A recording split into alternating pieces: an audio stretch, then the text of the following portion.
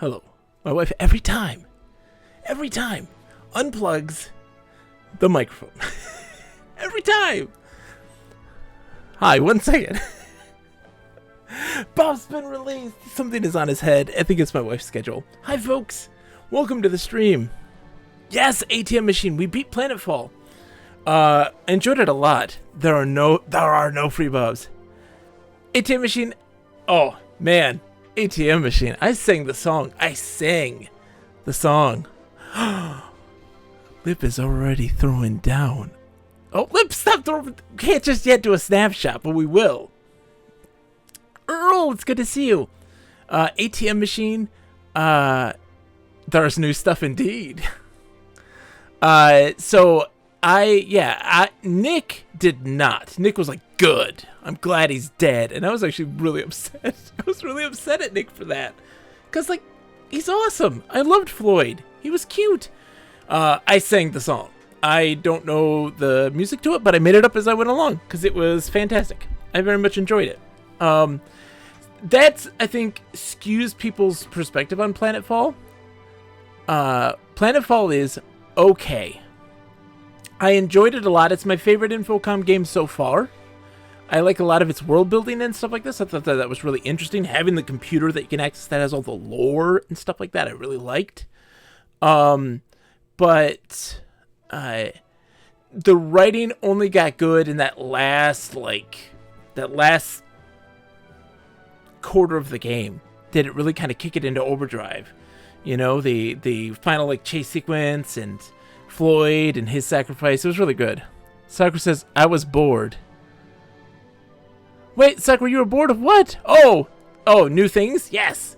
Well, I mean, because you did that, why don't we just get started? Look, we're playing some Everquest tonight, folks. Have you ever read Noah Falstein's early The Dig design documents? His idea for the game was basically Planetfall meets Quest for Glory. Whoa, I did not ATM machine. I will have to read that. Like LucasArts The Dig. Yes. Wow. Well, let's get at least Lip's first request done. He wants to see a bit of the monster manual. Lip wants, monster manual. So I'll have to see. Let's go. Ready? Hold on. Let's put that on top. Internet. Why is it not popping up? Hold on. Can you see it now? No. Monster manual. Really? Okay. Okay, Monster Man. There we go! I'm happy you're live. I needed visual/audio entertainment. Sakura, I'm glad to be here for you. Simon says, that explains why each astronaut had certain specialties. And ATM Machine says, so does this guy have a black void for a neck or what? What guy? Black void? Oh, my character? It went farther than that originally. There were 2 player characters with different special abilities. Praise! How's it going? Let's look at the monster manual. This is the actual monster manual, the Everquest role-playing game, Monsters of Norath. Sword and Sorcery. It's like a 3.5, I believe. Style system, I believe. But yeah, this is the Monsters of Norath book where we're going to look at the beginnings. We're going to go through each redemption gets you a piece of information on the monster manual. We go one by one all the way down the list. We're currently at the A's, starting with the Abhorrent. Look at this guy. The art, by the way, is also fantastic. I have to say, it's quite nice. So let's read it. We're just reading the description. We're not going into all the weird stuff about their special abilities and nonsense. These horrendous creatures are spawned by Inaruk, the god of hate, on his home plane. Though abhorrents are primarily used as guardians and heralds on the plane of hate, Inaruk will occasionally send one of these creatures to Norath. to serve one of his high priests. The abhorrent's cunning and stealth make it ideal for intelligence, gathering, and assassination missions. Abhorrents have thick, stone-like skin and a terrible countenance. Abhorrents do not bother to carry weapons, as Inruk has crafted them with jaws and talons that tear into the flesh of their opponents with terrifying efficiency. Their bat-like wings give them extraordinary aerial agility. There they are. Look at those guys. That's beautiful. I love it. We are the night. We are gargoyles. Exactly. Well, that's the thing. Inruk is very vampire-like in nature. He looks kind of Dracula. So, ATM Machine talking about the dig says, and the alien planet was going to have the population cryogenically frozen underground due to a genetically engineered plague. Interesting, ATM Machine. Instead, they were trapped in like another dimension, weren't they? If I remember correctly. I read the book because I couldn't beat the game as a teenage me. Hellcraft Dragon says, I think I got like the whole EQRPG book collection at auction for pretty cheap. Yes, Hellcraft Dragon. It's fascinating. Just for the lore. Just for the lore, it's fascinating. The system is very... but the lore? Primo. ATM Machine says it interested me that Planetfall actually suggested the idea of two different possible endings. That felt like something a later, more embodied game in the vein of 1990s graphic adventures would have fleshed out more. They have a terrible flatulence. Dude, praise, I'm having a great time. We just started. We just got live, so we're about to begin. ATM Machine says in Space Time 6, or perhaps the space between spaces, as Indiana Jones might say. Yeah, so it was interesting that Planetfall, like, you could beat that game fairly quick. You wouldn't get the best ending, but you could beat it fairly quick. Not repairing all the special stuff and all the machines and things like this, or not, like... fixing the communications so that you can get the distress signal out, but not fixing the planetary defense so it destroys everything. Like, that sort of stuff. It's really interesting. Alright. Let's get into the game. He does have a black void of a neck. That is kind of strange. Let's spin him real quick. Gonna spin? This, folks, is Songnasty. It's not Song Nasty. It is Songnasty. A wood elf bard, hanging out currently in the city of Akanon. We have been working on a mission over a long period of time, over the last 2 streams, to craft this special longbow, to gather the materials needed to do so. We are deciding to kind of stay in the city of Akanon for a minute, to kind of boost relations between him and the gnomes. So right now we're in like their major merchant hub. We have to sleep in beds, so we always go to a bed. This is the bank here. This is the vault. What? You can even go see the vault. There it is. The fancy vault. Whatever happened to Penny, the lovely levitating lady on the longboat? Earl, she jumped in that bridge and we never saw her again. Never saw her again. Quest of the Longbow? It's our Quest of the Longbow ATM Machine for sure. But we have decided to stay here because we have learned, one, the gem cutters, the guards of the city, are apprehensive to us. They don't like us. Does Songnasty have a rival named Music Gross? Music Gross. So let's get a picture for Lip. Lip wants a picture. Let's give him one. We're going to disable this.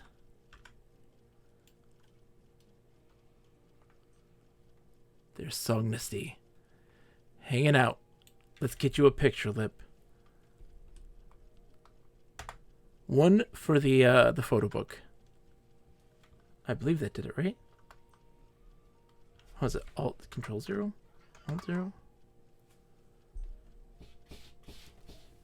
Ooh. My cat is very unhappy with me right now. Music Gross needs a story. You've willed him into existence. I believe that Music Gross is definitely. Music Gross is absolutely a part of this now. Alright, so we got an image for the book. I'm pretty positive that was saved. It should be. Kitty noises ensue. Come on, Kitty. Come on out. He's mad. He's mad in general. Okay. There you go, buddy. You're free. Alright. Kitty noises ensue. So we are going to be dedicating our time working on our relationships with the Clockworks and the gnomes of Acheron. So that way we can do some missions here. I want to stay here for a little while till we get a little bit more experience. Maybe group up with some people and clear out the kobolds in the area. We're also gathering some parts that we need for a lockbox that we have to help the gnomes get into. We also gather some parts here for the thing that we actually need for our big longbow creation quest. It's been a process, right? So, like, for instance, we haven't really talked to many of the NPCs in this area, and I'm very excited to kind of learn the story, because we do know, we've learned that the rogue clockworks that we were hunting, they allude to this Red 5 was the name. It's a faction of rogue clockworks, and they talk about Red 5, like, reporting that information to them for vengeance. And I'm very, very curious to know, like, what that's about, because I believe there's a quest actually related to Red 5 as a boss.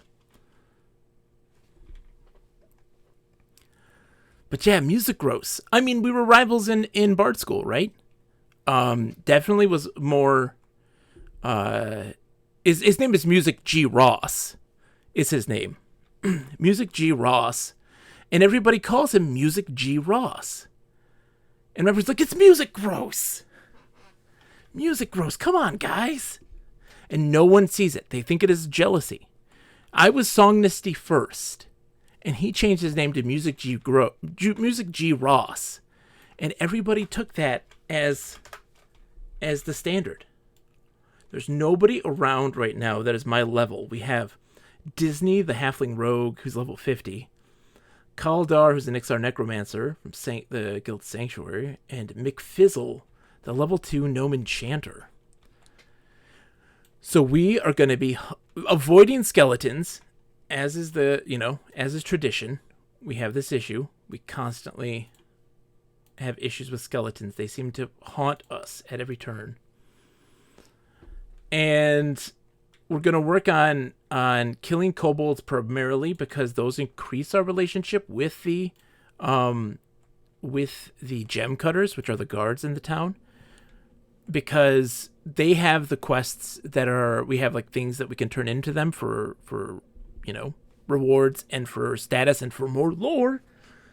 But I can't get that information until they like us more. I can't turn them in until they are at least indifferent. And so fighting kobolds are increasing our relationship with them in order for us to do better. Oh, you gotta be kidding me. Go away, skeleton. Go away, skeleton. Oh, God. Who is that lady?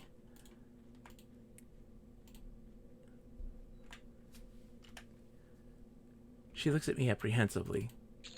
Genda, my minute. Ooh, water. I'll take that. So with these kobolds here, we can pull the outer ones. It's a bad idea for me to engage with those guys there, because they're all going to mob me at once, and it's death. It's instant death. So we can get in close enough, just kind of scoot ourselves in there, and then we can pull him out.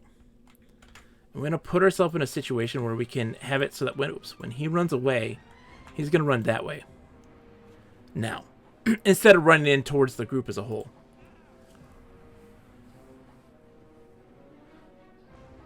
Buff myself up a little bit. I forgot to put my song. What's also great about bards, which makes them a little more interesting, is that you can cast spells and sing songs and they don't get interrupted by being hit.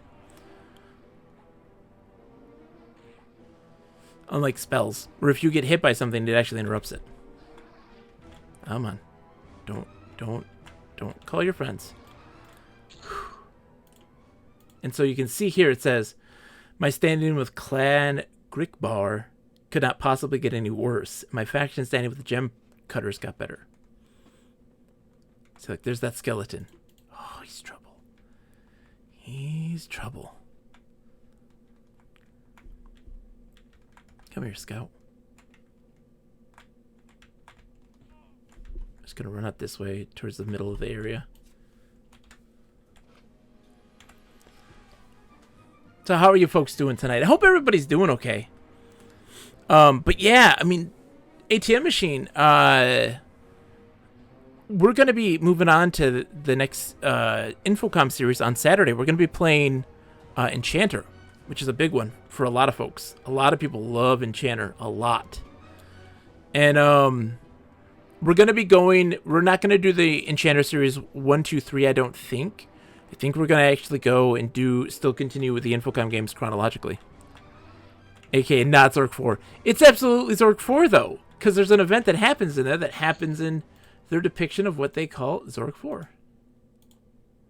So absolutely is Zork 4. Shame on them for not calling it that. It's so weird why they desperately wanted to distance themselves from Zork, considering that Zork was popular. Zork sold like mad. Sakura says there was a Lyrikic, which is pronounced Lyrikic.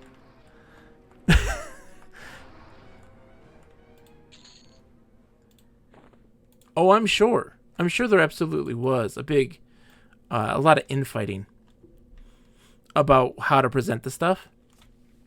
Even though these guys are green, they're not giving me any XP. They're kobolds. We still want to kill them. Kobolds are bad. We just want to get them for the XP. Or not the XP, for the faction status.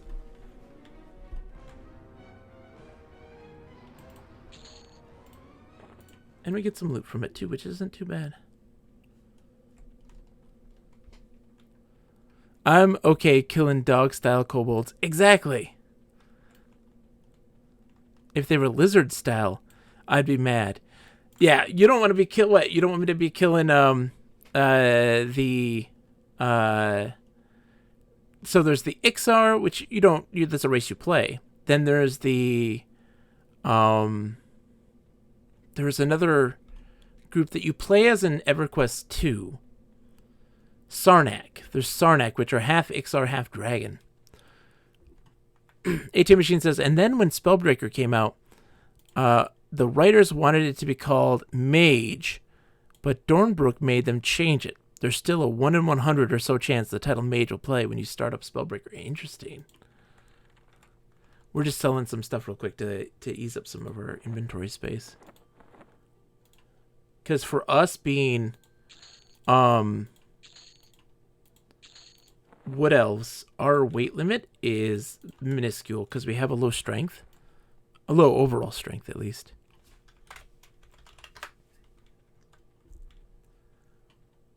So, some Ixar Shamans, Necromancers, they're all hanging out. A lot of Ixar people are hanging out here. We might find them.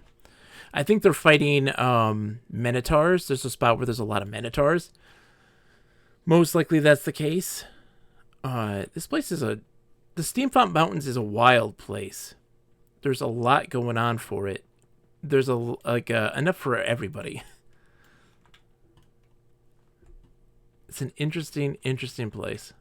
Hi, Kobold.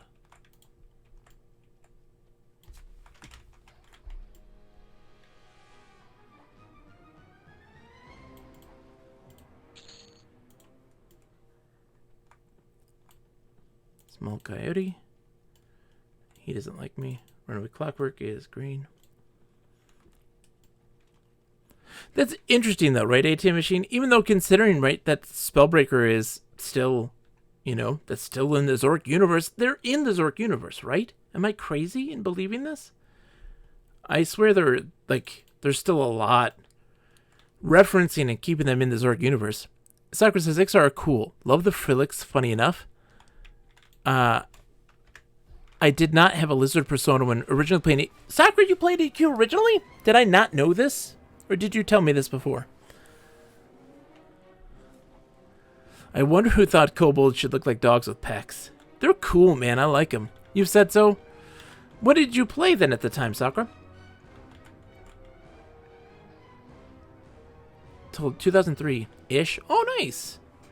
I've been listening to, there's this guy who was a developer on EverQuest, like post Luclin, Lucelin, I don't know, Lucelin. And he is interviewing all the people who had ever worked on EverQuest and EverQuest Online Adventures and stuff like this.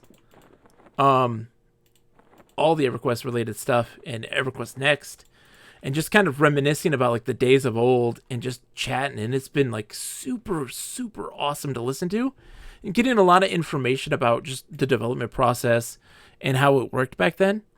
EQ Next was so promising. Sakura, did you play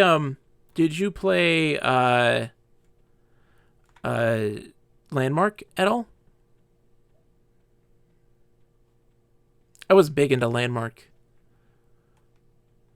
And that's when I first experienced... You made a cool house. I love it. Yeah, so if you look through my YouTube, early in my YouTube stuff, you'll see the thing that I made. It was rudimentary. I made a video tour of my creation that I made in it, and I enjoyed it. I made like this, I dug out of a mountainside, a pathway into like a cult, like temple. It's really small in scale, and they had like a little room where they lived. It's empty and barren now and like destroyed, and so like there's holes in the wall and rubble and snow and ice and things like this. Hellgraph says, "Oh Lord, I remember trying to kill kobolds to make my first class armor set. What was it, Hellgraph? Tell me more, because I don't know anything about class armor. Tell me all about it." Did you do it for hours and hours on end?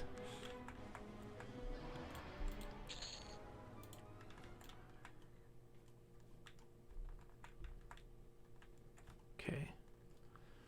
Let's go pull this dude over here.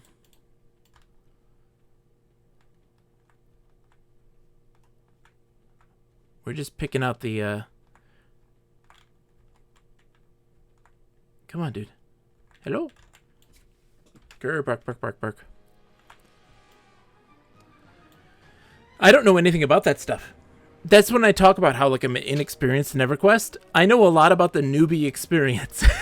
Like, the level 1 to 5, and maybe 10 in some areas. Like, that's the extent of my experience in EverQuest. Never any high-end stuff. And a lot of the quests that I did were typically local stuff. I spent a lot of time reading the quest logs, like reading the wikis and things like this about all the different types of quests and stuff that was going on. I've never been able to do anything big. And I always want to. I'm also very heavy... And by the way, welcome. It's good to see you, Hellgraph. I'm very much contemplating starting a guild here. A role-playing guild, of course. Because I'm a dork.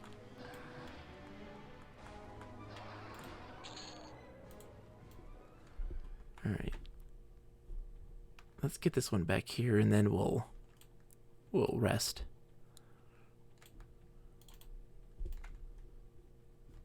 Come here, dude.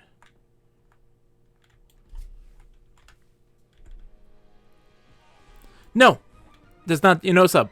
EQ, Project 1999 is free. Absolutely 100% free.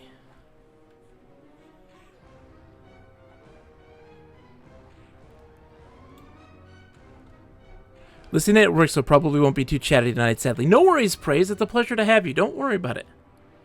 Oh, this guy's hitting me like a ton of bricks. Just stop hitting me. Oh, God, I'm going to die, aren't I? He's hitting so hard. Come on. He's not running away now because I'm so hurt. That's beautiful about that is that, like, it's based on if you're really hurt and almost dead, they won't run. They'll try to finish the job. And I love that very much. And, like, when you're also really, really damaged and hurt, you run slower. So you move slower because you're so injured at that point. Like, it's so great. So we're going to have a sit. Sakura says, well, then, Sakura, this is what I like to hear. So my thoughts on making a guild is, one, Hellgraph says, I think I was playing an Enchanter at the time. It was slow work. Enchanter, it was my experiences with Enchanter. I think one of my favorite classes. I've barely gotten anywhere with an Enchanter, I might add. Is that it is slow work. Once you get Charm, it starts to speed up a little more. I got an Enchanter to like level 11 or 12. Once you're able to mesmerize and stuff like this, it starts to move a lot quicker. But it was slow work. But I loved it just because of Minor Illusion. Minor Illusion is my most favorite spell in the game. Hands down. When I had got to play the game as a kid, when it launched, for what little time I had picked an Enchanter. And I saw, my brother showed me where to buy the spells. And I saw the spell Minor Illusion. And I bought it. First thing I bought. And in Nectarless Forest, where the newbie hunting grounds are, essentially what the spell does is it turns you into one prop in the world. Could be a tree, could be a flagpole, could be a torch, or like a pot, that sort of thing. But early in the game, it was anything. It could be a house. It could be, and in the case of Nectarless Forest, the entire there's this. It's a big overhang with pillars that lead into the city. I could turn into that entire structure, and it was enormous. And I would turn into it on top of that structure while sitting like in it. And so people would be sitting and resting, and I would turn into it, and they'd be clipping through this thing because there's another one on top of it, and I'd be spinning, and everybody's like, "Whoa, I'm getting sick!" And I loved it so much, and I just did that. And so realize that me having Nick turn into a tree and me saying like, hey, this tree can tell your fortune for a couple platinum is no new thing, because I did that stuff when I played this game, what little I played as a kid. I think I ended up having my paladin kill a few, drop the loots, log in the enchanter, and grab them before they disappeared. What's your username for referral is... so hold on. Let me see. Let me remember what it is. Hold on. Because I don't remember. 1 second. 1999. My account name is different than my username. Let me take a look. Oh, it's Bogus Meat Factory. That's what it is. Funny fact about that Hellgraft. I recently was, not recently, a couple months ago, playing around with a barbarian and just exploring that area, because I never really saw that place very much, Hallis, and there's nobody in the city except for one character, and then they logged off, and I was exploring, and I found a bag, and it was a series of bags. They dropped stuff, and he had dropped like a full set of like this super amazing armor, and I picked it up, and I should have right at that moment logged off, but I stayed around, and that person came back with their ult and was like, "Hey, you motherfucker, give me my armor back, you son of a bitch." Like, furious. And I'm like, "I don't know what you mean."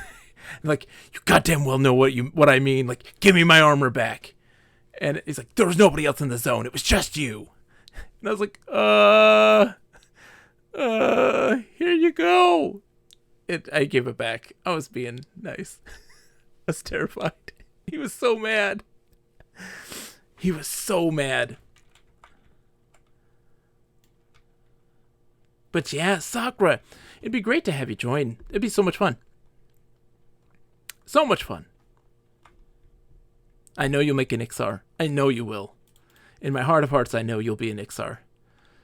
It's just that's how you are. And I wouldn't have it any other way. Hesh! Hesh, it is good to see you, my friend. How are you? Everybody, shout out to Hesh Ballantine. Ballantine. Is it Ballantine or is it Ballantine? Like Valentine. I like to say Ballantine. Hesh has been playing some fantastic games. He was recently playing some Phantasy Star 2. You gotta love it. I'm well. Get that kobold. It's Valentine. Okay, Valentine. Thank you. I was playing some Phantasy Star 2, doing a little bit of grinding, but having what I like to call one of the best and intelligent rants ever. Talking to MMOs, selling Final Fantasy 14 like his life depended on it, and doing one hell of a job selling that to me.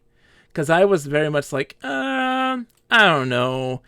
I don't like that style of MMO typically. But then he's talking about just how the game is a celebration of Final Fantasy and that sort of stuff. And that, you want to know how to sell something to me? You talk about a game being a celebration. There's two things that I always say make people connect to a game the most. One, attention to detail to create immersion. And two, being a celebration. When you celebrate a series, when you celebrate a franchise, when you celebrate your very existence, people connect to it. Sakura says Final Fantasy XIV is the best story in a Final Fantasy game. That's what everyone says, and I'm like, how can that be?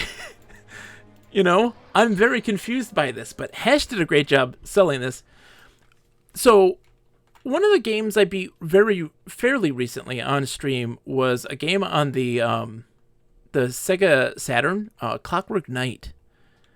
And talk about a celebration. Clockwork Knight is an absolute celebration. They were lots of music and just like a party was happening. And then I like listening to the music of the game. I was like, I'm getting huge Mario Odyssey vibes. And I realized that Mario Odyssey does a lot of the same sort of stuff that, or Nintendo games now do a lot of things that Sega did during the Sega Saturn and Dreamcast era of games. And that was make things a celebration. Make them be, like just lauding like the joy of games and playing games. Clockwork Knight did that incredibly well, and same thing with Mario Odyssey. Absolutely a celebration of the series. And that's part of that wonder, that allure. It's necessary for you to get into. So when Hash says it was a celebration of Final Fantasy, that immediately says, I should give it a chance at some point. I'm one of those people, though, especially in that instance, right? I like to have a person with me. If it's a game or an MMO that I'm typically like hitting a wall, I'm not finding the joy in it. I'm not, I'm hitting the wall, like a difficulty wall. Having that other person, one, increases your experience exponentially because you're enjoying it with somebody else. Two, breaks that wall, shatters the wall. Just having another person shatters that wall instantaneously. And you just become more engaged with the stuff as well because you have this person who loves it very much and is showing you how to love that game. And that's helpful. I do not want that. Thank you. The world is chock full of nods and outright cheers to probably every entry in the entire franchise. Simon says, started 14 a couple months ago. I wanted to play everything. So I leveled every class up to 20, not knowing, I could get a chocobo at 25. That could have helped all of my leveling. Isn't that how it always works, Simon? That's how it always works. Yeah, there's too many dudes over there, so we just gotta work our way around here to this guy. So we're just gonna spend our time. It looks like the time it takes to kill all these dudes in the outskirts seems to be working pretty well. We're getting a good flow for that. But, you know, that massive love of MMOs. Hesh gets it. Hesh, you're going to absolutely be... I'm going to totally be employing you. Not financially, but we're going to work on that mud. 100% after the holidays are done. I think that 2022... Besides, I'm going to do... Oh, crap. We're so screwed. Stop what you're doing.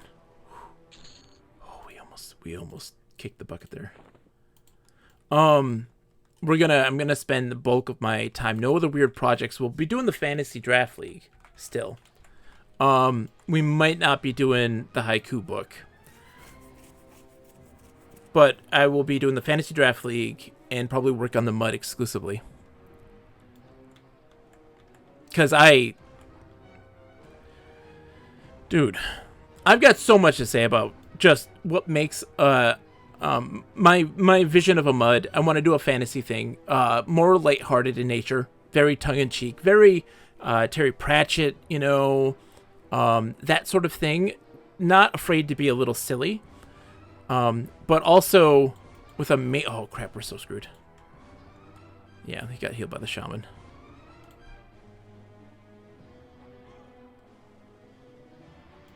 Maybe not. What happened? Did nothing healed him? What happened? Hold on. Let me see. Because, like, there was an aura around him, and I feel like he got healed. Or maybe somebody healed him so that he didn't walk into the camp. Because I should have died there. And so one of the things that I think is really important, or I think that's really interesting in a MUD that you can't do typically in a more modern MMO, is really incorporate a lot more adventure game elements and do little silly things. So, like, for instance, one of the things in that, so the newbie ground in this MUD is an adventurer's academy, right? So it's like it's where everybody will go into. There's some little side stories, teaches you the basics, but everybody is filtered in through there. And then once you finish or feel like you've done everything you want to do, the headmaster will give you like a diploma, and then you get to pick where you start. Because one of the things that I thought was really interesting, or a big issue with Everquest, was that only that particular races started in particular cities. And so people had to really coordinate if they wanted to meet. It was really difficult to do so. And so, like, that's kind of the start. But, like, the school has a library. And I wanted it to be, like, to have rooms of privacy. So I want to, like, have them push a button to open up a reading room. You go into it, and, like, when you push the button inside, it closes for a certain increment of time. So that way, and then it'll unlock, of course, and open up. But, like, to give, like, players a reason to have privacy, to have private meetings, to discuss things, but also to read books without being interrupted by other people. So, like, there's the lore books that are going to be in there, and where people can learn about the world and the politics of the world and the cosmology and that sort of stuff. But to do so without interruption. And that stuff is the kind of stuff you don't see in any typical modern MMO design. It just doesn't. Why would you do that? It doesn't matter where you get to read a book. But for me, I'm like, it means everything. Because I'm weird like that. Simon says, I got a 52 bard trying to speed through the story so I can unlock some more classes. How is it, by the way, Simon? Like, how are you enjoying it? What does the bard do? We're playing a bard now, so I'm very interested to know what the bard does. And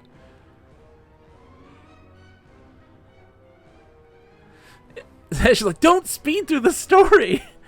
Play the game however you want to play it, but the story's the part. Like, that's the point of Final Fantasy XIV. That's what they say, at least.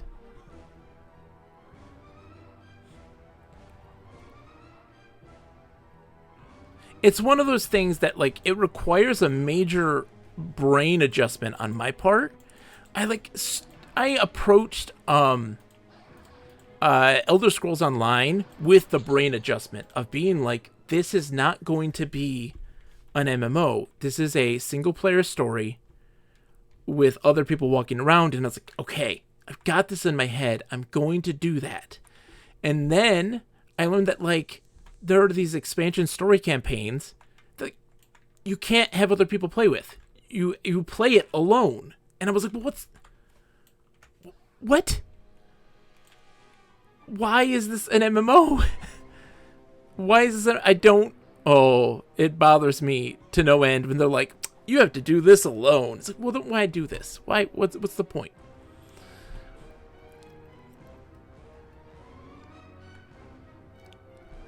Sakura says, the story drags a bit, though, in the beginning, but the expansions are epic. Hesh says, to be fair, I know whereabouts you must be at 52. That's when they're still learning to make an MMO. You do want to get parts of it over with. Simon says, the story has absolutely ground to a halt in between ARR and Heavensward. It's talking. Go from town to town, talk. Get new super cool gear to back to another town, back to the first town, replace the never used gear and better gear. It's all diplomatic. Maybe you fight a boss? Interesting. I think those are situations when you need a friend. You know, you need somebody to come in and hang out with you. Let's sit for a second. So that's why Simon's like, I need to just rush to get through the story, is to get to the better part then. Who's here? Disney's still hanging out here. Yeah, nobody's hanging out. Steve, when I last played 2 days ago, there were tons of people in the Steamfont Mountains. I was really surprised, of varying levels. Like level 2, a lot of level 5s. And then like your level 40s and 50s like you'd expect that are hunting guards or doing something. I don't know what they do. I don't know what the level 50 people do in these zones. I know there's things for them somewhere. But... oh, yeah, the line. Simon, you can't play it now. They're a nightmare. An absolute nightmare. Not necessarily the best idea. Ooh, I'm almost level 6. I'm wondering... we'll do one more round, get the loot, and then go sell stuff and see how the gnomes treat me. Because then we're going to do a little bit more with... I got to turn in a bunch of black boxes that they need. There's some quests also then at that point that I can actually do. They won't even tell me about them right now because they don't like me. They won't kill me, but they don't like me. And that was one thing. Oh my gosh. Look, anyone ever play Everquest 2? I'm curious. Look, Underlight was my very first MMO and was the one that got me. As a kid, I was addicted. I was addicted to Underlight. Everquest 2, I really enjoyed. Even when it went into the free-to-play model. But I enjoyed the original Everquest 2 a lot. And it was one of those things that highlighted to me the major talking point that I have about psychology being a major facet in how you design games and how you segue people into new games or sequels to games that are beloved, right? Something that they didn't do.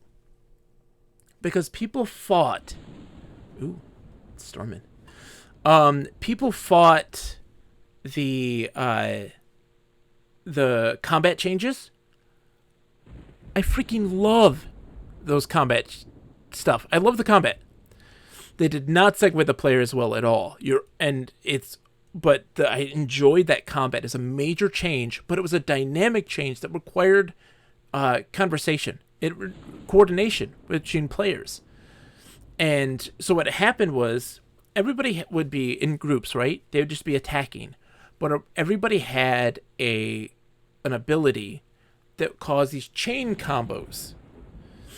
If you're by yourself, it was just a little tiny thing. It'd have a symbol, and you had to use abilities that matched up that symbol to complete it. And you had a variety of different outcomes, different chains that would pop up randomly. So, for instance, depending on what your class is, like one could be like a big area of effect damage when it was completed, or a big heal, like that sort of stuff. When you had bigger groups, the chain became much more complex, and it was based on who initiated the chain, and the effects were exponentially ramped up based on how many people you had in your group. And it required people to do their abilities in a very specific order for it to happen. And they were fun. Sakura, yes, combos were fun. People hated it. They hated it because it wasn't Everquest. Another big thing that I loved so much, and I wish games did this more often, and they don't. had to pay attention. It made combat really engaging while keeping the same feel of original EverQuest. It really did, and I don't understand why people thought it wasn't. But another thing I really loved was that reputation was fleshed out a lot more. So, for instance, right? My reputation with the kobolds, these kobolds here in this area, can't get any worse now, right? But there's no point in having it high. It just means that they won't aggro me. But it would require me to do so much to get to that point when they were already aggro at me already. But I don't get anything for doing that. In EverQuest 2, that was very much not the case. It was the exact opposite. If you worked hard to get reputation for these like enemy factions, there were quests that you could do with them. You could actually do stuff with them instead of just, you know, making them not kill on sight. Ooh, Bombette. Bombette is level 2. And so that was, you'll enjoy the Beast Tribe system in Final Fantasy XIV. Then, Hesh, tell me about it. Tell me about it. Keep selling it to me. Keep selling it to me. I love to hear it now. I'm enjoying hearing about Final Fantasy XIV. People are turning changing my mind here.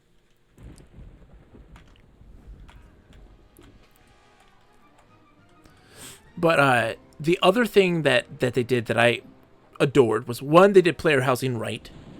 Lip! Yes! Pibble in my giblies, indeed. Player housing was done right. And gave purpose to the crafting system's another conversation. But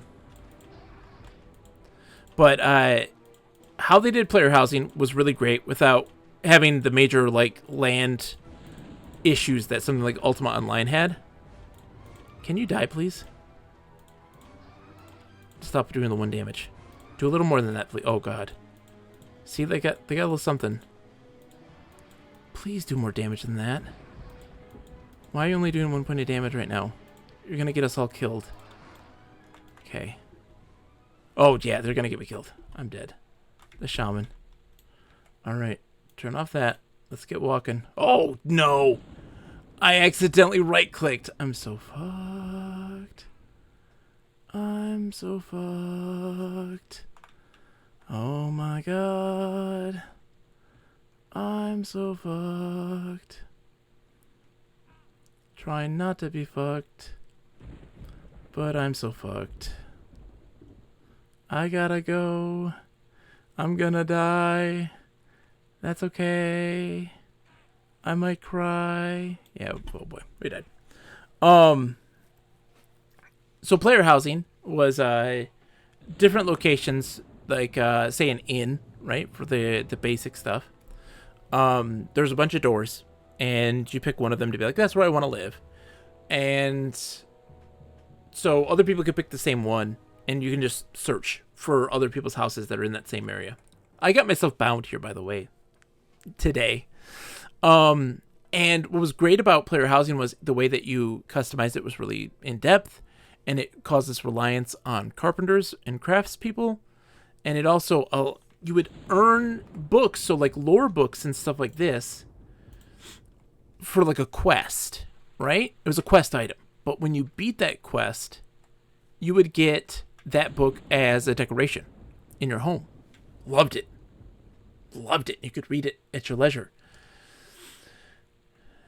All right, Hesh says, the beast tribe system, essentially what you just outlined. Adversarial beast tribes that you can do favors for, and as your reputation increases, you get access to different story bits and special rewards. And they do them for crafters and gatherers too, not just combat classes.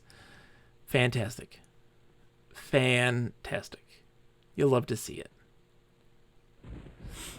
Simon says, not every Sahagane fishman wants to kill you. Found a town that didn't. They had some specific quests, earned rep, fought bad fishermen. Nice. Well, so like in here on EverQuest, there is instances of this, and one big example is the is the Karen, the Karas. The Karens? Yes, the Karens. Kara Isle, or Island, is off the coast of Iridan, Otis, the island of Otis, where the Iridites are. They drove them out there. If you're an Iridite, they're kill on sight with you. They don't like you. They hate you. Rivalry. If you're any other race, though, they don't. They have quests. They talk to you. It's really interesting. I scrounged up some water. I've never seen water look like that before. Oh, it's steampunk spring water. Alright. I never knew that was the case, that you would, I'm right now foraging as well. That's why you see stuff kind of pop up on my thing. It's because I'm foraging, and, there are certain stuff you can forage special to certain zones, apparently, which I like a lot. Hang on. There's a race of featherless bird people that really like my carpentry skills and want me to build them a balloon. Simon, that makes me happy. So, the other thing that I loved about Everquest 2, Mahesh says on mobile because I'm cooking, but I'm here for this discussion. One of the things that I loved about Everquest 2 as well was its language system. So, if you don't know... Oh, come on. I feel like he just got healed. Did he just get healed? I feel like I'm doomed. No, no, no, no, no, no, no, no, no, no. Die. Die, please die. Please die. Oh, he was going to his buddies. I'm on green. Correct, Sakura. I'm in Akanon, the gnome city. So, language was important. Say you're a dwarf, right? You speak Dwarven. There are dwarves that only speak Dwarven. And you get quests from them for that. But there are other enemies, like, say you want to learn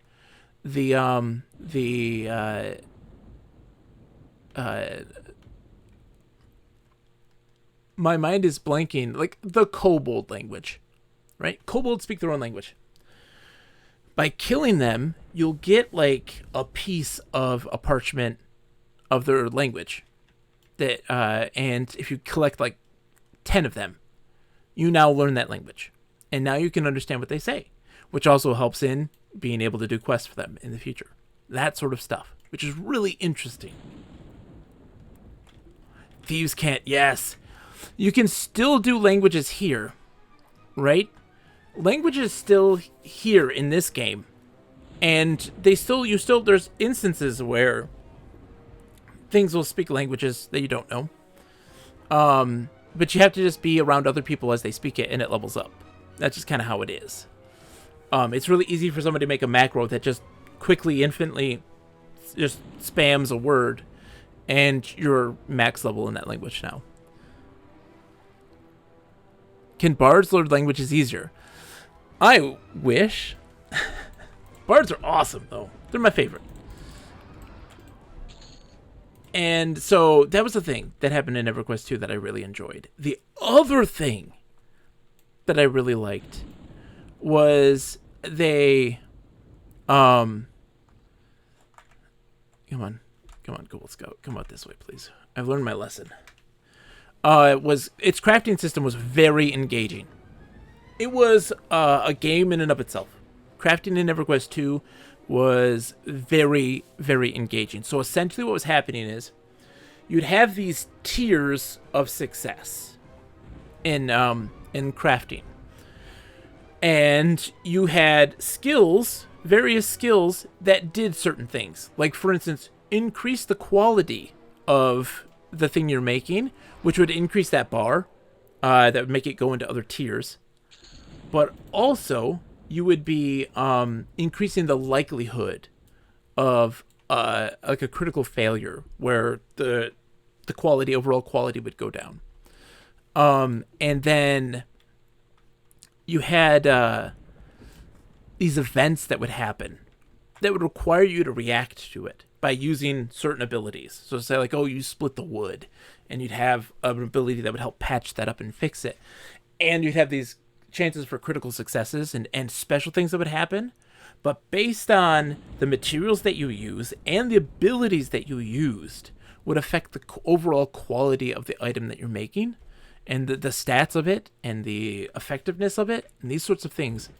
So it was a really nice in between of stuff like Star Wars Galaxies, which was very like percentage and number and material based. But it was very much about running the numbers on those sorts of things. Whereas this had a much more engaging, almost combat-like experience and was fun to play with, you know? Simon says, WoW version 1 had an interesting reputation system. You could attack the neutral goblin town and then earn favor with a usually always hostile pirate clan. You can eventually become friendly and get a unique pet. You could / language and speak your own language like Orcish, Troll, or if you were a warlock, you'd know Infernal. But it all got stripped out. Oh, crap. Oh, good. Come over here. We just pulled a single scout. Oh, thank God. How are you? You're blue? Good. Yeah, I hated, Simon, the language barrier between Ally and Horde, where they just separated those now, and you couldn't communicate with the other side at all. I didn't enjoy that. That was terrible. Simon says, increase the quality of the thing you're making. Final Fantasy XIV's crafting system has something like that. The materials you use and the skills you use affect. I haven't played 14, no. Maybe they took it from EverQuest 2. Another thing that I loved about EverQuest 2 was it had collections. So you're exploring a hunting ground and you see a light in the distance, like on the ground. And you're like, what is that? And you inspect it, right? And it's a thing you collect. It's a part of a collection. Ding. Level 6. And so what would happen is you would get a little collection book. If you filled it out completely, you go turn it into a certain person and you get rewards for it, which is super nice. Look at this, man. The lights and the camps are up now. So many kobolds. Okay. Let's sit for a second. Kind of describe the Final Fantasy XIV crafting game. See, there you go. It's EverQuest 2. That is another selling point for me. What's their player housing like? You're sold. I'm going to stop telling you things so you can just experience them. I think I am, Hesh. What I need to do is have more experience with Final Fantasy. That's what I need to do before I go into it. I've only beaten Final Fantasy VII. I've got to at least beat 7, 6, 9. I've already beat 7, so 6 and 9. 10 is not interest me in the slightest. So you have to replace Sakura. So did you replace them all specifically? Also Sakura, you need to also install the you have to install the Platinum Edition or whatever it's called, Titanium, EverQuest Titanium Edition. You can find it on Internet Archive. Oh, spells something. I don't know, Sakura. Simon says, I liked WoW because I was very fond of Warcraft 2 and 3. I had a reason to want to jump into that world. Same with 14. Knew the series. Had an affection for it. I don't know how you'd like it if you had only a passing familiarity. I do only have a passing familiarity. That's true there. Spells_us.txt. Let me look it up while I'm sitting here.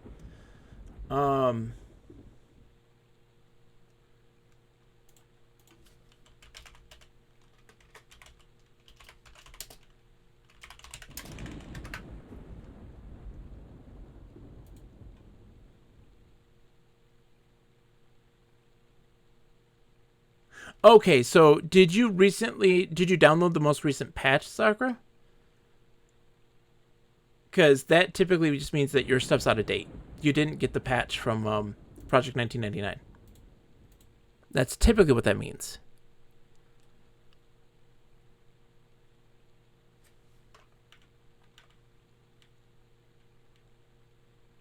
Bombette's still here. I might go talk to Bombette.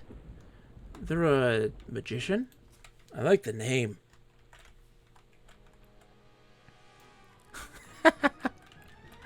Simon says, I'm not suggesting anything.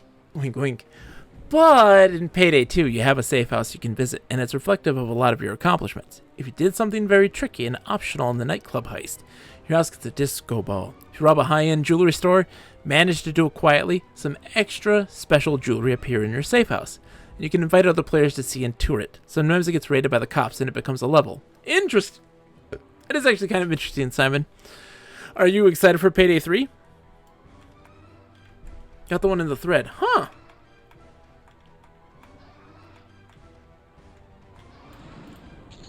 I've never experienced that, Sakura.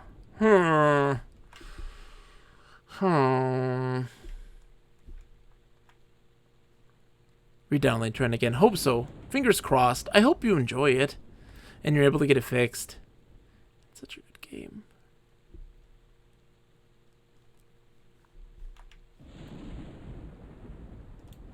I mean, I got Nick to play. That says a lot. He got to level 15. Excited for Payday 3? I'm still jazzed about Payday 2. A few more levels have been released and I need a team. Someday, Simon, I will play Payday 2. And I want to say, and I want to stress this, Simon, that it is not... Look, I own Payday 2 now. And you have talked the game up so much. And my not playing has not been because of you. Or me not wanting to play with you. Clearly not the case. My poor brain is like, I have to have the drive. I have to have that personal drive. And I just don't right now. I'm very I'm so fickle. And it's not your fault. I want to stress. Because I feel bad. I do feel bad. I don't want you to think that I'm just not wanting to play with you.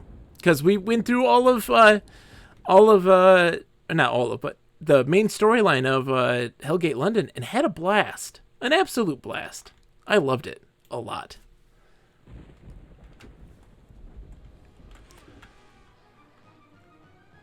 Yeah, Hesh. So earlier in the year, Nick had to stay with me for a while here because he's from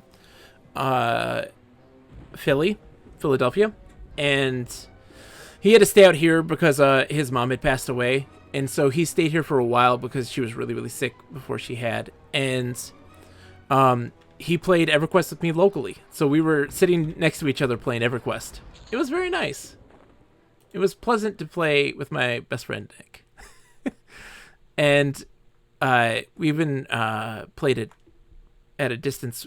So we were level 16. He was a halfling druid, and I was a halfling rogue. That was our team. It was Tussica and Nicolene. I'm Nicolene, yes, even though his name's Nick. And yeah, we would just spend our time just scamming people out of their money. Being stupid. Holding funeral services for decaying bodies. There's the tree. Yes, the Tussica tree. Where Nick would just turn into a tree using tree form as a druid and spin around, and I would get people to come and pay me money to have their fortunes told. Or their wishes granted. And it was hilarious. Oh man, I am so... My inventory is jam-packed, isn't it? It is. Okay, we gotta offload this stuff. I am overburdened. Let's turn that off. Switch. That's the thing I want to do. So I was talking about having this desire to make a guild here. And one of the things that I really want to do is to make a guild that is about playing with people. Engaging with people socially. Doing silly things. Using the game world in a way that isn't typical now. Albeit is definitely part of how it was intended to be played. So engaging people in those sorts of ways, and just going out there being silly and having adventures and exploring the world and telling stories. Or like I would love to, like the first Friday of every month, have like a guild meeting in a random place in the world so everybody can get together and like share stories. Like tell them in a grandiose and wild way. I almost sold my sword.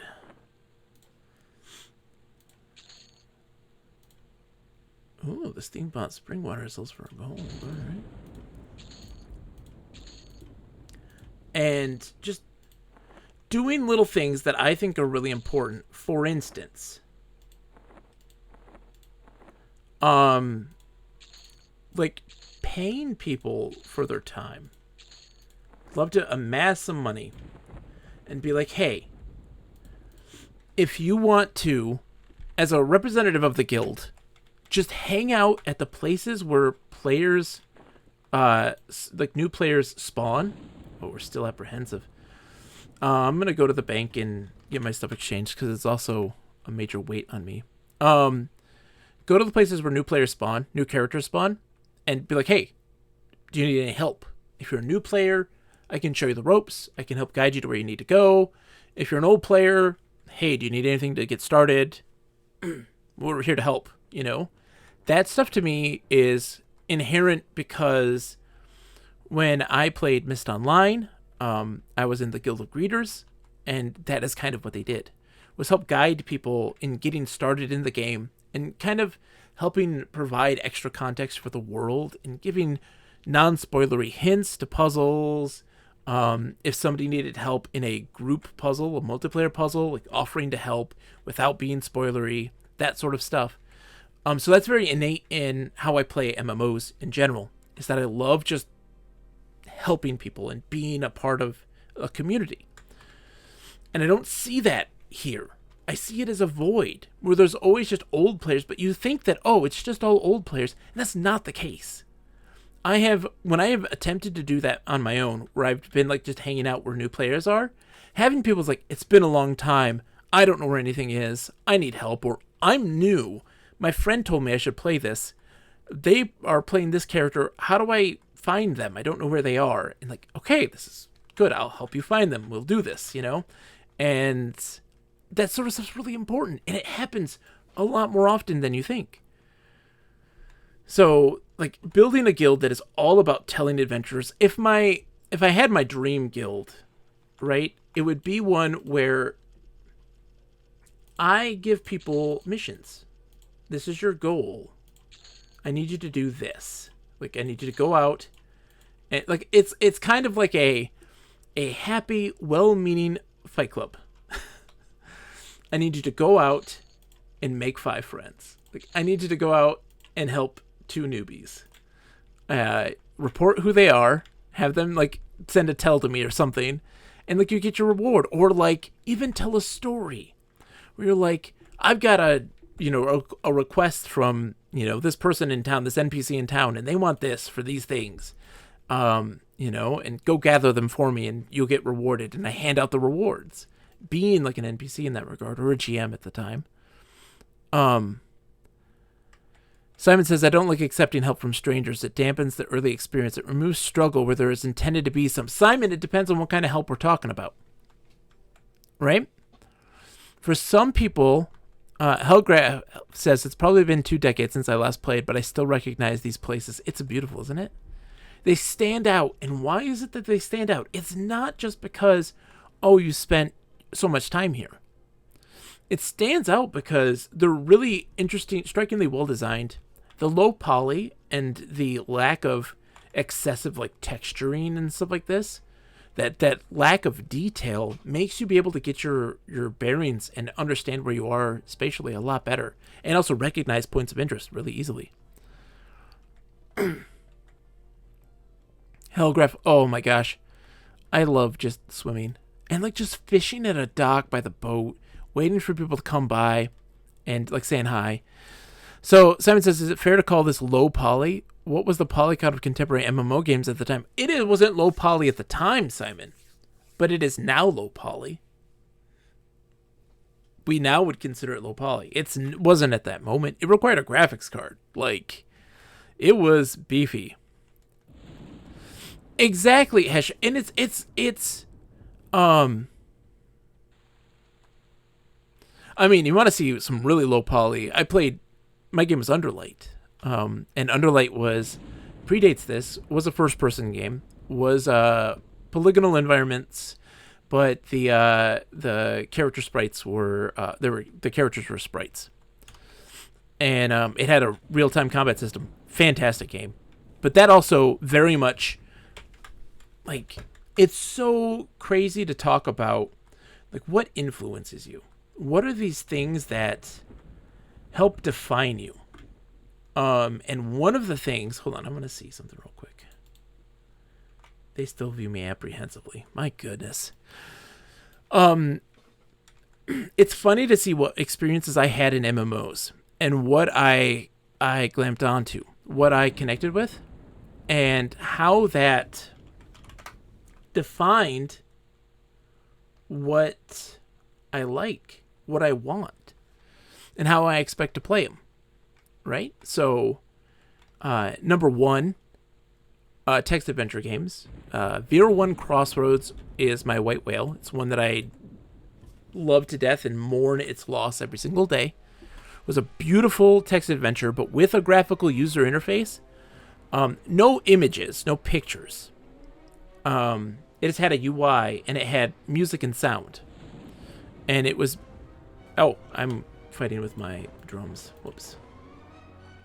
It was beautiful. And it was this amazing world building. And using these dual worlds, the physical world and the world of dreams being two very different things. And kind of moving between them and how the game played drastically different when you did so. The other game is Underlight, which was this role-playing mandatory. You only had one character. Permadeath was a thing that could happen to you, not that it would. It was not common. It was exceptionally rare and typically done consensually for story-based purposes. But the only NPCs were enemies that you fought. Learning new skills and leveling up was done by player teachers. So players would give you custom quests that required you to interact with other players, required you to think about the world and add context to it, and doing things like events, hosting events for players, and doing all these, really cool role-playing events. And that was required to get into these higher levels. And not only this, but the guilds being these physical places that had, philosophical and like religious ideals, and how that would conflict with other houses, and the wars that would ensue because of these differences, and how you could progress and have a progression by being pacifist. I spent my time in the Alliance of the Eclipse, AoE. That was a pacifist guild. So they spent their time doing roleplay events, but also working as intermediaries for peace talks, and doing a lot of quests and experiments, using role-playing events with GMs, and doing things to help shape and refine the world and skills. Players could find ways could actually have input on creating new abilities, and then talking with GMs about it. If they approved it, coming up with roleplay events that would flesh that out. It was awesome. It's fantastic. And so that stuff is really ingrained in my brain. And then you have this grand scale MMOs like EverQuest that have these major attention to details and interweaving stories. A major influence to me. And then you have something like The Matrix Online. The first game I ever hit max, the only MMO that I ever hit max level in, ever. And that was a game about GM interaction, community sharing rumors and information. This was the first MMO that was truly opaque. With EverQuest, you can kind of figure things out, right? With quests, you're like, what should I do, and what do I do here? But with The Matrix Online, it was I stumbled on a random building, one of millions, and I found something inside of it that is related to the current and important story. 1 in a million. I got a 1 in a million find here. Oh god, we're so dead. Please die. No. Please die. Please die. Please die. Oh god. I couldn't have gotten closer. Oh my god. That was terrifying. I'm gonna go right here and get this guy to come out. Maybe? Whew. And so that stuff shapes me. And I would love to provide that kind of thing to other players. I would love to create a guild that is all about creating experiences for other people, of being outgoing, about being silly and stupid. You know, like when I made a druid character, I spent the majority of my time giving PSAs about, like, hey, guys, like, stop molesting the bears, please. Like, there is a whole epidemic now of like STDs amongst the bear population, thanks to all of you crazy people. And like just sharing that stuff and just shouting it aloud. Hellgraph says it is dark. I know, it's nighttime and it's raining, Hellgraph. It's a little extra dark.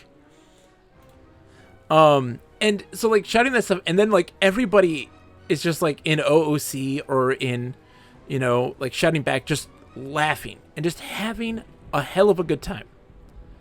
Because they don't get that very often. It's all business for them. Oh, I've got to sit here and wait for 32 hours for this mob to pop up so I can get this 1% chance of getting this rare item that I need. Burntwood, how's it going, dude? And so providing fun for people, just being silly, just saying stupid stuff, and just having fun. Because isn't that the point of the game you're supposed to play? Is to have fun. Come on, scout. It is nice, the purple. It just finished raining. It's very nice. It's night still. I think we can still see the moon. What was fantastic is just you get to see the clouds moving by. Like, I enjoyed the skybox of Everquest, the original Everquest. Heck, I would even go out to say that, like, I don't mind even remotely the original UI of this with a tiny screen, view screen. It used to be this really tiny, like, I would say a sixth of the screen was the view. And then it was just menus and navigating that stuff. And it was very cumbersome, but I still kind of liked it. I still kind of liked it. All right, can I get this guy back here? Old UI is fun for 5 minutes for nostalgic purposes. I wouldn't mind. I don't mind a person saying that, being like, no. I get it. I do. I really do. But for me, I'm like, you know what? I don't mind it. I don't mind it. I fondly remember it.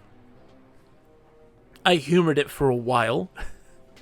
But it doesn't work well when you're doing like widescreen, you know, stuff like that. So you'd have to be really small resolution. It's really tough to get that to be really feasible in a modern display.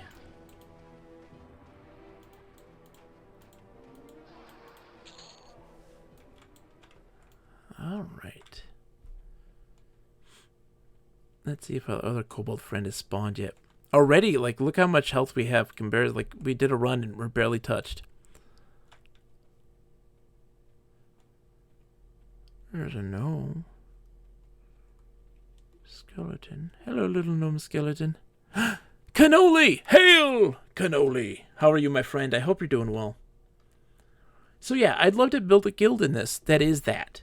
Like I said, the first month of, or first day, or the first like Friday of every month, being like a guild get-together, and people just sharing their stories in a tavern somewhere, you know, having a good time. People going out to help people. Slaps you around with a big trout. Oh, cannoli. That's beautiful.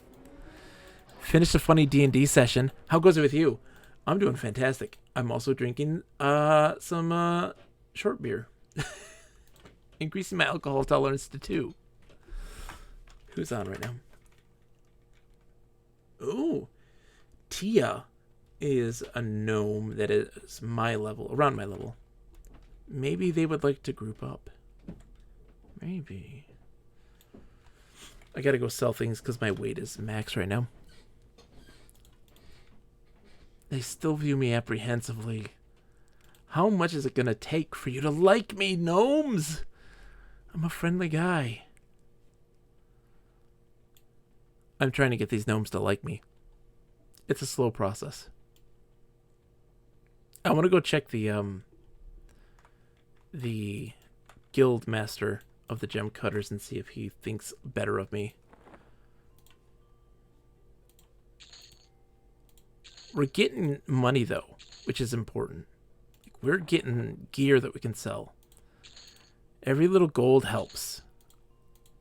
It's so funny to watch folks spend an excessive amount of time grinding like high quality bear pelts, right? And they'll spend hours and hours and hours doing that in hopes of getting, ooh, you're a wizard, Harry. Hail, Bard of Legends, Sakura! Sakura!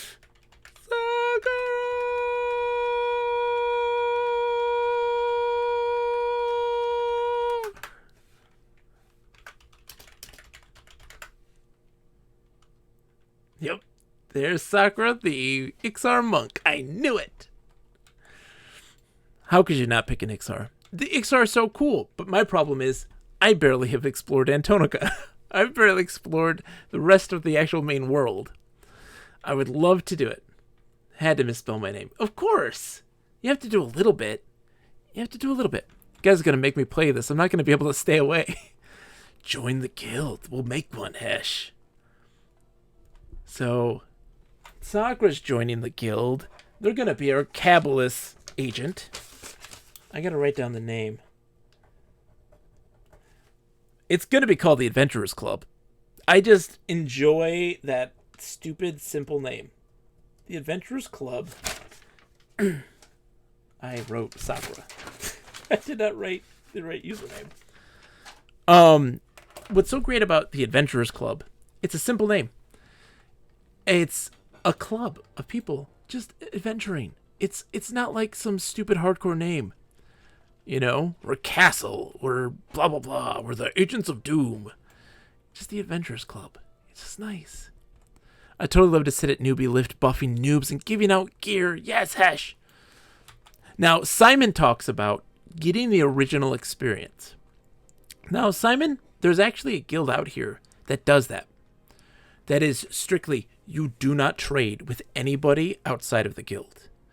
You do not accept any tips. You do not accept any gifts from anybody outside. You only do so within the guild because we want to do the natural progression of things. And so they have their own self-contained economy that exists solely within that guild. So that way it's not tainted by, twinking, which is being a new player, getting tons of buffs and getting a fast track.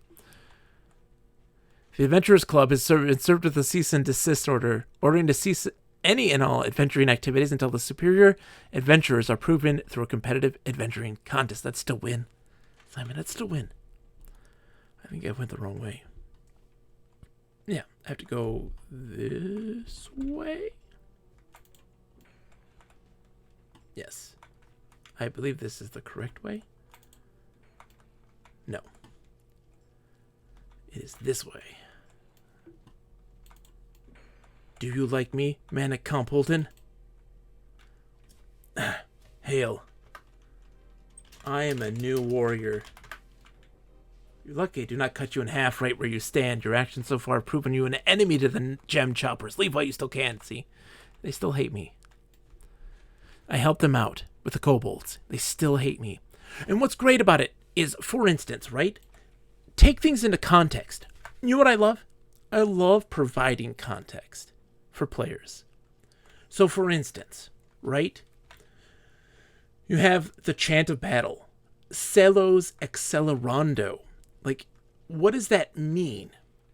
It's a drum, it's a percussion song, right? So when you have a drum, it increases the efficacy of increasing your run speed.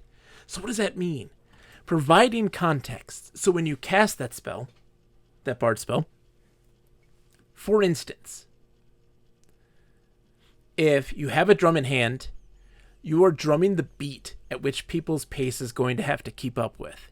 And it just encourages people to move faster because you're setting the pace higher. You don't have the drum, you can still cast the spell, but you're like tapping it on your knees, you know, you're just slapping your thighs. Like, add that context. Why not?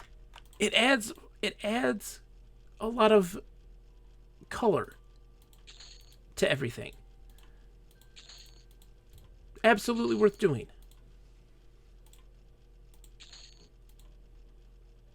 That stuff's important. It's very important. Any response should be directed to the attorneys of the Adventurers Club LLC. We are the only ones that can adventure. No one else can adventure. Only us. That's it. No other poser adventurers. I would really... Yeah, so for folks who are just joining us or who are chilling, look, I'm just trying to get my reputation with the gnomes a little higher. Look, what happened is Songnasty, not Song Nasty, has traveled the Fedor in search of the materials needed to make the true shot bow. And even though he's not a ranger, it's because somebody was in need, right? And he had went and did a whole bunch of stuff and got a setback. So he decided to continue his journey to get like the last, what he planned to be the last piece, which led him here to Akanon. And he is absolutely in love with the gnomes. He thinks this place is fantastic. Never seen anything like it. You know, you have the crude mechanical nature of Kelethin and its, you know, city in the trees, but nothing like this. And he is absolutely smitten with the people. And so he wants them to like him. They don't like him. They think he's weird. They are apprehensive of him, but he's trying to prove his worth. And so he's just killing kobolds, the local, you know, ragtag group of people.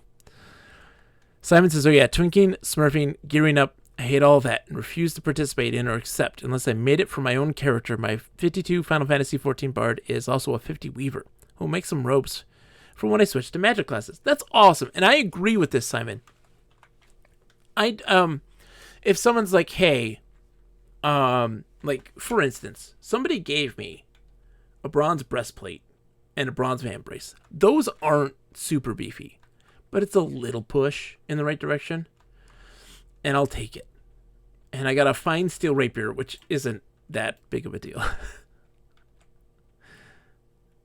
But little bits I will typically take. I made a character that was very explicitly like no handouts.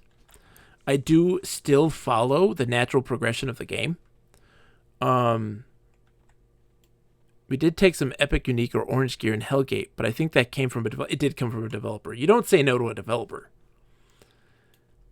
When a developer hands you things, you take it. You're not like, no. And what's really funny is there is, I have a clip of this, but because of the shenanigans that I had been doing as a halfling in Rivervale, a GM did come in to see what the hubbub was. And they manifested as an enormous zombie that when I turned and saw them, they immediately killed themselves, or like they collapsed and despawned. Here's some armor made from the end boss you're about to fight. Yeah, no. I like to earn my stuff fair and square. I also will absolutely drink all of the booze that I find, because we need to get that alcohol tolerance up. I'm starting to contemplate what my trade skills are going to be, and I don't really know. What's a good bard trade skill? I have no clue what would be a good choice for me. I'm a wood elf bard. I am out of food, apparently. Oh, I gotta get rations. Let's go get rations. I don't want to be out here hunting without rations. Whoops. Wasn't paying attention. Isn't barding a trade in itself? Here's the thing, Simon. So, for instance, right? When I get this longbow, I'm going to sell it. It supposedly goes. Baking and brewing are always great, says Hash. Brewing is... Look, I don't drink in real life. At all. It's not a thing. It's both a taste thing and like it's just not for me. I don't judge people who do. I have no issue with people drinking or drunk people in my immediate vicinity. It's just not for me. But if I can drink in a video game, oh, I'm drinking 24/7. Like, to me, if a game has an alcohol system where your person can get drunk, it's happening.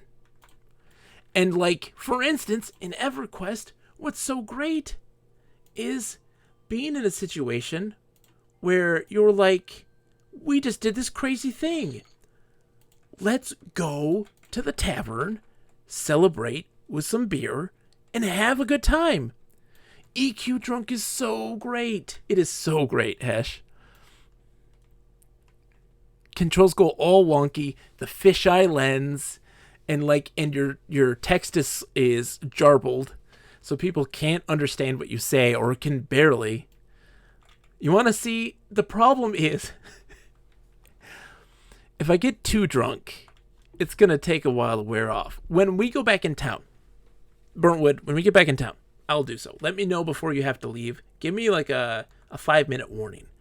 All right? And I will get drunk for you.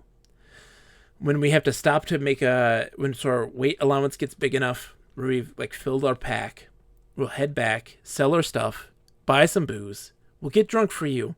This place is a fairly safe place to be drunk in. Kelathin, the Wood Elf City, worst place in the world to get drunk in. The worst place in the world. Because there's no railing in a city that is high up in the trees. There's no rails. So you're dead. You're dead. Like, you fall, you die. It's the worst. It's the worst. Slash best. Oh, I need to get my buff back up.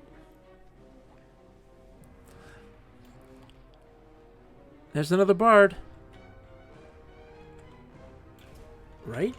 Who is that? Yeah. Melodicea. The half-elf bard from Odin, the guild Odin. You're a wizard, Harry's level 10. Yay.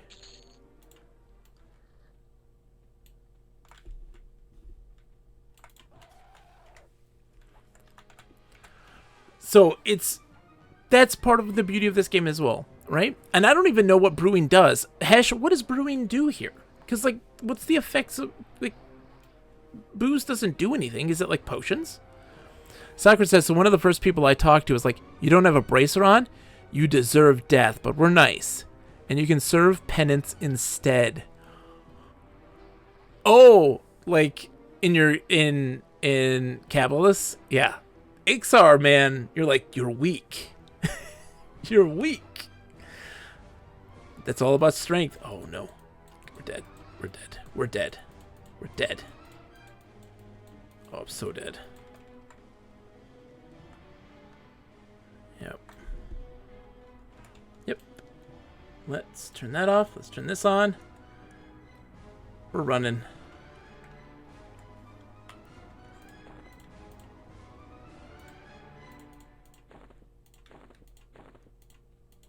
Putting on the turbo boosters. Whee! Let's see. Yep. They can't even see me. They're there. There they are.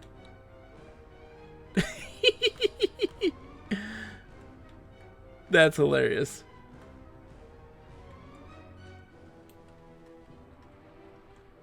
There's me with my little, it's a little stick.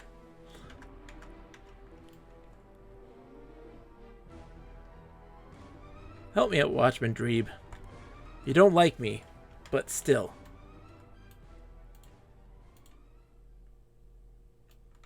Come on, Watchman Dreeb. Help me out, buddy. Yes. Oh, jeez. Oh, my God. Watchman Dreeb. Watchman Dreeb. Watch this. Oh, he's a killer. Watchman Dreeb. Look at you, buddy.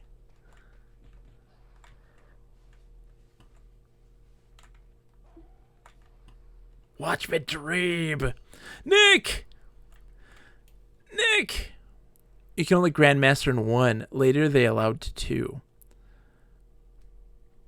Tempers for armor, that kind of thing. There are other crafts that need brewed components. Interesting. Absolutely. I'll do brewing then. I'll absolutely do brewing. Whew. Let's take a second. We need to sit. I trained. I pulled a big train. That was a bad idea. But Watchman Dreeb was a champ. Ooh. 4-star. Want to group up. Hold on. Where is he? We'll have to go find him. I'm not going to go send tells. I got to find him. 4-star. Where are you? He's probably out hunting skeletons and such. Maybe? There he is. Let's go talk to Warstar. Gives food gives stat buffs. Ooh. Ooh.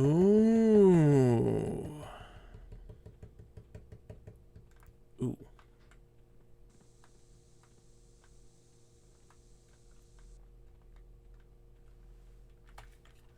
Wildstar, wait up, buddy. Warstar, wait up.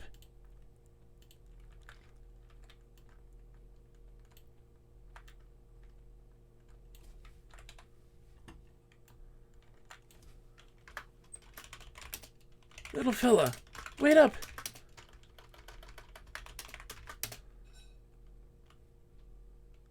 I'll let you get done with your killing. But let's talk.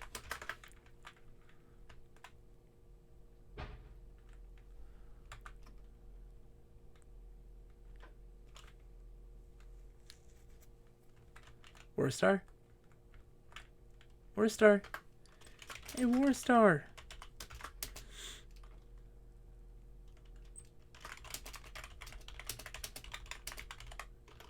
Kill kobolds?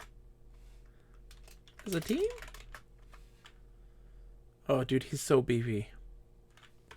I can sing songs about your awesomeness. 'Cause you look pretty cool.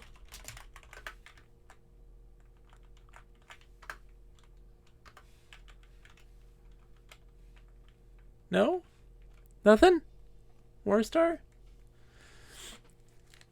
I can make you run fast. He's like, what? He's beefed out, dude. He's twinked out. Look at him.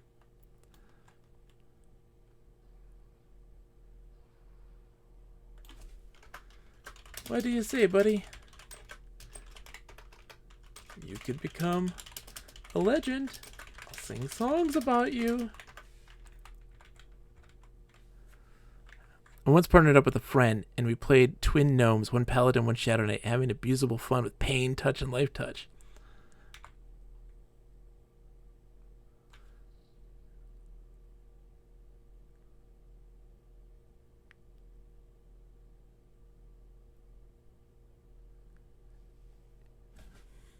I can sense through your silenced hesitation that you are thinking about it. Reach into your heart. Your tiny, gnomish heart. Know it to be true. What a team.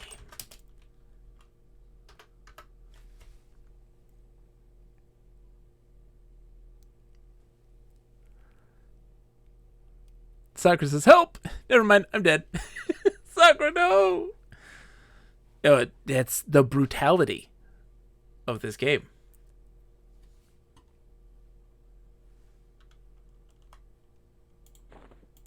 Should I invite you? Oh, Link died! That means he disconnect. Like he didn't disconnect it. The game crashed on him. The game crashed on him. That's funny. Poor guy. Okay. Oh, so Sakura, you have to hold down the right mouse button and look up. That's it. Or maybe page up is also swim up. Not entirely sure. It takes some getting used to. I use mouse look, so I just hold the right mouse button when I move. And I realize that is weird. Everybody dies from falling in water. That's like the number one. You want to know a noob? Ultimate noob thing. Yeah, Nick had to do it on a trackpad. Page up also does it, so you can do page up as well. The city is made of water. Exactly. And how many dead bodies are in that water? A multitude beyond all reason. And it's beautiful. I think the number one killer of new players is water. Not a monster. No enemies. Just water. You gotta love it. You gotta love it. Respawn, and I have zero idea where I am.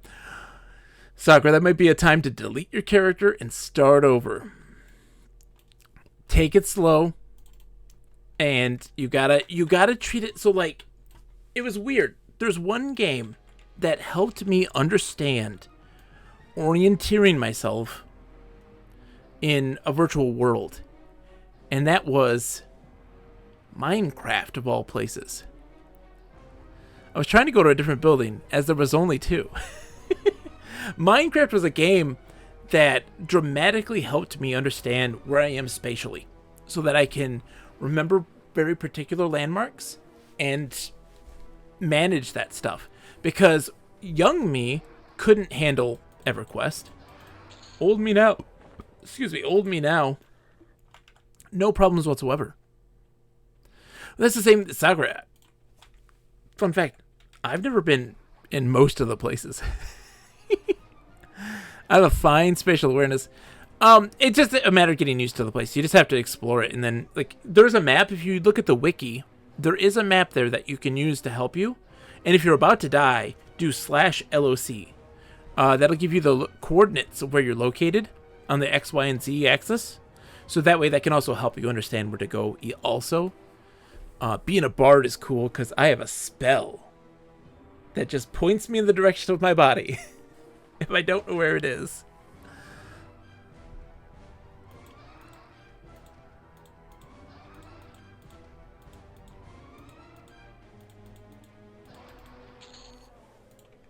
But dying as a new character is definitely the most difficult because, one, you typically don't know your way around, and two, you lose your starting gear. So, like, you don't have anything. You don't have any money. You don't have your like, any armor or weapons. And, like, you can't do anything unless you have that starter stuff. So, typically, I just say delete the character and try again. Unless you can figure it out where you were. Nick, the grind's going great. We're just working on trying to get the gnomes to like me. I'm at level 6. Wood Elf Bard. We've been playing now 3 streams, right? 3 streams? Which is crazy. 4 streams. 4? No, this is be our 3rd stream. And definitely getting some adventure out of this. Killing kobolds right now to make the gem choppers like me. Oh, hello. A small box. Throw that in there. So now we have another little storage for us right now. Boxes typically they're cheap to have, but what the cost is that they typically weigh a lot.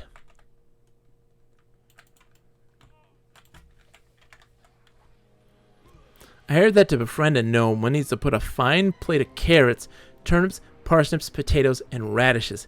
Burnwood, great idea. We have to bring Nicolene and Tussie back. Yes, Nick, we do. Absolutely.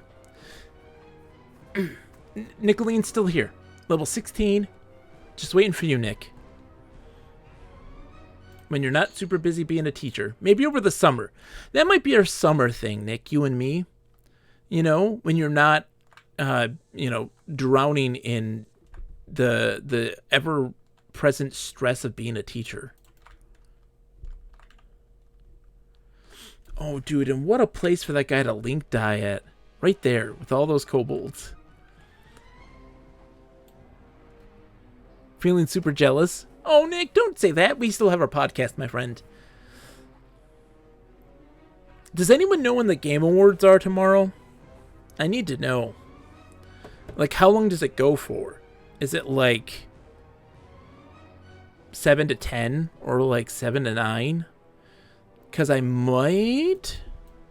Yeah, Nick, you have died here. When we played our gnomes the very first time, we had the gnome... I was a gnome warrior, and you were a gnome something. Yeah, and you had no idea how aggro and things like that worked. And you were just like, I'm just going to pull all of these guys. That was the one where you ended up like screaming incredibly loud, and like the speakers had this abomination sound.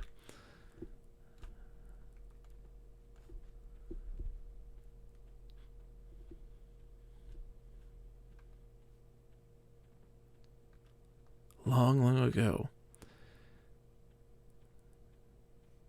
I love... So, like, I'm very familiar with, like, the newbie areas of most of the games because I just like making a new character and just seeing the town and just exploring it, you know? Like, that, to me, is a lot of fun.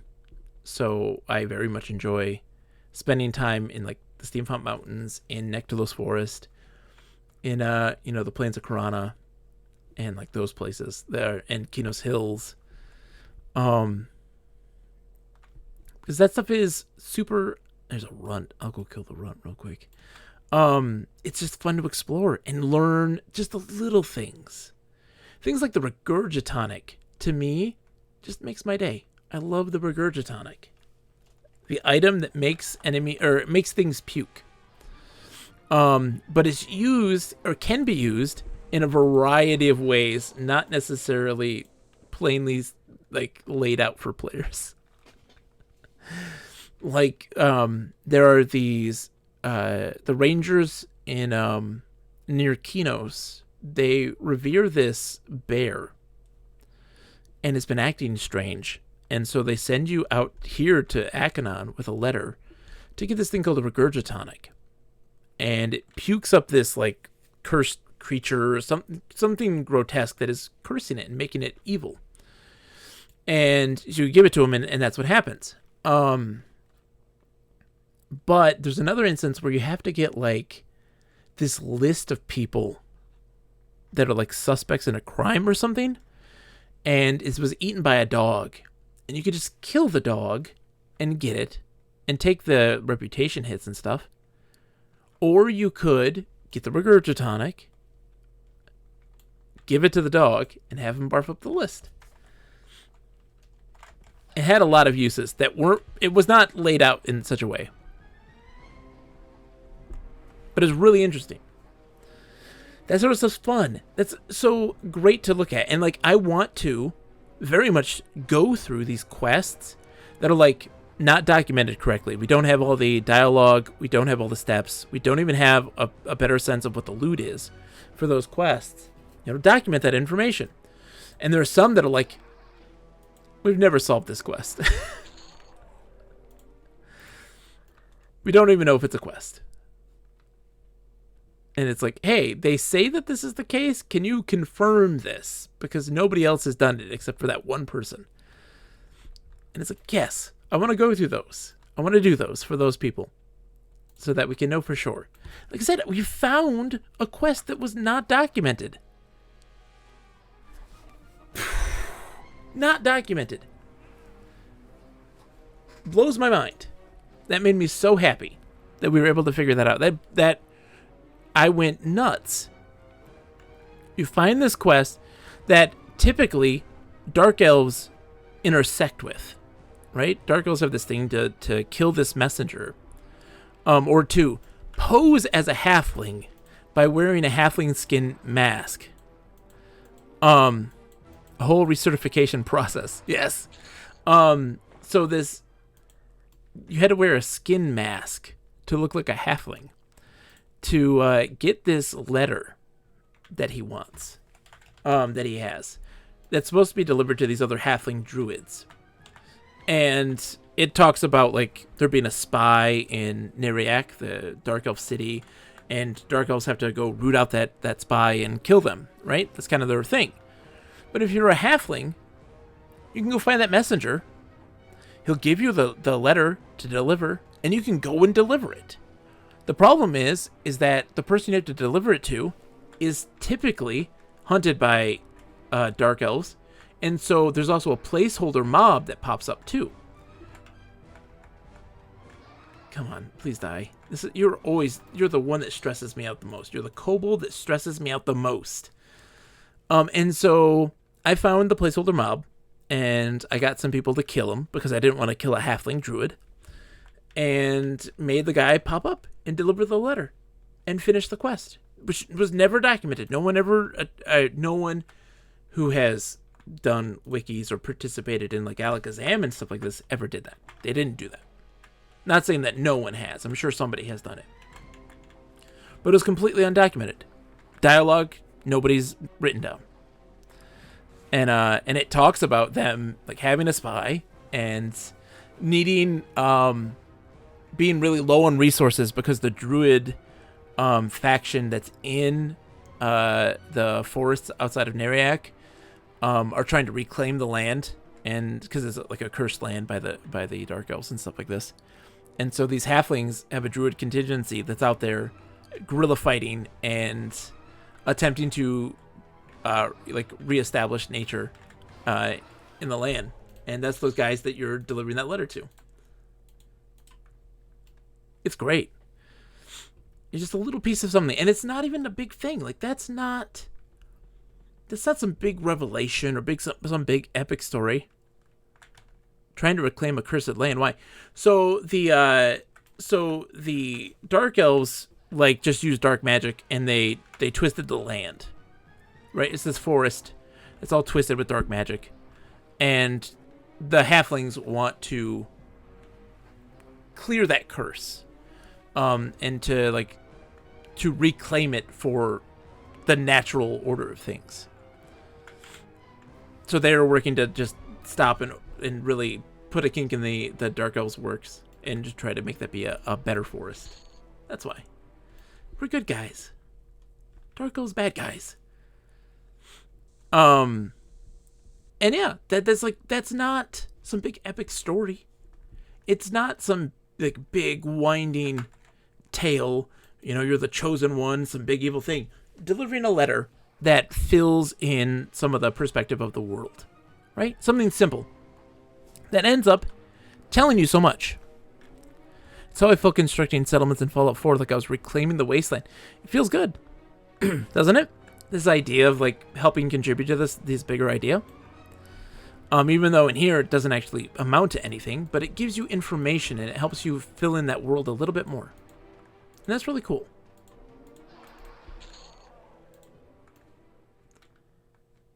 Anyone in here? Yeah, there is somebody in there. Come here. Come here.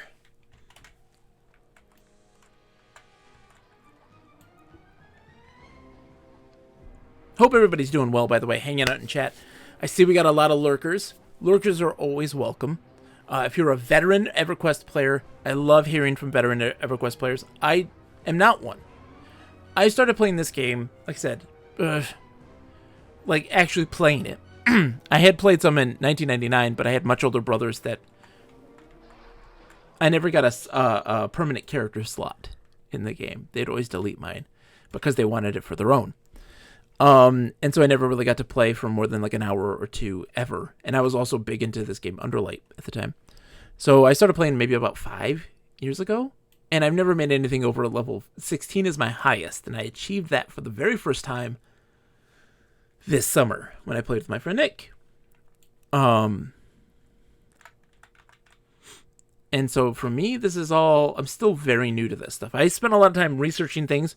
There's a channel point redemption that you can do where we go into the Tabletop RPG Monster Manual and read entries.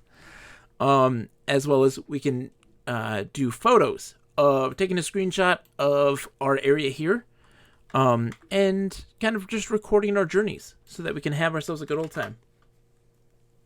I very much love the fact that I caused a man to have his link die. He just up and quit because I talked to him. Going into lurk mode, time to get set up. Talk real soon. No worries, Hesh. Enjoy your stream. What are you playing tonight? What you playing tonight? I'd love to know. And folks, give Hesh a follow. Definitely worth it. Really, really, really good.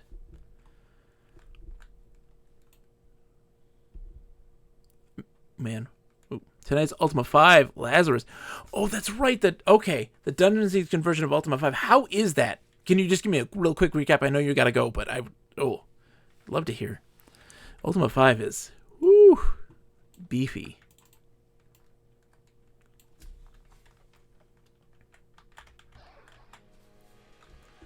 Once I get indifferent with the gem cut choppers, I have stuff that I can turn in quests for them, as well as like a big quest that I want to do and get people together.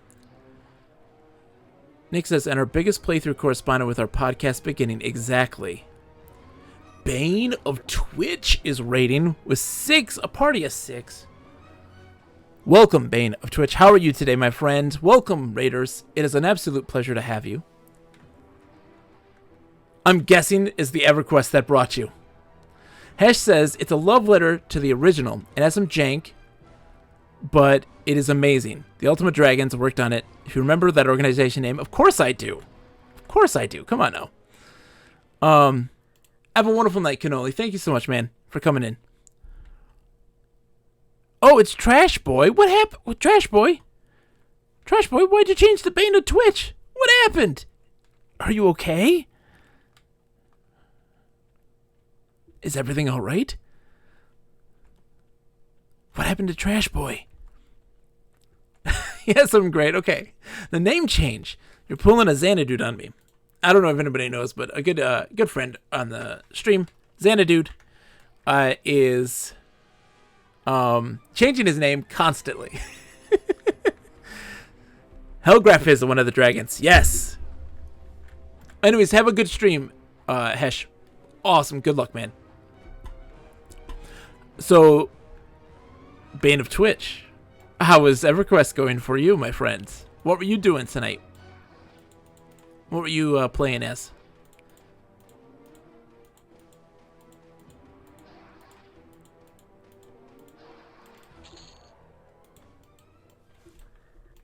We're just about to get Burntwood. If you're still around, we're just about to go back into town. So you know what that means. Almost at level 20 and a mage. Nice! I'm a Wood Elf Bard. Only level 6. I'm trying to get friends with the gnomes. They don't like me right now. I mean, they're apprehensive, but... I just really enjoy Akanon, so I was like, oh. I was doing a quest to get a bow made, and it kind of coincided with some stuff that was going on here, so I was like, oh, I'll stay here for a while and finish up some quests that they can do. And they wouldn't accept him because I wasn't indifferent. And so I got to make him be indifferent. We playing Bard again once you get a new mouse. I don't know the intricacies of Bard play. All I know is that I can sing songs. I don't know high level play for anybody. Like the meta, the intricacies of them. So like Bards, I know like I can cast spells without worrying about being interrupted, right? That's a big benefit. And I love bards, so I'm like, why not? But I don't know how to be like in depth in this. And like being a rogue, I got like backstab, which is helpful. And like I kind of figure out how to use backstab. And definitely helps when you have somebody generating aggro for you. So you can hit that up. And like I had played Rogue is my level 16 character, the highest I've ever been ever. And behind that would have been a wizard. And so, like, I learned a little bit about playing a wizard and how to do that in a group setting to not draw a lot of aggro. And what's really interesting, does Sognesty have a Brone Bard potion? Oh man, I'm singing right now the Ballad of Brone, Earl of Chesterwick. That's what we're doing. We're singing the Ballad of Brone. It's our battle cry. But no, as a wizard, like, knowing to, like, not spam spells. They do a ton of damage, but they also drain a ton of mana. He's gonna come. And waiting in time. Bards are so much fun. Do you plan on swarm kiting? I don't know what that means. Actually, I have no idea what that means.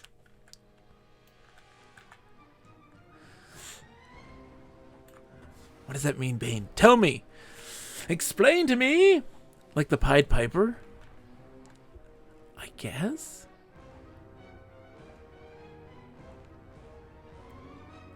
Pull 25 mobs, and Cellos run in circles, and use your AoE to pick them off. Does that take a long time, though? That would, because, like, my AoE doesn't do a lot of damage.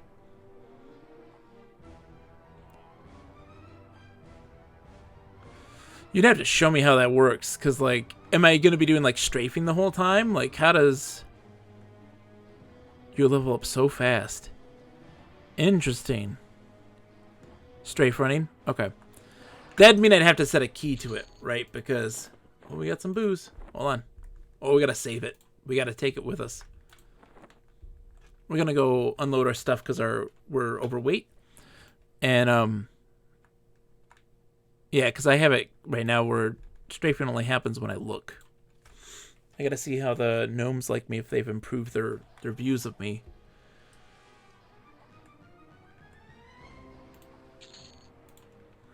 But, yeah. Burntwood, if you were here, we're gonna get drunk. Just for you, buddy. I got a bard to 46 swarm kiting before. It's tricky and is high risk, high reward, but it's very fun. Excellent. We will do that. We will attempt that at some point. Like, when did you start doing it, Burntwood? At what level did you start doing the swarm kiting? Burntwood is so ready for this.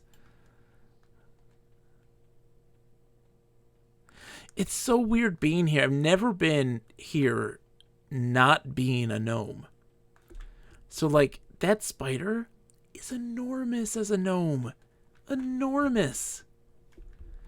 I'm just trying to think about what the Tarantula looks like as a gnome. Like, or because I have a halfling, which is the same size. So, like, that's curious.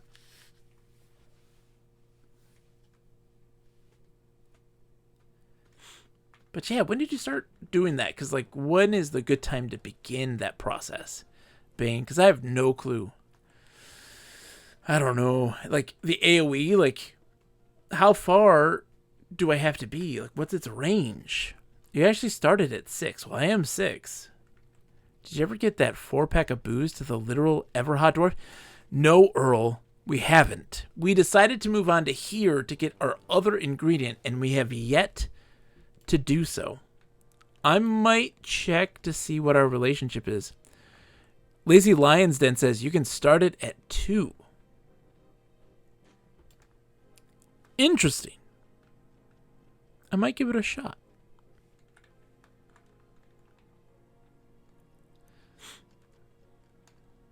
I didn't know. That Everhot was a pretty rad dude. Everhot was a very rad dude. Not just a pretty rad dude. He was a very rad dude. What do you think of me, Manic Completon? You still don't like me. I'm so upset that he doesn't like me. I'm like, I need you to like me, man. We're headed to the tavern, Burntwood. Yes. Get ready. Buckle up, my friend. We got to sell some stuff, but we're going to get a drink. Where is the tavern? I think it's downstairs, actually. This is, yes, the weaponsmith. It's in this building here. Both pretty and rad. I like them too. I love me a good dwarf, man. You get a good beard going. Darn those commas. Alright, let's see. Are you the... Yes! I have to sleep. I need to get up early tomorrow. I will lurk and watch from afar. If a good stream bogus, Lazy Lions Den is a Bard Pro, so they should be able to help you if you do want to start swarm kiting tonight. Well, have a good rest, Bane. Thank you, my friend, for the raid. It is, as always, an absolute pleasure. I may take you up on the offer. What's your keyboard layout, Bane? Like, what do you... How's it set up for movement?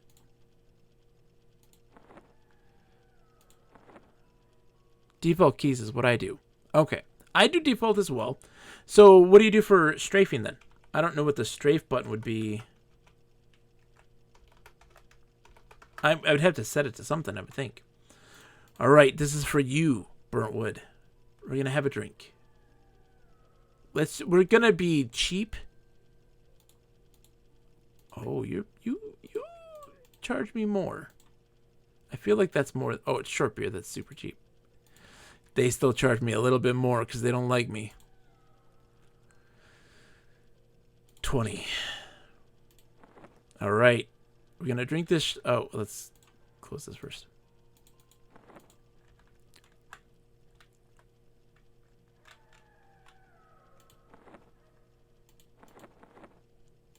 What's one? Oh, I got to have it out here. One down. 2, 3, 4. See those stats change? 7, 8, 9. Oh, I can't even be more inebriated than I am right now. Here it is. Oh, we're so drunk.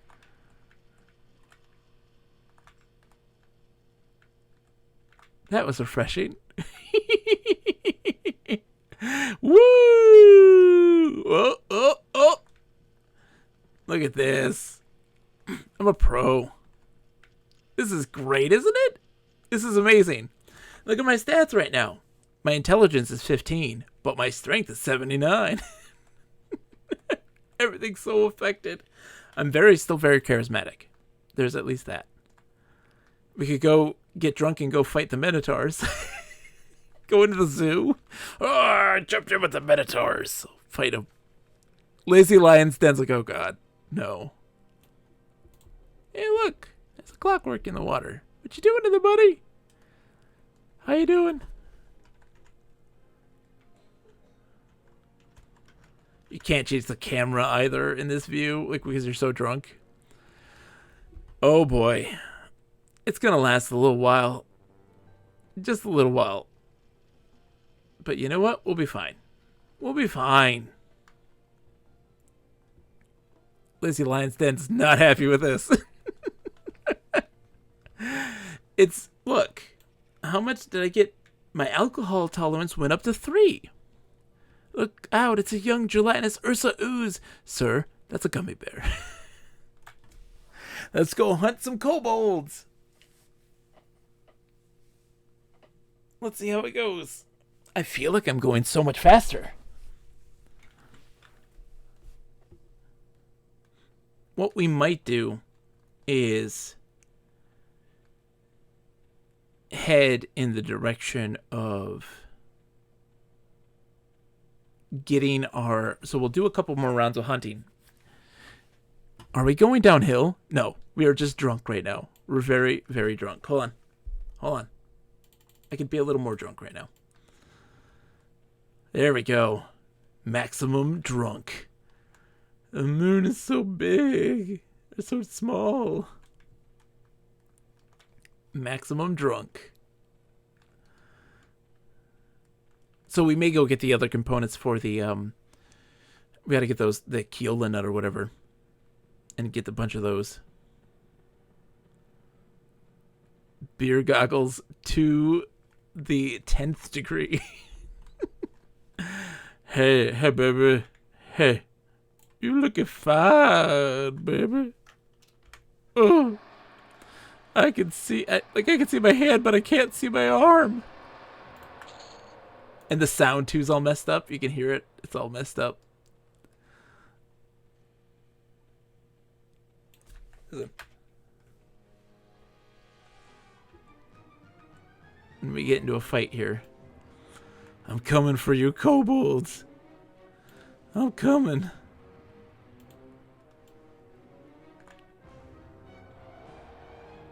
It's very echoey. I don't know if you can hear it very well.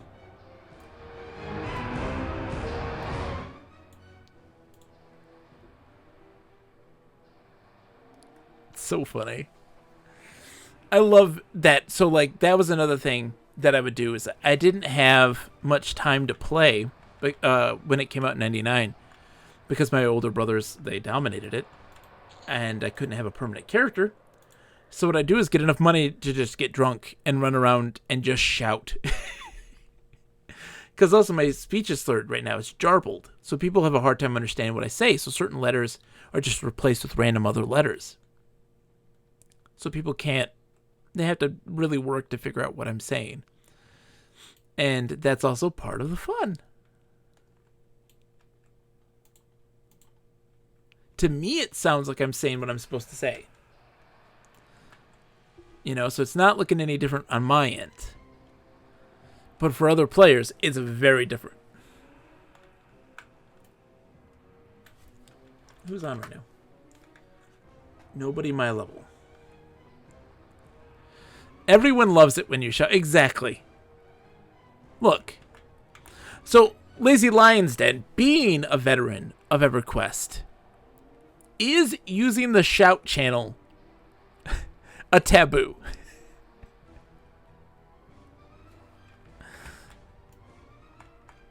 Oh god. He's getting his friends. Okay. Oh, I just pulled the one. Good, good, good, good, good, good, good. Come on out.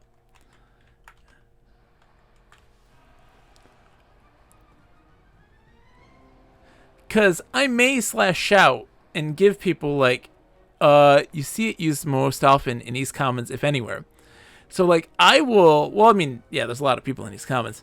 I do a lot of /shouting of, like, PSAs about stop molesting the bears because there's now a gigantic, you know, rampant, raging STD, you know, epidemic happening.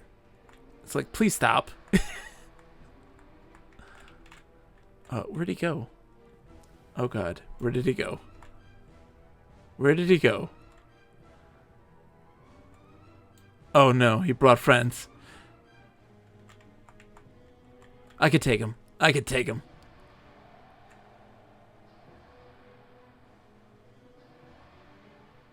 I'm fine. I'm just a little drunk is all.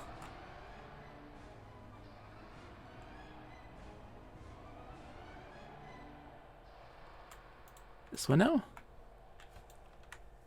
But you guys, hey, you guys want some grubs? You want some fishing grubs? Hey! I've got grubs for you guys. I'm just trying to hug you. Beat up some kobolds after some beers. It's part of the fun of the game. Is being silly. Like, for me, 99... So, like, Lazy Lion's Den. What...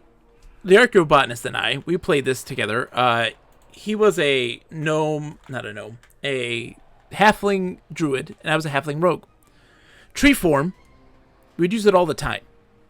We'd go into Rivervale, where all the people are, you know, killing guards and stuff like this. Have the druid go into druid form, go into the tree form. And then I would be like, ladies and gentlemen, step right up. The wonders of the world are before you as you see it.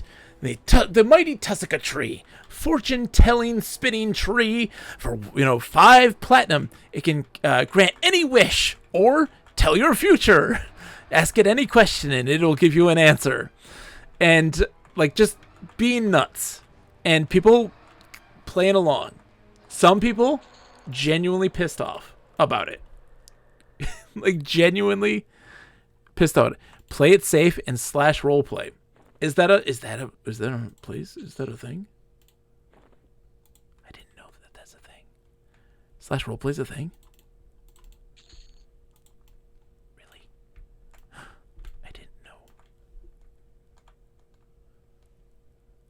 type it. I was gonna say, is there? Hold on. Let's get into the chat thing here.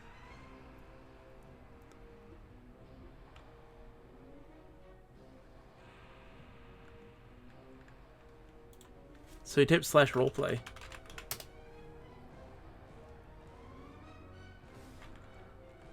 I'm scared to type anything in there right now.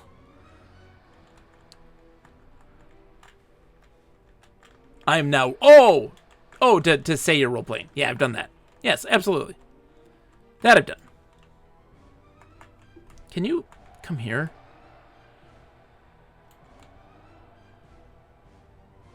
The drunk ass wants to kill you.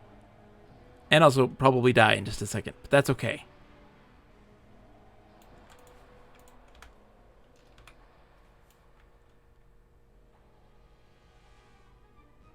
Please hit the kobold. Please hit the kobold. There you go. There you go. Now you're doing what you're supposed to do. Nope. 12 points of damage, that hurts. Oh god, I'm dead.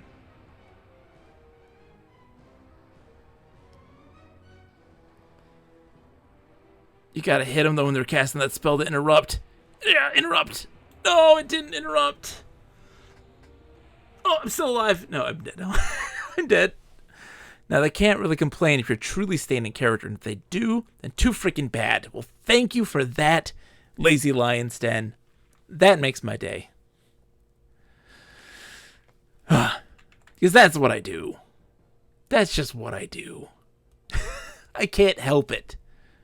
It's a problem. I can't help it. If I'm going to sit there and wait 18 minutes for a boat, you bet your ass I'm going to be a doofus publicly.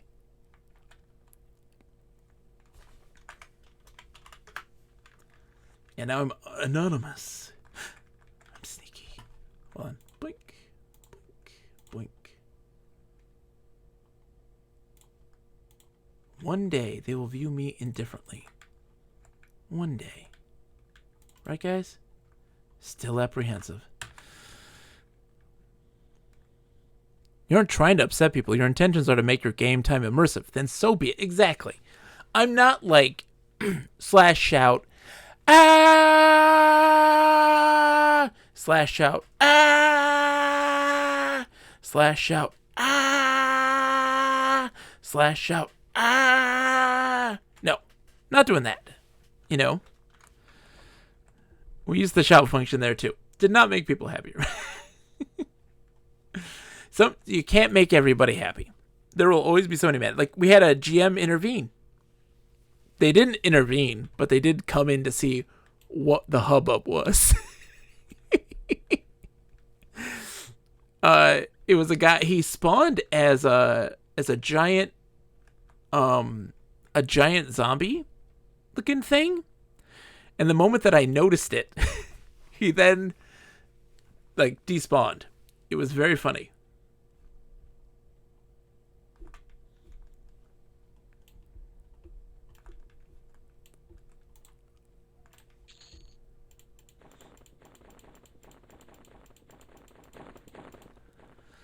Like the ennui encapsulated in shout. Ah. Okay. Oh. Give me your spear. Alright. Come here, shaman. I want vengeance. I want vengeance. I demand retribution.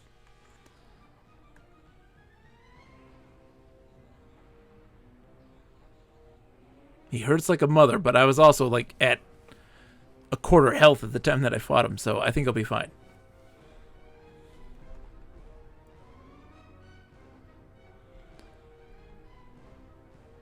Yeah, see, we hit him. It interrupted his casting. Oh, he made me blind. Earl, as always, sir, sound the trumpets.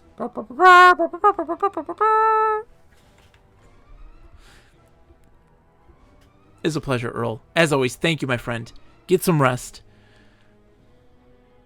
We'll be back on Friday doing more of this. He healed himself a little bit. These guys are a pain in the butt. Run, little shaman.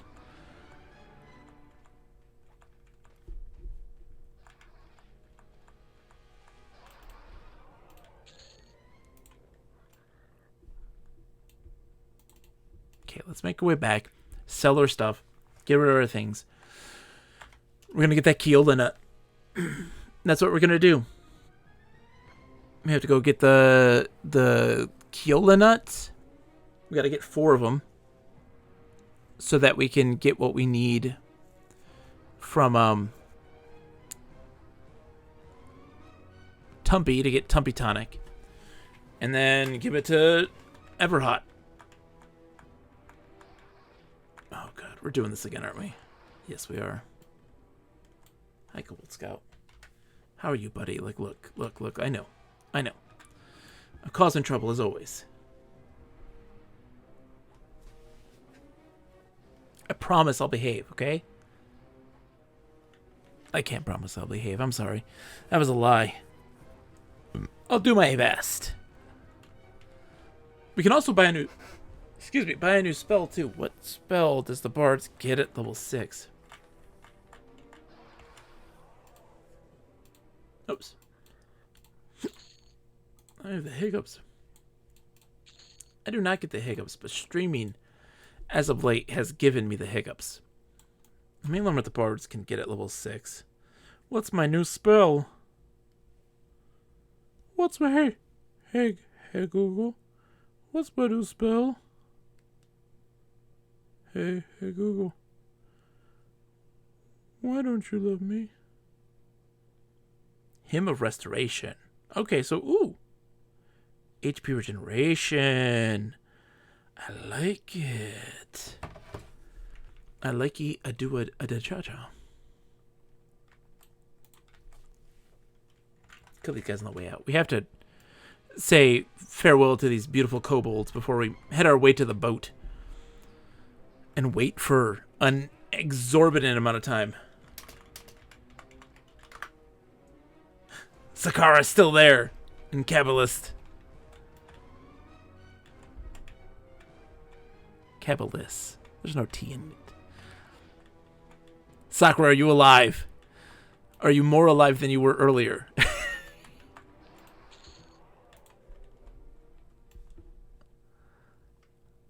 I'm alive. That's good, Sakura. That's good. Stay alive. Keep staying alive.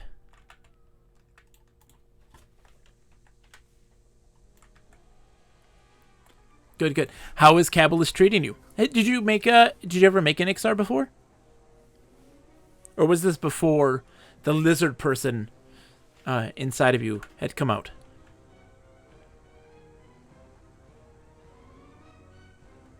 Not in EQ1? Okay. Nice. You're gonna love that whole area lore-wise is fascinating.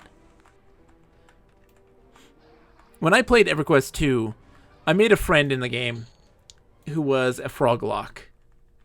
And I was a very bland half-elf, I think, at the time.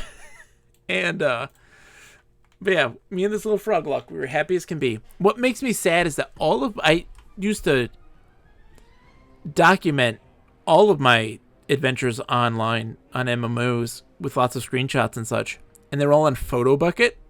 And I never backed them up when PhotoBucket went like, pay. You want those photos now? You have to pay us. Ixar is a very marked race after Rogues Hour. Oh my gosh, Nick. Those Ixar. For those that don't know, in the book, R.A. Salvatore presents Everquest, The Rogues Hour. He doesn't write it. He presents it.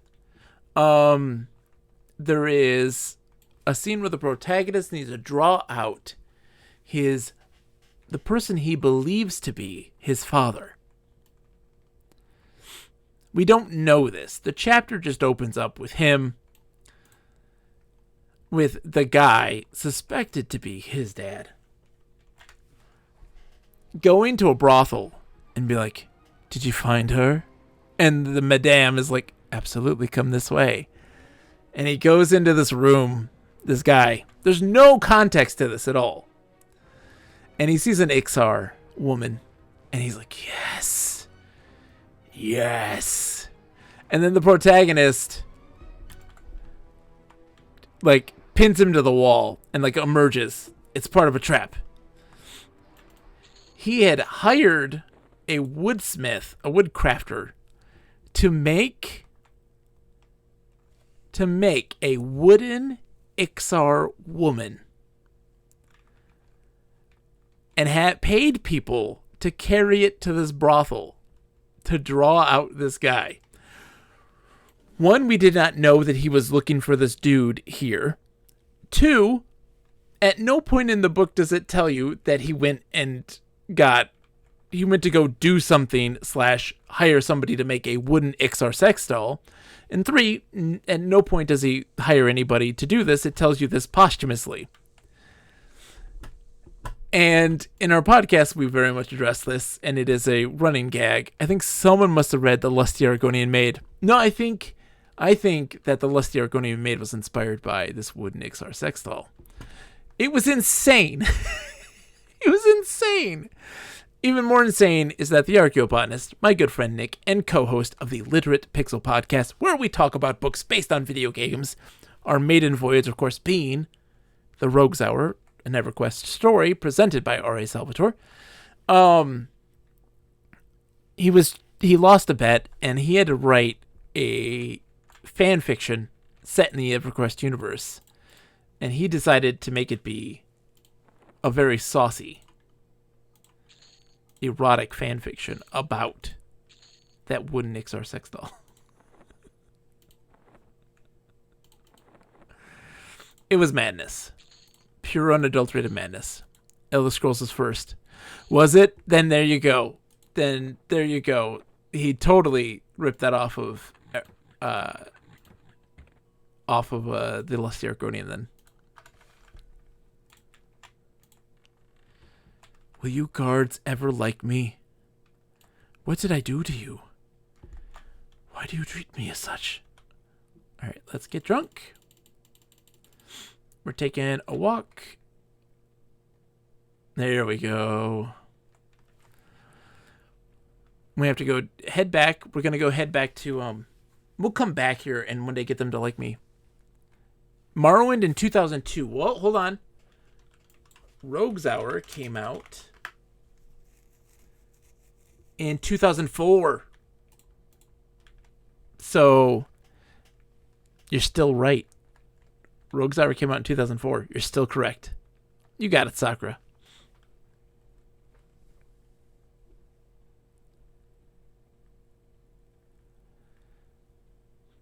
So now we're going to go back to Kelethin.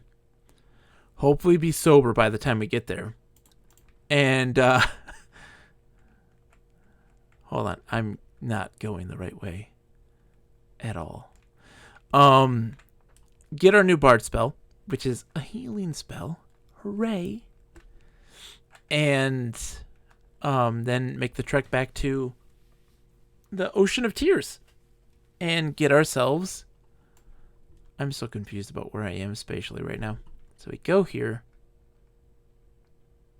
No. Where's that guy? Yeah, that's the guard. We go here. We stay going west. Have a good night, Nick. Sleep well, my friend. As always, it's a pleasure. We'll talk tomorrow. We're going to record the episode before our Christmas episode, where we read Zork, the Forces of Krill.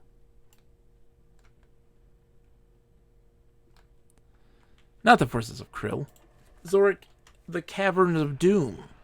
The third book in the Zork, What Do I Do Now adventure series.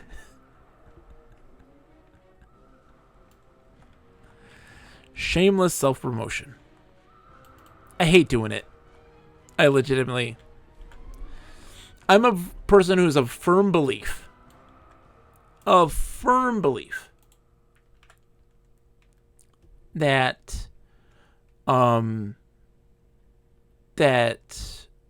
people should buy into something like podcasts and streams based solely on the merit of the person and not weird gimmicks. And so for me, it's very difficult to be like, check out my stuff.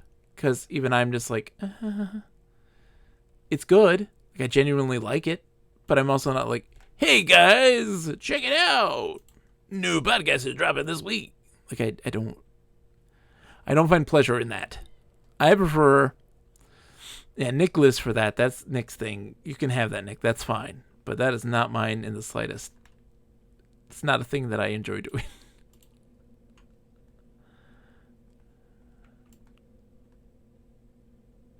I hope I'm going the right way. I think I'm going the right way. Yeah. And then I take a right and follow the zone line to get back to Greater Fadark. And then I just head northwest-ish to get back to Kelvin. So it's tough for me. It's very tough to, like, self-promote. And I try, like, my best. But, like, I very much believe... Because, like, look, I've been streaming now for almost 9 years. And for a good 7 of them was to an audience of 0 to 2. Right? Nothing has changed in my delivery. I am not following the zone line. Nothing has changed in my delivery. What? Oh, look at you. It's a majestic unicorn. Oh, he kindly considers me. Hello? Why are you pained? What's wrong? Hail, pained you. Oh, you absolutely have dialogue. What is your dialogue?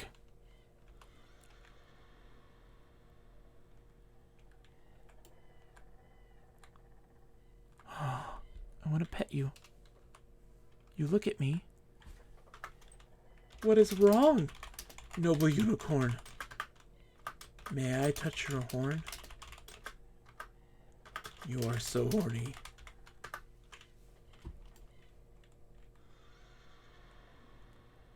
Wow.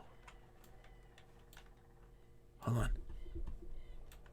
Don't run! Where are you going? A mortal touch a unicorn? Isn't this how the movie Legend started? Quiet, you.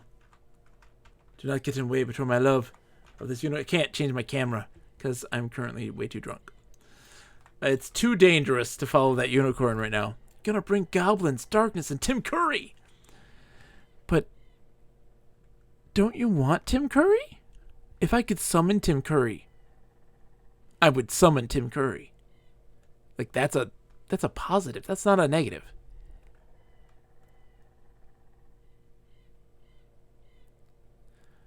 My problem, Simon. You're drunk? Maybe it's not a real unicorn.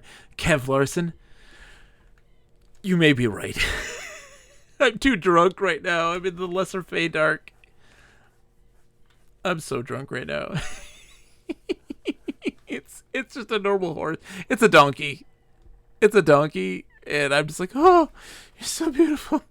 It's so beautiful. The problem, Simon, with advertising someone else's podcast that happens to be exactly like yours is that nobody's doing a podcast based off of books based on video games. Nobody's doing that. So I can't, and no one's doing it in the weird, silly way that I'm doing it. Because no one's adding dumb audio drama elements to it that are legitimately insane. Nonsensical and insane. And it's only going to get worse, I promise you. I promise you it's only going to get worse. Sakura says, I think I'm going to start a podcast based on books based on video games. If you do, Sakura, it will be far more popular than mine. I've seen some things where I'm just like, man, why is, no, come on, no, why is that? Someone, tell me why. Tell me why he ain't nothing but a heartbreak. Now we can start a podcast based on podcasts, based on books, based on video games. You'd be rich. Where am I going? I want to go northwest or west. I need to sober up fast.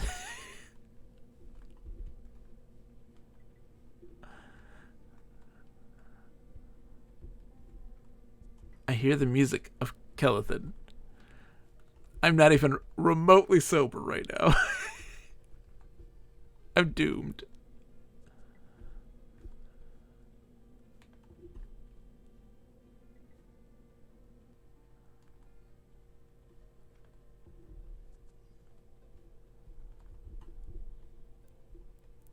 There's a big clearing. Kelethan? There it is! Yes!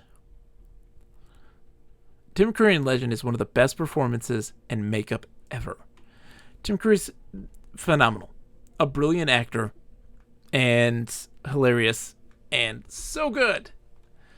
Space! Who doesn't love space? I know I love space. Look at him. What is this? Oh. Hey, Captain Silverwind. Watch out, dude. There's a really creepy skeleton guy there. Careful. Careful, Captain Silverwind. There's a creepy necromancer eyeballing you. Come over there. No! Captain Silverwind! He has a family! Little Timmy Silverwind. Gonna grow up without a dad.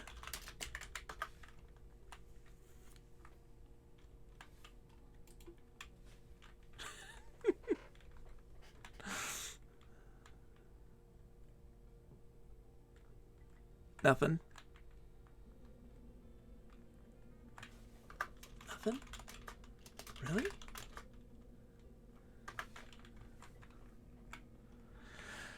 Oh, these people.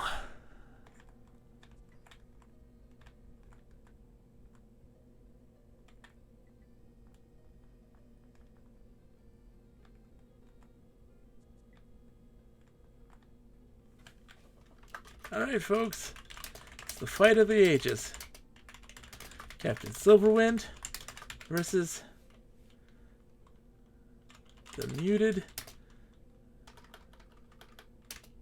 silent necromancer. Who is gonna come out on top?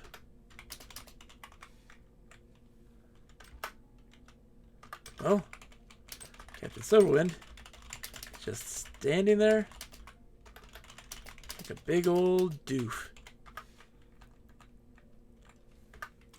Silent necromancer sends out his spooky pet with a phenomenal back stab. And there you have it, folks. That's the end. Captain Silverwind. Poor Timmy Silverwind is now officially without a dad.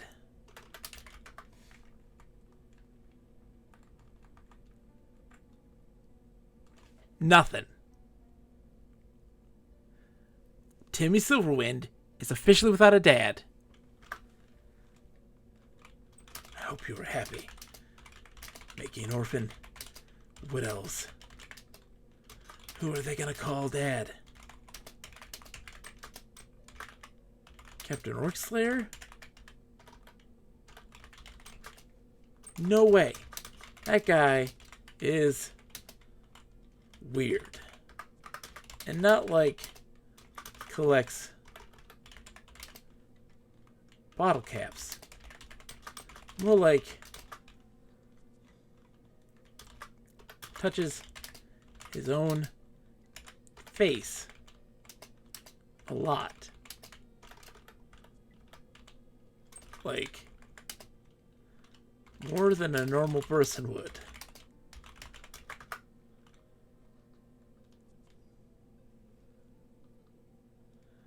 Everyone in follow disliked that. I did it for you, Simon.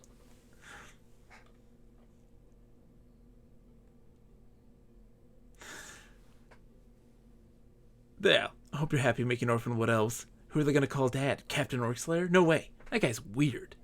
Not like collects bottle caps, more like touches his own face a lot, like more than a normal person would. Nothing! Nothing! You may not like it because it may be a little slurred. I did remember that I am drunk. You might not understand a word I'm saying. What the? Oh, that's this. That's the guy I just saw.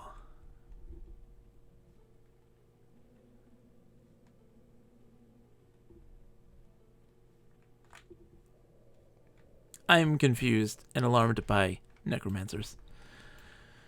Their constant guard killing. The transgressions will not stand, man.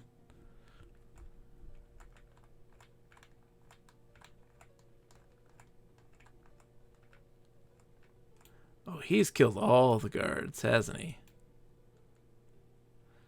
Oh, these guys are still here. Alright, we're going into Kelethin drunk. Nothing can go wrong here. Oh boy. Oh boy. Oh boy. We're so doomed. Oh god. Oh god. Okay, okay, come on. Get it together. You got this. Remember? Okay. Strafe. Just strafe. Just strafe. Just strafe. Just strafe. We're fine. See, we got this. We got this. I am not anywhere near my guild, am I? Mm-mm.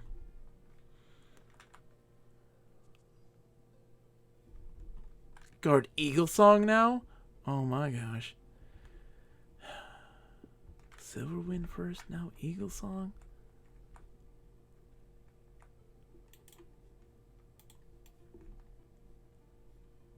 Okay.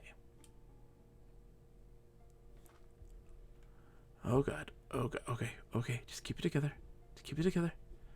You got this. There we go, Birds Guild. Hooray. Okay. Yep. Up, up, up, up, up, up, up, up, up, up, up, up, up, up, up, up, up, up, up. That's what we need to do. Y'all talking gnome races to from, you know, gnome to Furiona VA or whatever. No.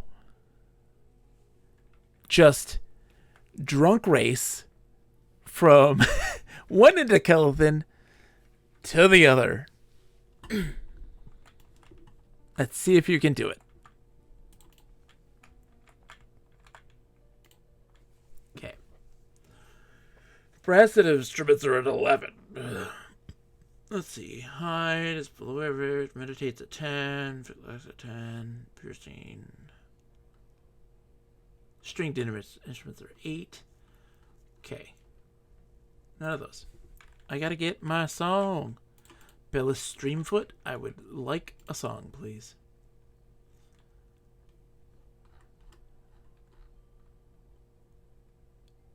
Hymn of Restoration. Is that what I'm getting? Hold on, what am I getting? I don't even know right now. It seems like some... Yep, that's what I'm getting. It seems a bit expensive, but I've got the money. I'm fine. Thank you for converting all my cash. Alright, we're done here. Sit.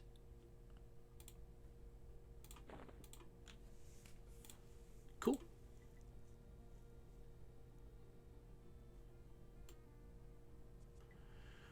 Stringed instruments, typically, that'll buff it and make it more powerful. I want to be, and I don't know if this is even a thing. Like, are there bards that actually just do songs that don't... Oh, I can walk straight again, thank God. That don't do... like, wild... that don't do, like, attacking as well. Like, just Stick to being support? Is that a thing? Is that a viable option? I think everything's a viable option in reality. Like, I get that. But, like, I don't think people want that. You know? People want you to always be adding DPS. They care about damage more than anything.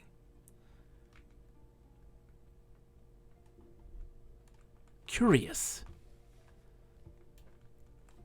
Alright, so we're going to get that nut. Folks, we are going to get that nut. Alright, I'm totally lost. Okay, there's the thing. I got it. I figured it out.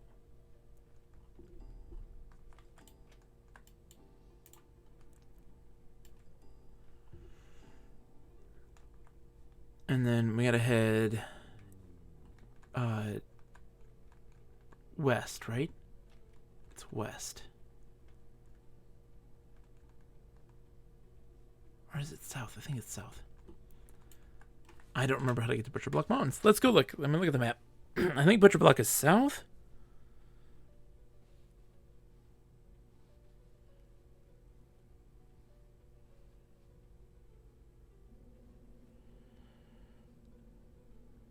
It is west. I was right. Not at all. Southwest corner. How's everybody doing? You doing okay, chat? Lurkers and watchers alike. Simon, what are you up to, man? What are you doing? Are you having a good time? I hope you are, my friend.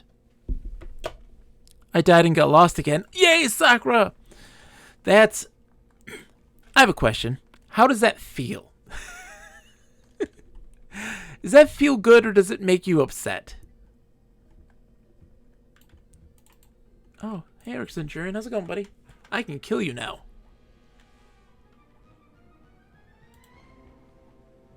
Mildly annoying. I get dying in the city being frustrating. Like, I get that. I do. It takes a second. Your first character is probably one you're going to just delete and remake.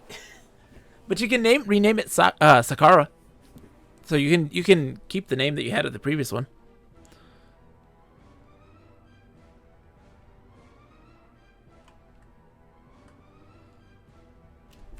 Who's here right now?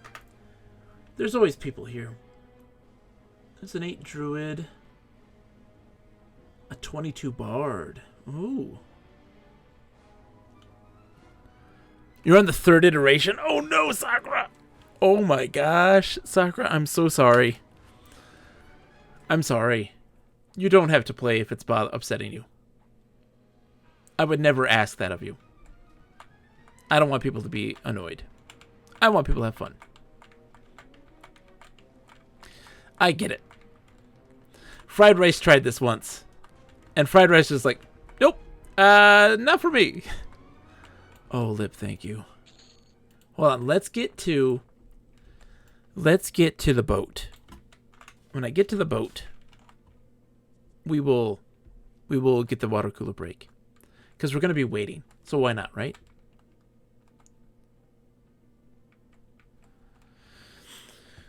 Oh, man.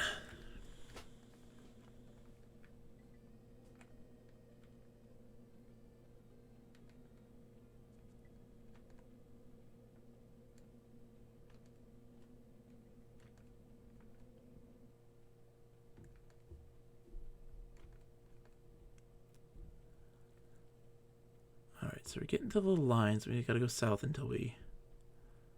Hold on. This way. Most of my time has been wandering around to learn the place. I enjoy that aspect of it. I like that. You know? I like doing that a lot in games. And I feel like that gets lost in a lot of modern stuff. You don't need to. You know? You don't typically need to wander and learn the place. You know? They're really very small in reality. You look at something like in Fallout 3, you know, Megaton, and that's like a really small space. In reality, it's a really small space.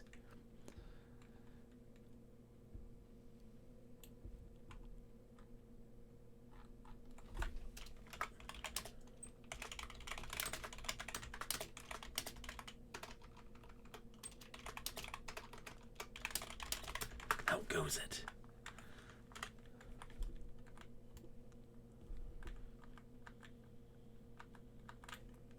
I'm not smart. I'm not a smart person.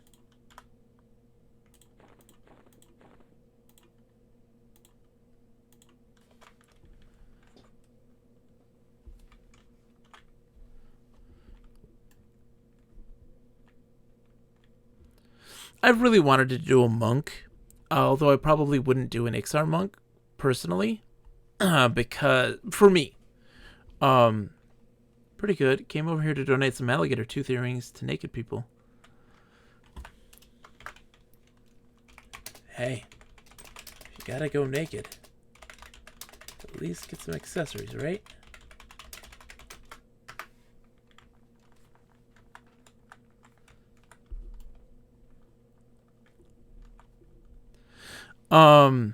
Yeah, like the human monk like quest lines and stuff like this is really interesting to me. Along with this polished bone hoop, Manifold stand, and limestone ring. What was he? Tell me more. Describe its make, its model, its color. I want you to go full home shopping network on those bad boys. Sorry, we're gonna have to do this. I'm gonna go get that drink of water right now while this man sells it.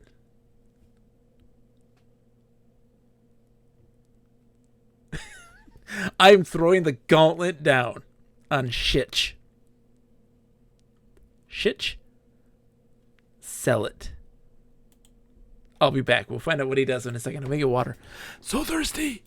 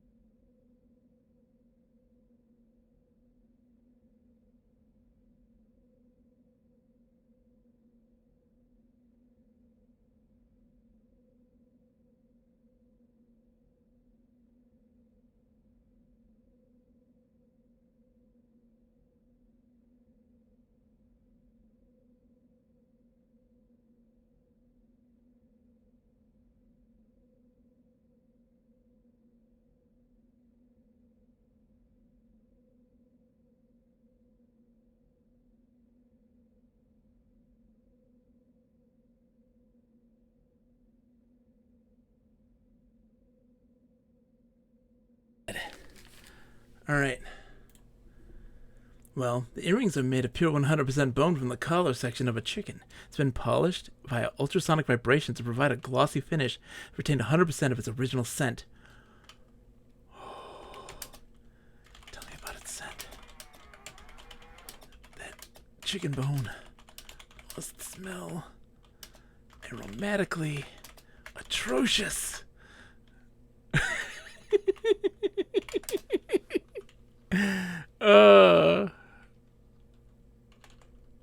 Is this weird?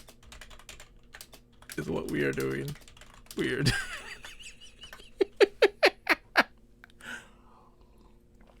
Oh my god. Oh, I'm getting my percussion instrument skill up, I guess, while we wait. It certainly feels made for more experience, but yeah, Sakura. I mean, just, Monk is hard. There's a lot going on with Monk, but I think it's really a super interesting, like, class quest-wise, you know?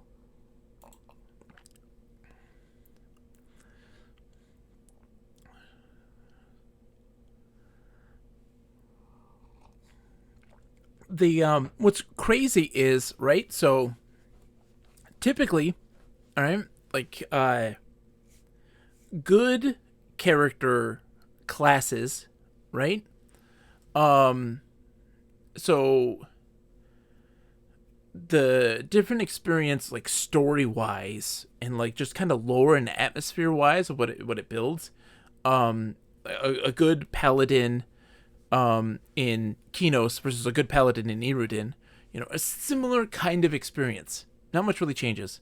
Clerics have very distinctive things because of the gods that they worship, which ones you do and stuff like that. They have their own like special quests and stuff. But like rogues, it's all kind of the same. But then you have like the evil side of things, where their versions of stuff is very different. And then the Ixar are a class of their own, where all of the classes in for the Ixar are so distinctly just Ixar.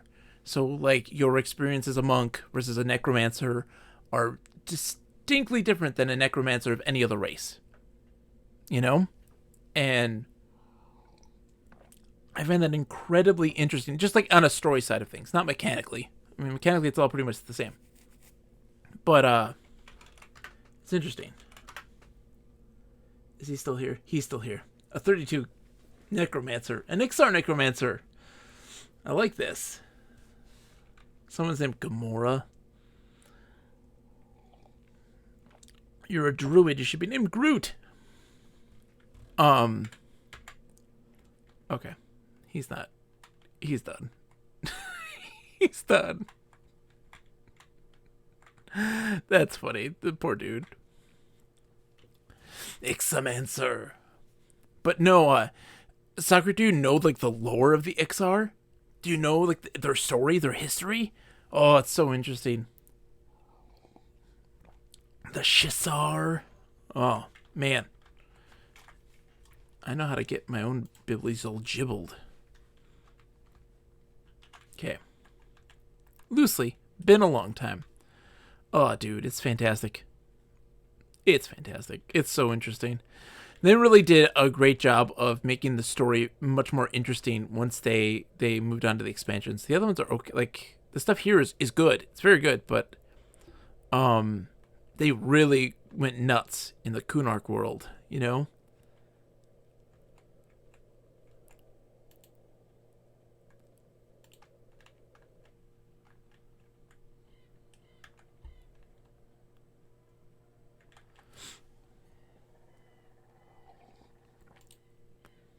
Giant scarab. Hail, giant scarab. Oh, look at that. I'm almost level 7 already. I didn't even realize.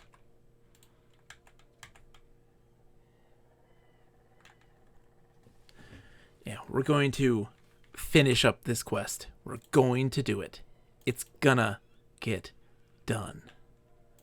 For sure.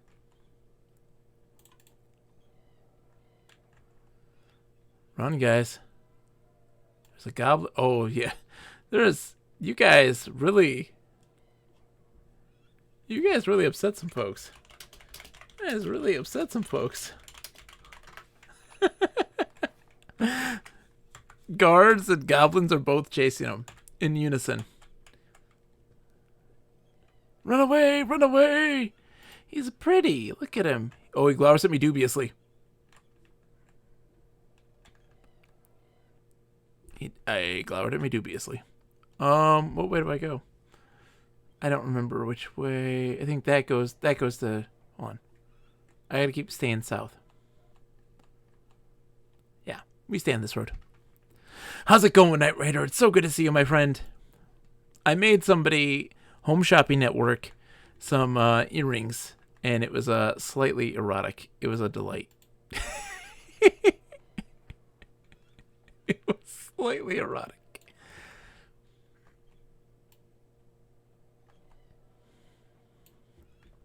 He's dubious as to how edible you are. He looks like quite a gamble to me. That big plateau.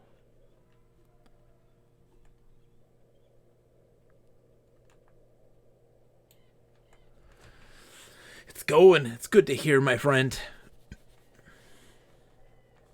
We're gonna be doing we are, by the way, Knight Rider, absolutely gonna be starting a... Am I going the right way? I don't even know where I am right now. I think I'm going back to the dwarf town. I'm not entirely sure. We're totally starting a guild, for sure. That is not... No, that's... No. That's not... No. I don't know where I am. I'm lost. I'm lost. Starting a guild, for sure gonna happen now. 100%. I think over here? What is this over here?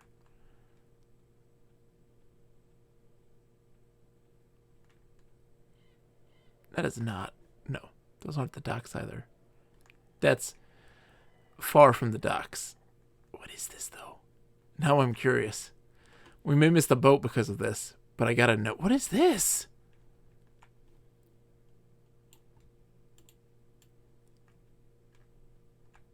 Hello?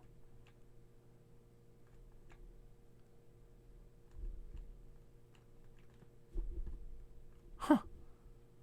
Guild of Lost and Confused Would-Be Adventurers? I mean, that's, oh, I mean, you nailed it. 100%. How'd you know? That is the short version of how to say our name.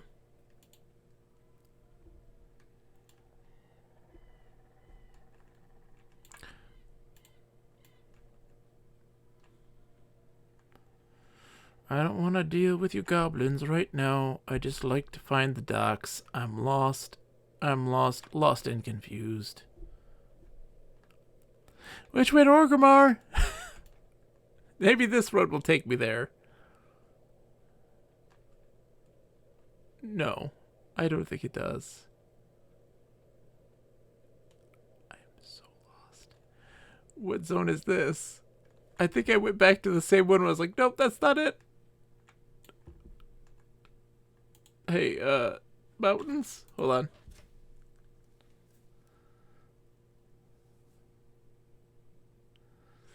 Butcher block. I thought it was south. It's west. I'm not smart.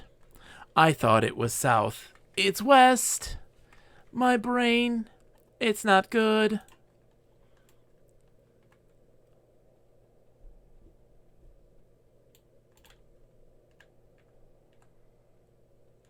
I'm upsetting a goblin.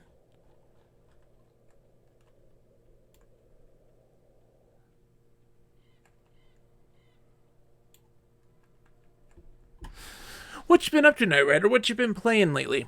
Played anything good recently? I'm curious. You always have something good going on. Typically. Any good games? I love the PC crowd, right? We don't have enough retro PC game representation on Twitch, on YouTube. It's always consoles. It's always console people.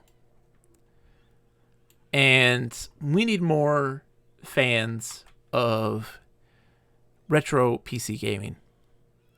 Soccer says, are you saying I need to stream again? I'm just saying.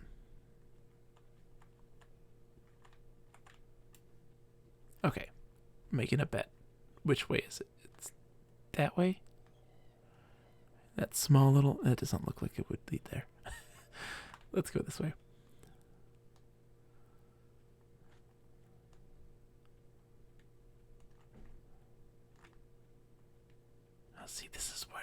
problem I had earlier. Let's go north and then go west. Do you know NK? I know Taco Adventure, absolutely. I do not know the others. Don't know Sam Witwer. Don't know NK. I'll have to look them up. You have to share their stuff, Simon, and we'll look into it. That's cool. Darth Maul voice actor. Ooh, nice.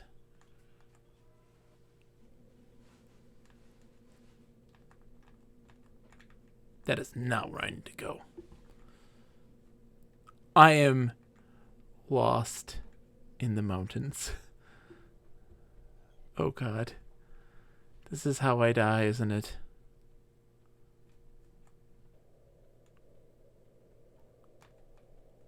I'm going northeast. This isn't even remotely where the boat is.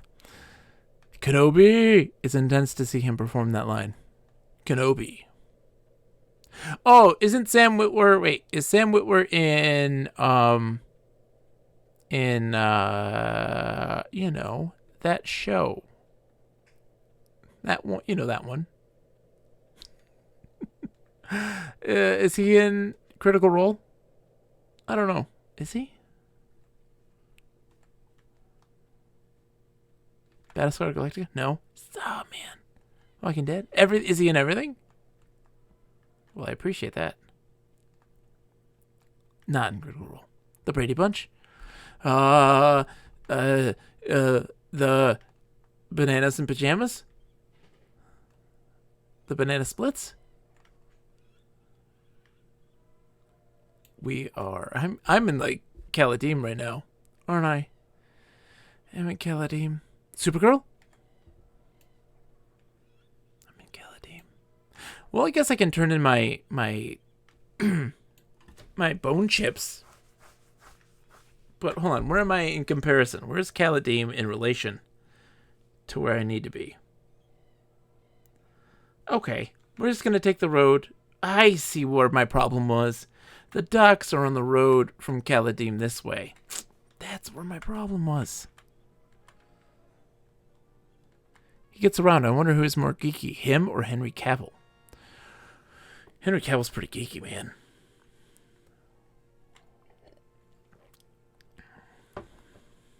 I love all of it. Battlefront 2, Force Unleashed.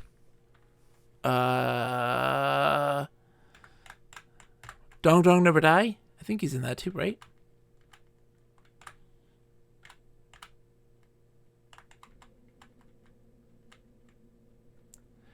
That dream I had last night. Wait, Simon. No. Oh, no. You don't. No. Simon. No. Sharing is caring here. You're dreaming about Henry Cavill. I mean, now you gotta share that. Sorry. Them's the rules. Them's the rules. I love talking dreams. Dreams are fantastic. They're weird.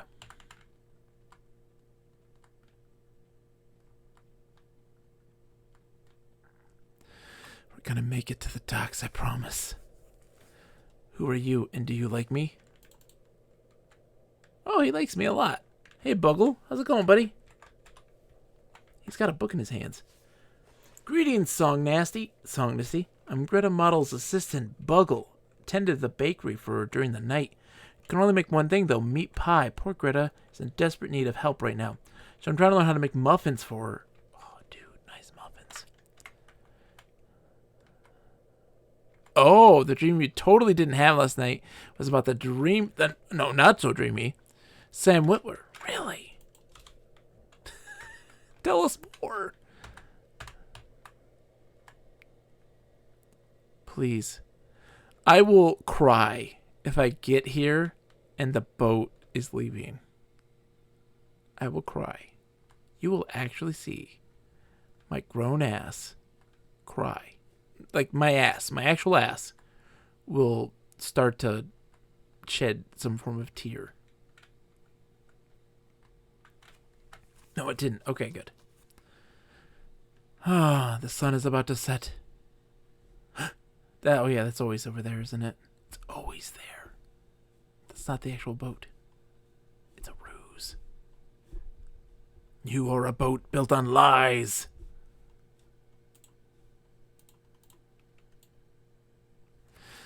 Whew.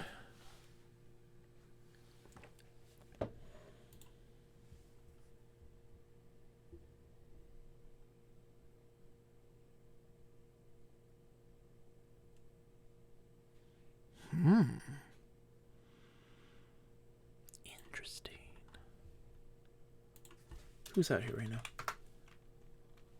Grumbleson? Taunts a lot? These are my kind of people. Model says, I feel like it's been a lot since you've been on AQ now 2 days in a row. No, I did 2 days ago. So yeah. It's been a bit since you've been on EQ. I know, right? Modwolf. By the way, welcome. It's good to see you. Yeah. So we were trying to make friends with the gnomes because they're apprehensive to me. Killed a bunch of gnomes, gained a couple levels. No dice. Found out that I needed the Keola nut. I need multiple Tumpy tonics to give to the Mr. Everhot in Caladeem to give me some dwarven wire so that I can complete this stupid quest. Once I do, though, I'll be done. I do have a question. Does the boat coming from Freeport to Fadewar stop at that island that sells the Keola nut? Does anyone know this? Does the path, is it identical? Or does it take a loop? I want to know, because I might want to stay on that island just to see what it's like.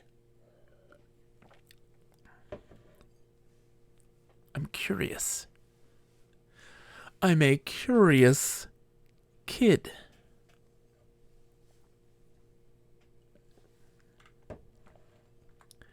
This boat takes forever. I'm practicing my drumming, though. I should practice my swimming while I'm here.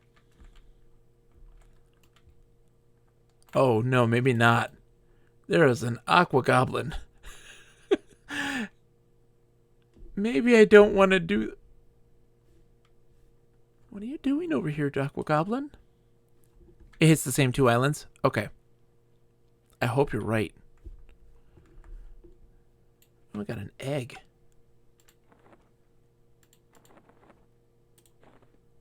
An aviac egg, nice. That aqua goblin is just going on a leisurely jaunt. And we're just like, yep, the old aqua goblins. I want to... Oh, Jesus. That guy darted out there, scared the crap out of me. I want to kind of look down here and just see what it's like down here. Oh, look, there's so much dirt. Look at all these barrels and shit.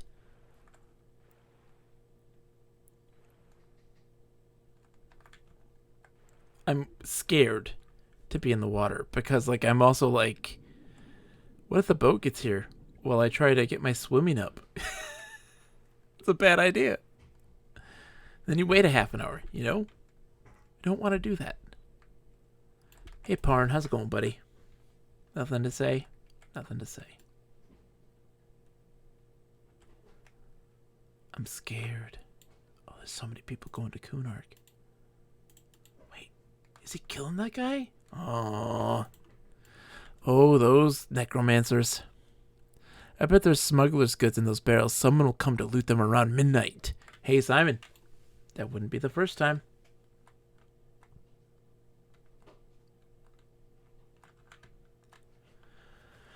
As I gaze lovingly into the sky, I'm feeling... As I gaze into the sunset upon the docks, I feel inspired to sing a song. There's an aqua goblin just sauntering by me, A necromancer killing everyone. Everyone. One. But the sky is mighty purple. The sea a mighty blue.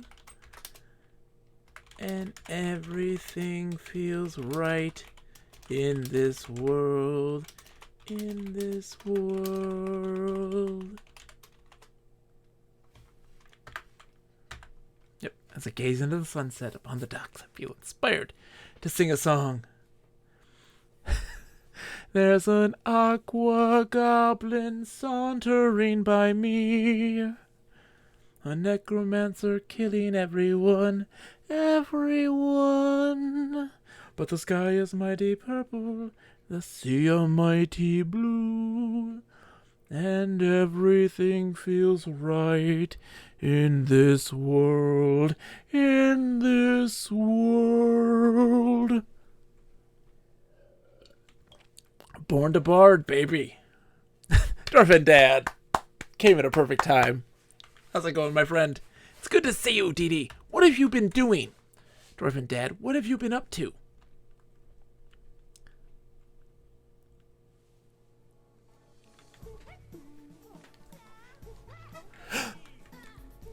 It's a subboat! Everybody get on the subboat! Get on the subboat. Life. I feel you, Dwarven Dad. I feel you. I hope everybody's doing okay.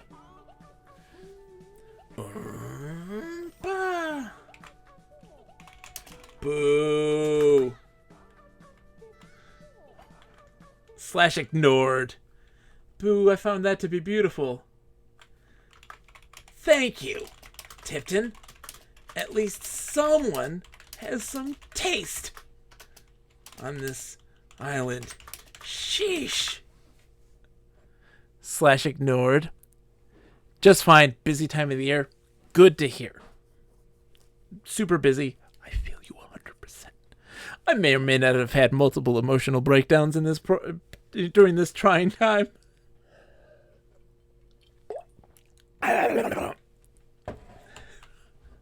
The boat came.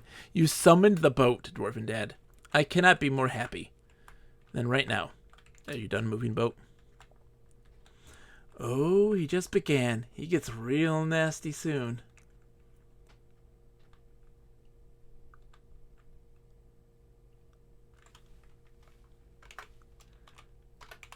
Who? Your boner friend? Oh, he just began. He gets real nasty soon. Oh, your boner friend? On a school night? Used to go by Nasty Nate the Bard until he was banned. Nasty Nate.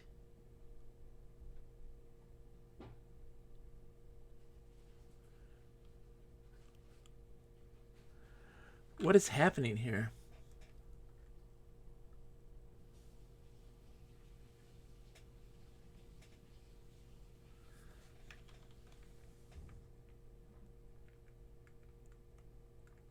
Well, now you have me thinking about my life choices. Embrace the Bard. Embrace the Bard. Boats and hoes.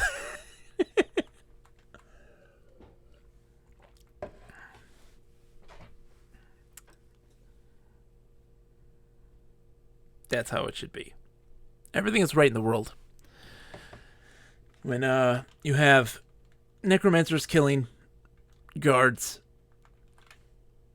aqua goblins strolling casually, I'm gonna get my nut on. We're gonna get our nut. We gotta get that nut. You guys ready to get that nut? We gotta get it again. It's a double nut situation. We got it once before. It didn't work. We didn't look at the guide. We didn't look at the wiki entry for this quest. We freeballed it, and it burned our nut. So we gotta get more nut. Who's in the ocean of tears? Phalor Gotma, Ballmancer, Fiery Summoner from the Fires of Heaven Guild. I'm very curious about what life is like here on this island.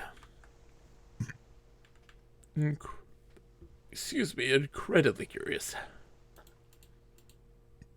I wonder what level the things are on here.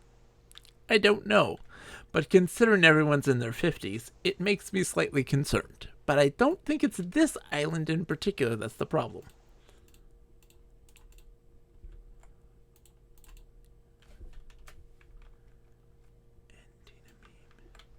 Oh! Yeah, stop, boat, please. Hey, Altagia Brendan. Welcome to the island of the Sisterhood of Erelisi. Oh, they judge me amiably, at least. Welcome to the island of the Sisterhood of Erelisi. Welcome to the island of the Sisterhood of Erelisi. Oh, is that what you all got? That's all you got? Alright, let's get that nut. Keola nut.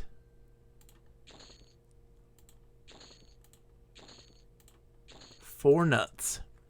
The low 50s are probably at Sea Fury. The 58 is probably killing the giant lizard. What's it like over here? Is this place super scary, this island? Oh, you mean the Elizosaur, right?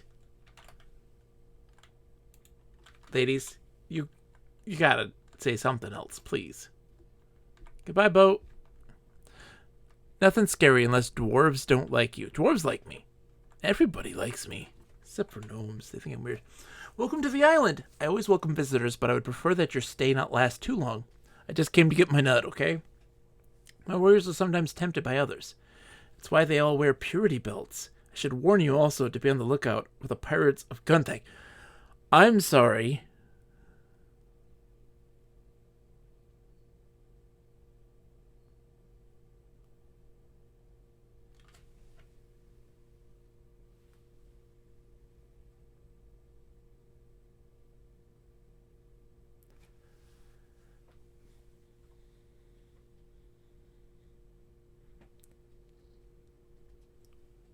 What is this? What's going on now? There's 3 dwarves here, level 24, 25, and 25. Great evil killing for 24, 32. No one is going to recognize or acknowledge that Stereopheranon says, I would prefer that your stay not last too long. My warriors are sometimes tempted by others. That is why they all wear purity belts. I should warn you also, be on the lookout for the pirates of Gunthag. Pirates of Gunthag? The pirates of Gunthag have been stranded on a nearby island. Their ship was sunk by some unknown water beast. They now attempt to take over this island and commandeer the first ship they encounter. I used to wear their purity belt back... Wait. I'm sorry. That's actually something you could wear? Modwolf, wait. What? I'm looking for brave adventurers to hunt the rogues. Do you wish to hunt the pirates? Or are you waiting for the next ship? I am waiting for the next ship. Did I spell it right? Oh, yeah. I am looking. I am a brave adventurer. Go and seek them out. They're on a nearby island. You'll have to swim if you have no boat. Each pirate wears the pirate earring of the pirate of Gunthag. I shall reward you for each earring you return to me. They have also stolen the bracelets of Erelisi from us. Their leader may have the pair. Return it to me and I shall be very appreciative. It isn't a bad item. Interesting. I did not know that I did not expect that to be the case. I did not expect... What is this? Oh, it's a sister of Erelisi. What you doing behind the tree here, lady? Excuse me. What are you doing? What is this island? What's your deal here? I'm very concerned. I'm scared to also like explore this island because I feel like there's something dangerous here. And I'm gonna die? Hail, adventurer. I see you have found your way to our island. I also used to wander the lands until I ran into Styria. After a long duel, I proved myself worthy to become one of the Sisterhood of Erelisi. The Sisterhood of Erelisi? The Sisterhood of Erelisi was formed by Styria. We're all female warriors from the Fadarks. We found the male warriors did not respect our skills or our purity. We have come here to train without distraction. We often aid Fadarks champions when called upon. Fadarks champions? No, that's it. Excuse me. Ugh. Ah! Sharks! I'm very scared to wander this island. I feel like there's gonna be something giant and spooky. And also that I'll miss the boat. But it's like it's a long wait. So why not make the most of it? Okay, she judges me amiably. They just call her Sister Verilici, so she's an important NPC. Oh, I see. So these ones are ones for people to hunt. Like if you want to get a belt, you hunt those ladies.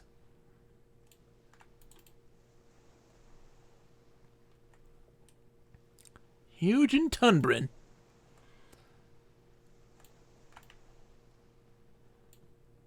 Hey, dwarf dude. The sisters were good evil killing back in Classic when there wasn't much to kill, but Kunark and Velius brought more targets. Oh, yeah. Hey, you okay, Hugin? You alright, buddy? Yeah. I've seen things. Quag, Maelstrom about to die just in case anyone needs the horn.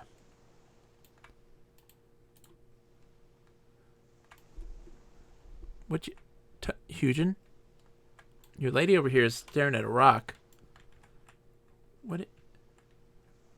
You two okay? Excuse me, lady? What's up with the rock? What's up with your husband? What's happening? What's happening?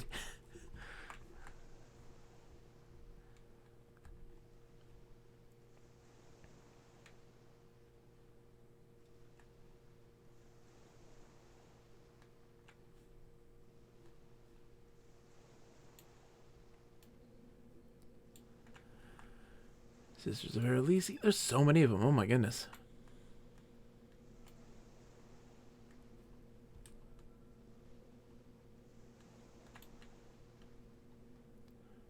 Alluring horn rooting at this near shore water at Sea Fury Island. Oh, fun.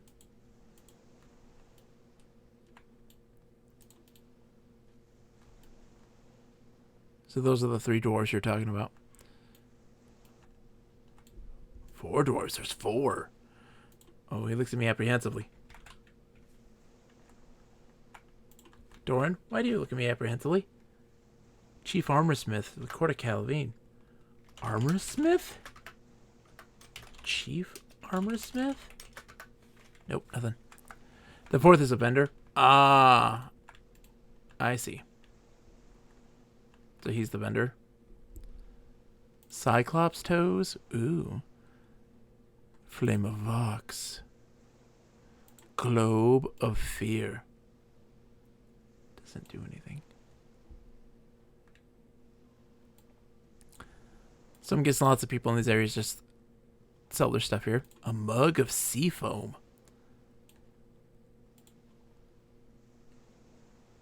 Pearl necklace.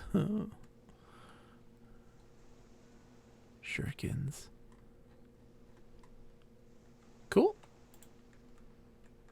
Oh, yeah, he doesn't have anything to say to me, but I'm guessing I need to find somebody to tell me to go talk to him about something and get that quest there. Whoa, look at that place.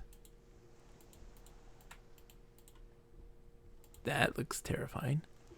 This whole place is terrifying. I'm absolutely terrified. I should have picked up fishing or something.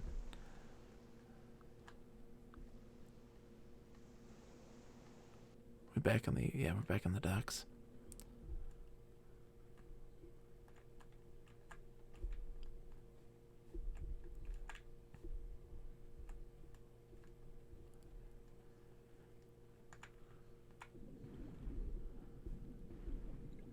We're just looking. We're just looking. Not doing anything suspicious. And definitely not going over there. I feel like at any moment, like, just sharks are going to spawn on top of me.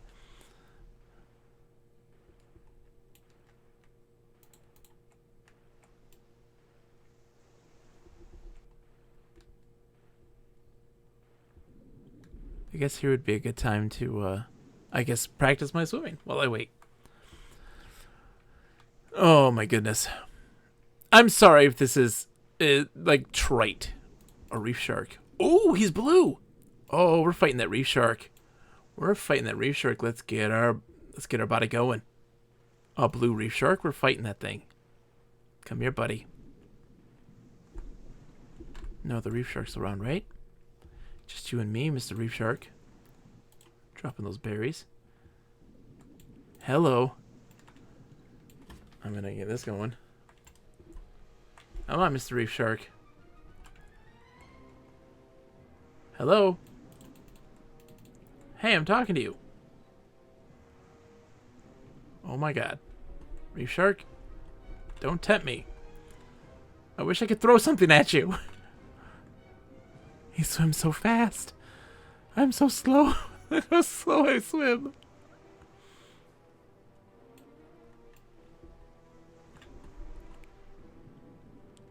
He's gone.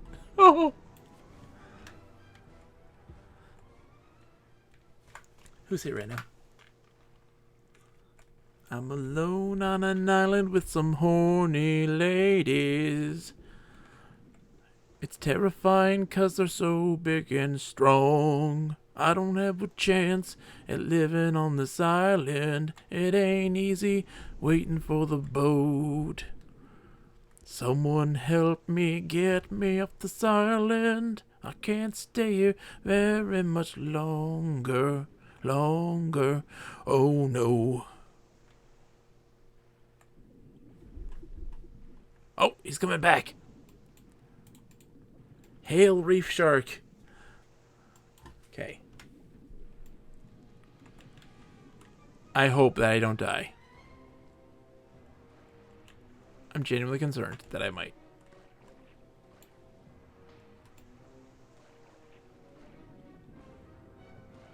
We're doing fine right now. Oh, I'm not wearing. Oh, god damn it. Get your weapon out, dude. Reef Shark killing. Yeah, we're fine. We got these Reef Sharks dead. He's not doing any damage to me. That's great. Because I have a quest also that I need to get shark meat. What is my quest that needs shark meat? There is a quest that requires shark meat. It's here somewhere. Promise you.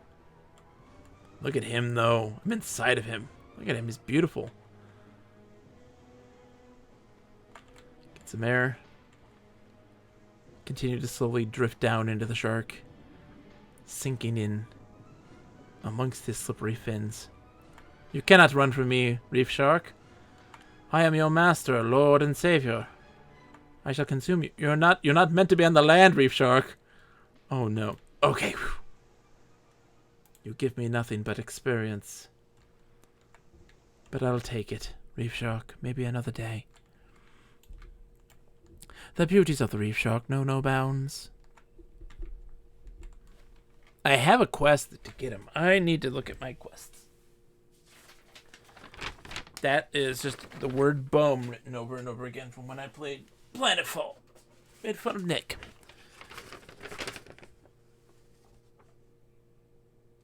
Let's see. More gadgets. Bread loaves.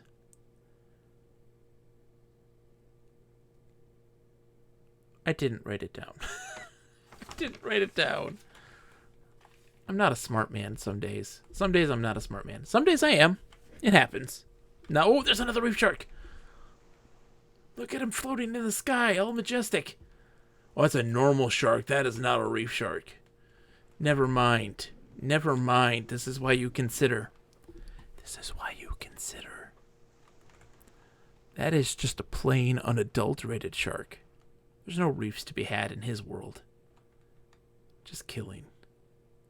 Endless killing. Any other reef-related sharks out here?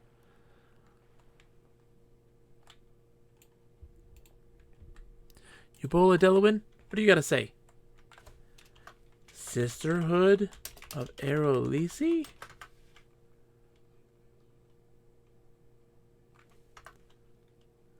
She's the same thing. Okay.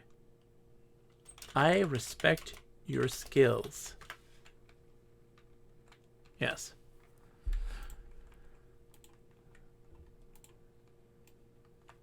How's it going? Just looking out for pirates. Guardians of K. Amon. They view me indifferently. Oracle of K. Amon. Kinda want to say hello. You guys have any boats? There's something over there. I like this place. There's a person!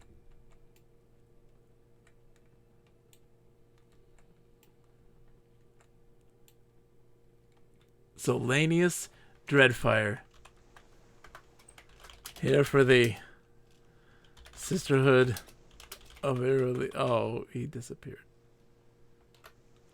Oh, sad face. Oh, he left. I'm sad now.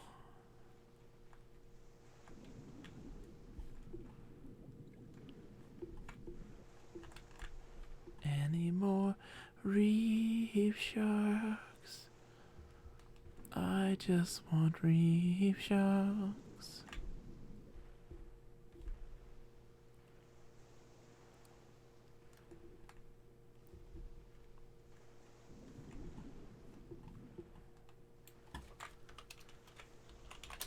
It is so terrifying being left, being a low experienced bard on an island of chaste yet horny warrior women.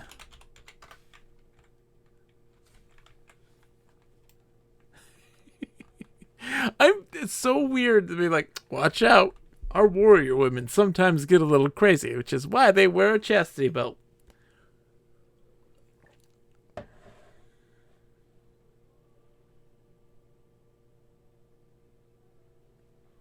Death by snoo snoo. Snooky wants snoo snoo. Oh my goodness. What is wrong with us, Sakura? What is this? What are we doing here? We're just waiting for a boat now. There's my berries. I'm going to destroy those. Clean up my litter. Oh, I could drink. That's what I'll do. Increase my alcohol tolerance. It's now 8. Hey, ladies. We need to get you one of those belts. I know. But Modwolf, I'm terrified. They scare me. They're yellow. I can't fight these ladies. And I need them for my nut. It makes saying gotta get that nut. So it has there's just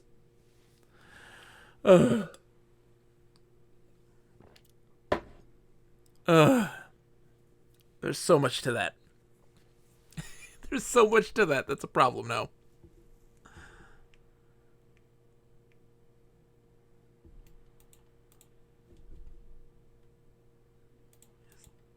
Hello.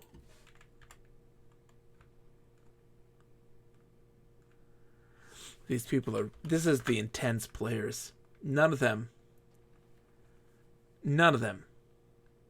are interested in what I have to say. Zolanius disappeared. Warped off somewhere. Clearly not interested in talking to me. Everyone is just... They are nose to the grindstone. All business. No talk.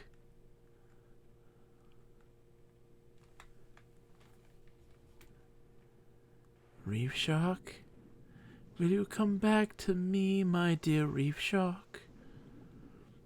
I ask of thee, please come back to me. You're the only thing that is my level. Oh, Reef Shark, you delicate Reef Shark. Am I even moving in this water? I don't know. But I need to see you now. Like I saw you once before. That's a normal shark, not one I want to meet. I should probably go this way. I don't know how far. The land seems so far away.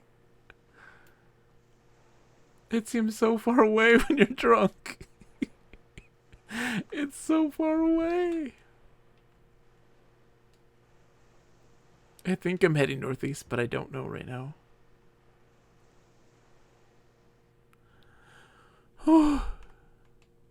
This is a strange place. I'm curious to know. Hold on, let's look at the wiki. What are the quests related to here? I want to know. I've never been in the Ocean of Tears. I've never hung out here ever in my life. I've never been able to be a level even related to this. So yeah, like what? The braces are rarely see. Yep. Pirate earrings. Yeah.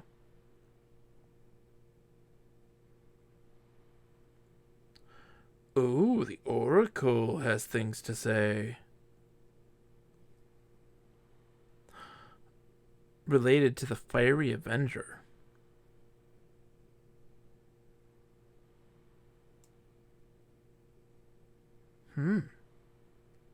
Interesting.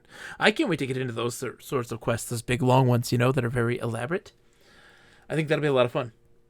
So, I'm gonna absolutely... How many people do you need to start a guild? That's a question I also need to ask. Because I'm starting a guild. We're doing that. Even though I'm a poor guild master. And, you know, I'll eventually flit and flutter to another game, but I'll always come back. You know me.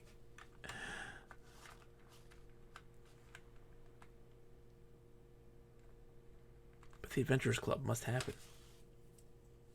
It must. It will.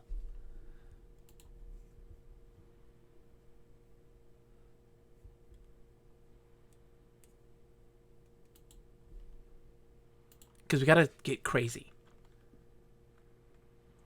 I'm gonna start rolling out my plan to get crazy.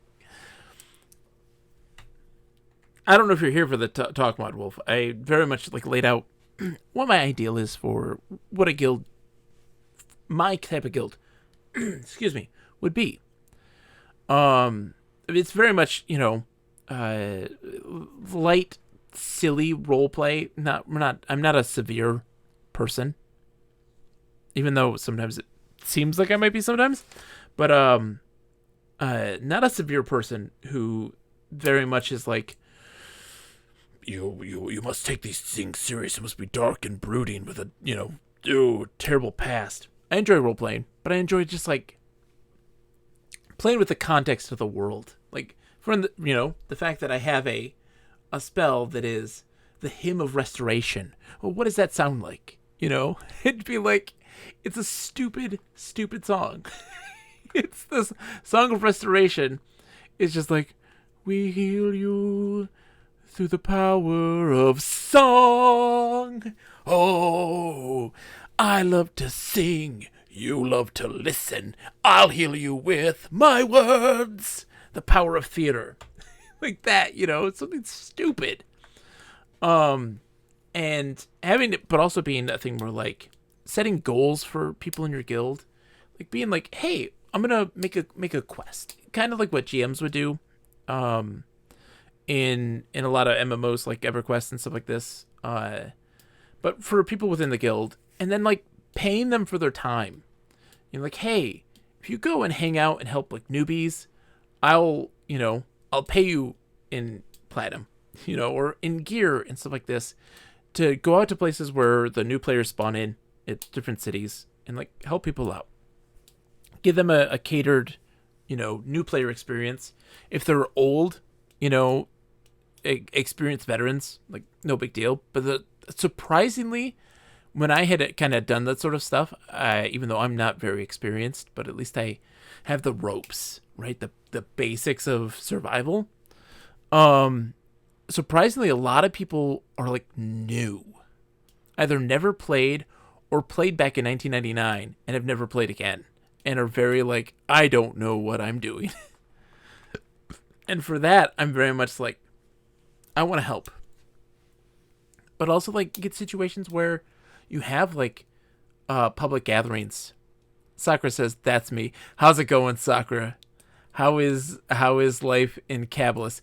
Kunark is hard, and also Sakura, because you are a Kunarkian.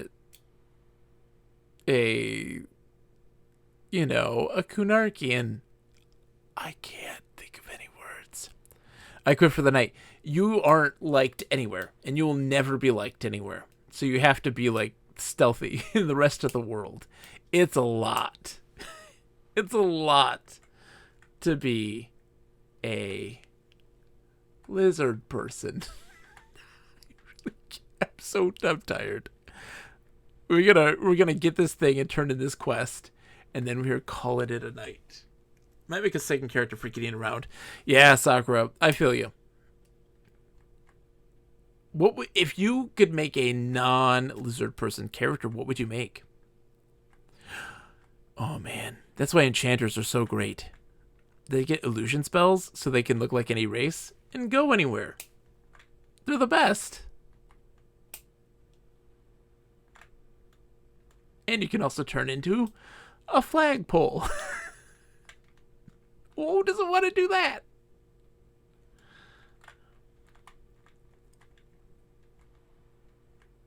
The boat! I got my nut. Let's double check the nut. 1 nut, 2 nut, 3 nut, 4 nut.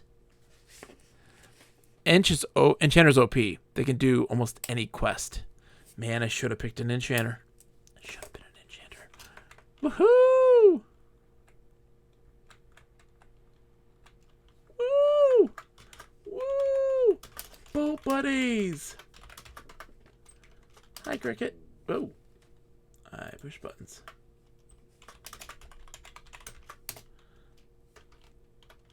Hi, Shorty. You stoked to be on a boat?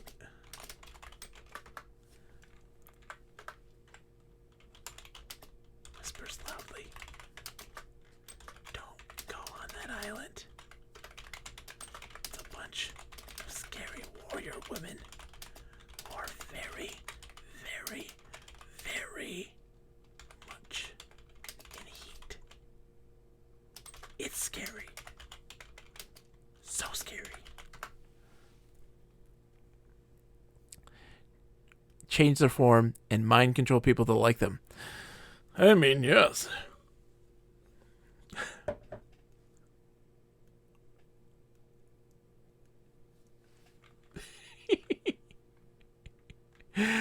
Not a word.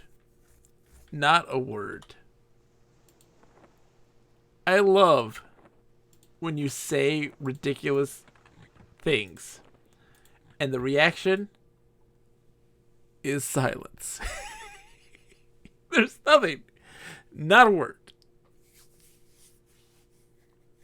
Say, woo, boat buddies. Hi, Shorty. You stoked to be on a boat? Don't go on that island. It's a bunch of scary warrior women who are very, very much in heat. It's scary. So scary. Nothing. Unfazed. That's the thing about Wolf. I loved, like, my only real experiences in playing EverQuest in 1999 was getting to get Minor Illusion as an enchanter, an erudite enchanter, and just being annoying. Just turning it into things. Cricket.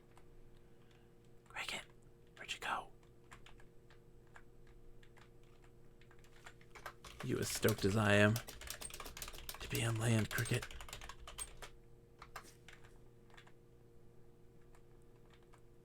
couldn't be more excited to not talk to me. He looks at me. He looks at me, and he's just like, "Nope, this guy's drunk." Just a little bit, Cricket. It's okay. I'm just a little bit.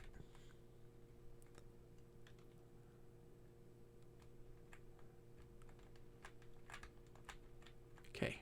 Woo! We made it.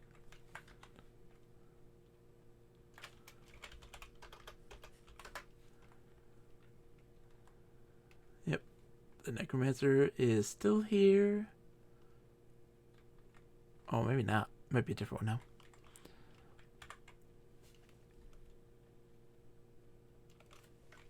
Someone left something here. What did they leave? Is it one of my foraged items that I just dropped? What the? It is not. What are you? Greta's baking supplies. Oh? Greta's baking supplies.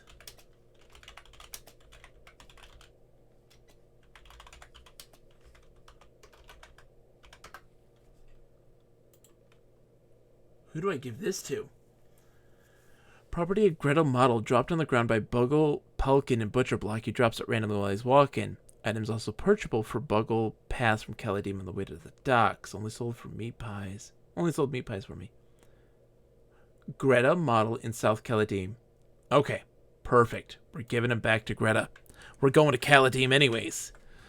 Yes!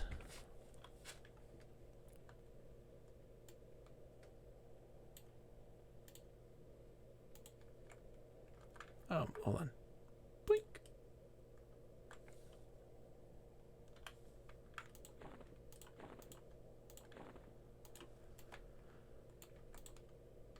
I really just assumed that it was going to be something that I dropped. Because I make a mess.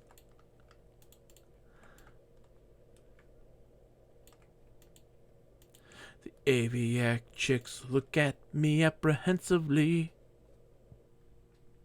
That's just what they do. Hoo. Is that the case? Like, how much work does it take to go from apprehensive to indifferent? Because I spend a lot of time killing a lot of kobolds, and I feel like I haven't gained any progress. There he is. Yo, Buggle, you dropped it, buddy. I'm gonna go deliver it for you, though, okay? I got you.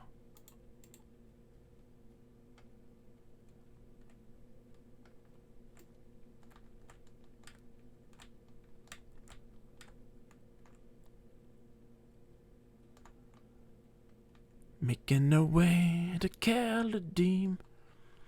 We're so close to finally finishing this mission that we have spent so much freaking time.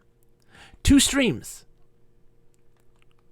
2, like, full streams trying to do this. Because it just took forever. This is our 3rd stream for this character in particular. And we are on the verge of getting what we need. Alright, so South Caladim is Greta Thunberg. And we got to give her baking goods. And then Tumpy needs a flask of water, which we have. And it's a flask of water and the Keola nut. For each Tumpy tonic, I need 2 Tumpy tonics. Is that 4? I need 4 Tumpy tonics. Stephen Spear, Pub Cal. Oh, jeez, I can't get in the pub. Oh. Okay, Hannah Math. Not who I was looking for. Let's go to Tumpy's. Oh, I can finally walk straight. Thank God. Hi, Greta. Hey, Greta.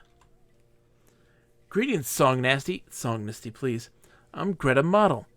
Tumpy has been kind enough to let me set up my bakery in his fine establishment here. Unfortunately, with that nasty plague corrupting the crops in the plains of Karana, Things are going a bit slow for me.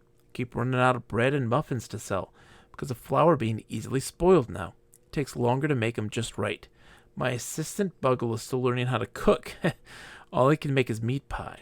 If I don't get any help to bake soon, I won't be able to keep the supply up with demand. Help to bake? Glad to hear it. Helping to bake muffins, or did you want to fetch some bread for me? Kind of want to fetch some bread, but I have this for you.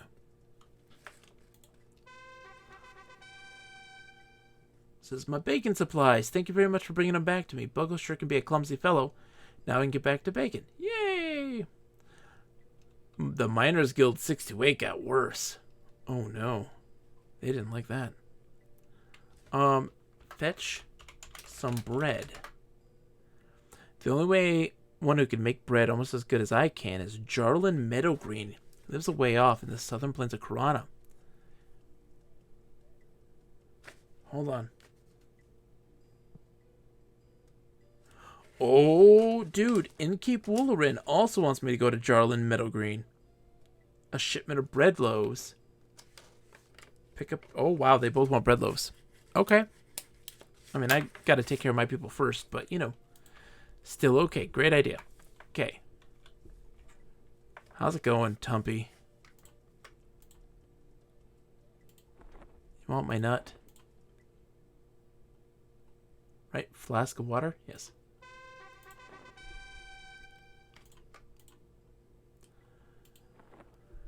Nut.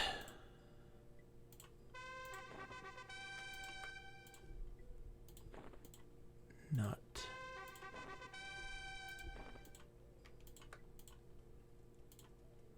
Nut.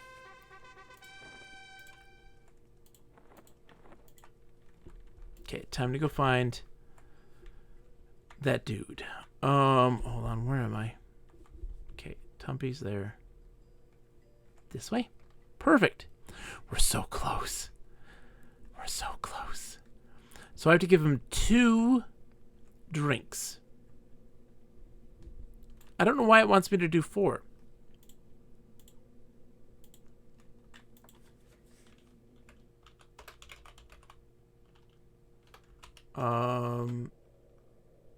No, God. Tumpy tonic. It's related to... Oh! No, why does it sell for 15? Let's see. The True Shot Longbow. Okay. Let's see. When I get the Tumpy Tonic, 1 kilowatt of possibility. I need 4. I'm sure you get enough. Give 2 to Trantor unstacked. Okay, so I gotta give 2 to him. I'm guessing there's probably something else in the quest later on that's going to need me to do it again.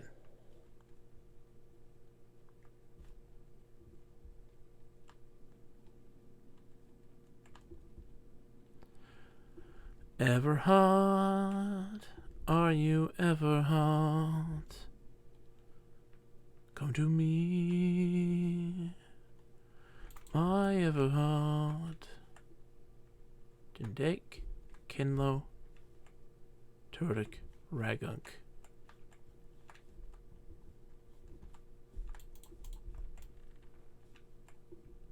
Merland. Where? Oh, can't find him again. We saw him once walking. He walked from... Like, we saw him come in.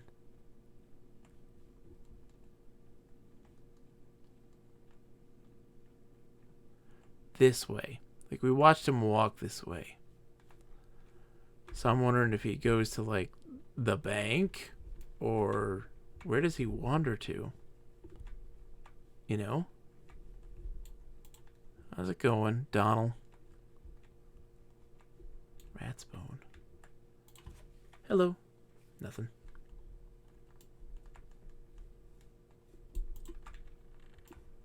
So I've seen him saunter around this area here. He heads this way. Is he going to the mine?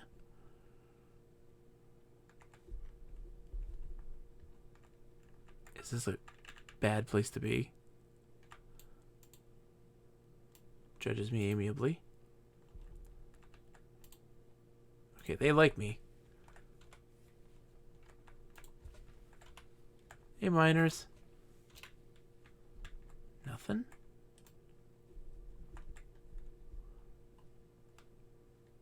Where is Trantor Everhot?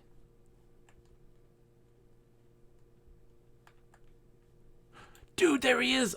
On cue. On cue. Dude, where the hell do you go? I gotta know.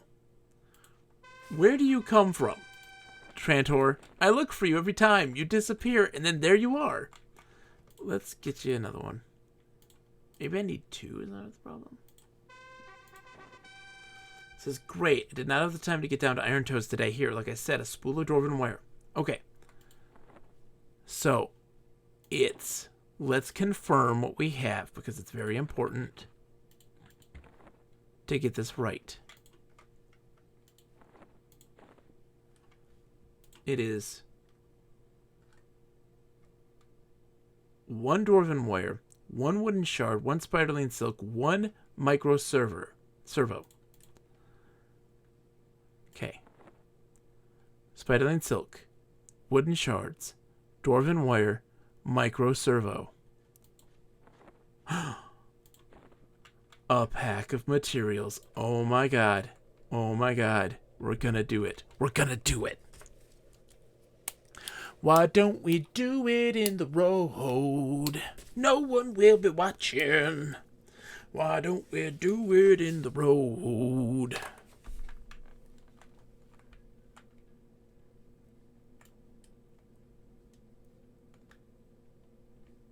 We're gonna make it. We're gonna make it. I can't believe it. I can't believe it. Oh, hold on. Hold on. Who do I turn the belts to? There's a guy I gotta turn belts to. Is he in here? I think he's in here. Because I have 2 belts. Hail. He possesses a rare talent. Rare talent? Shifty Eyes tell me that you're no ally of the Storm Guard. I'm sorry, dude. Hold on. Let's look at the belts. Crushbone belts. Who do I turn those into? Since we're here. Oh, we gotta go back to South Caledon. Okay. Wait, we're in South Caledon. It is Canlo Nussback. I think he's in here. Right? Arc Slicer. Light Blade.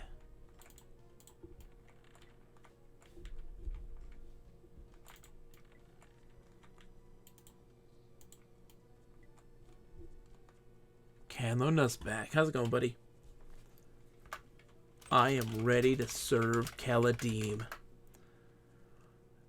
Then serve you shall. Let your training begin on the battlefields of Fadeward. Seek out and destroy all Crushbone orcs. Return their belts to me. I shall also reward you for every 2 orc legionnaire shoulder pads you return. A warrior great enough to slay 1 legionnaire shall surely have no problem with another. Go ahead. Let the cleansing of Fadeward begin. Ooh. Got a leather arm. That's not as good as what I got. Oh, it's small. Anyways. Good work, warrior. Now continue your training. Only on the battlefield can you become a great warrior.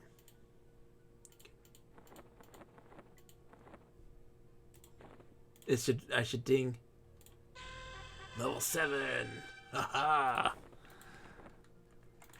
Perfect. Perfect. What a crunch. We're going to turn in this quest. We got level 7. You can't coach that. How's it going, Beano Targnarl? Step forth, young Song Nasty. Song Nasty, please. I heard that you have come of age. The spirit of adventure has entered your body. This is good. Go and speak with the others. They shall help you. I'm afraid I have no time to spend conversing. There's much I have to ponder. Ponder? Your shifty eyes tell me you're no ally of the Storm Guard. Oh, sorry about my shifty eyes. That's not nice to comment on people's shifty eyes.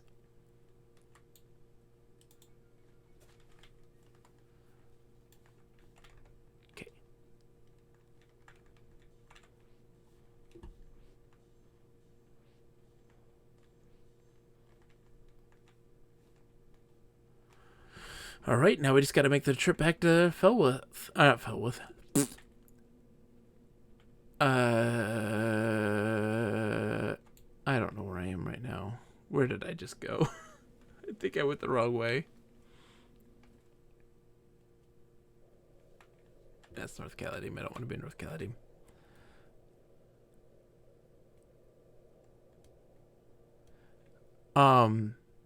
Kelathan is the place I need to go.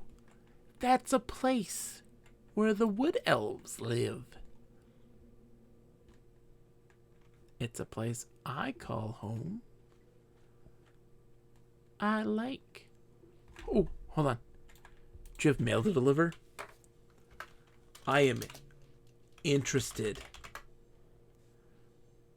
I have messages that need to go to. Well, right now I have one that needs to go to Kelathan. I will deliver mail. Oh, hold on. Kelathan? Take this letter to Jackholm, web dancer in Kelathan. You can find him at the Bard Guild Hall. I'm sure he'll compensate you for your troubles. Yes.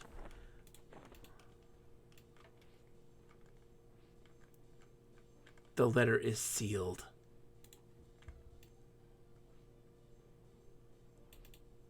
Unseal it. I want to know. Can you unseal it? Is there a way to read these letters?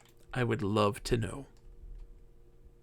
Can I like put some boiling water on a kettle and steam it so I can break the seal and then reseal it afterwards and no one will know? Just asking for a friend.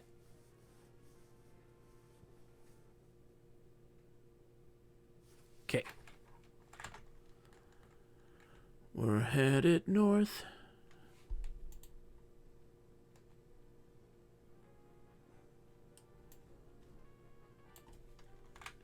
All right. Let's make our way there. Crunch on this. We'll go deliver the stuff we need. And then we will call it a night. We made some gains. We made it 2 levels. That's not too bad, considering I'm not doing anything fancy. Like those advanced techniques that I hear that a bard can do. And so we made some major gains. 2 levels is not too bad. Improved our relationship at least somewhat with the gnomes. I want them to like me, though. I want them to like me. I don't want them to just, put up with me. I want them to like me. The guards, these guys, they don't like me. That's fine. Dwarves can suck it. Sorry, Dwarven Dad. But gnomes, they're good people. And I'm not going to let their prejudice of a wood elf stand in the way of my friendship with them. That's just it. Oh, big guy! Big guy!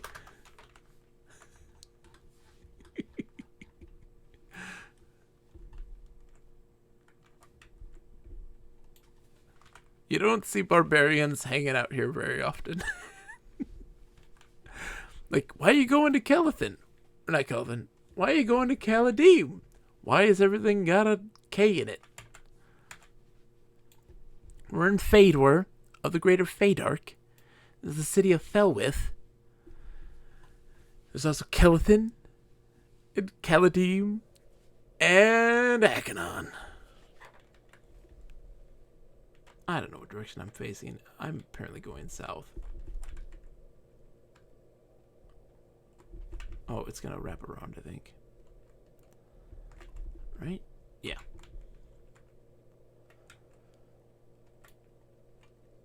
Oh, I can drum.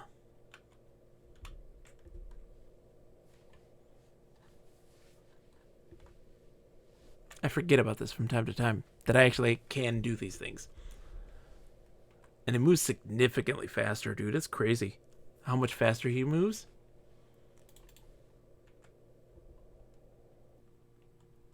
Dylan Ironblend.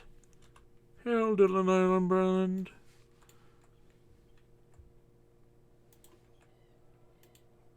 Oh, it's his neck. Oh, my character, watch. So, like, when I remove this, well, like... Boop. Boop. He moves a lot faster with the accelerando.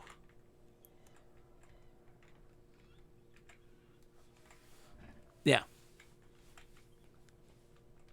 It's nice. I dig it.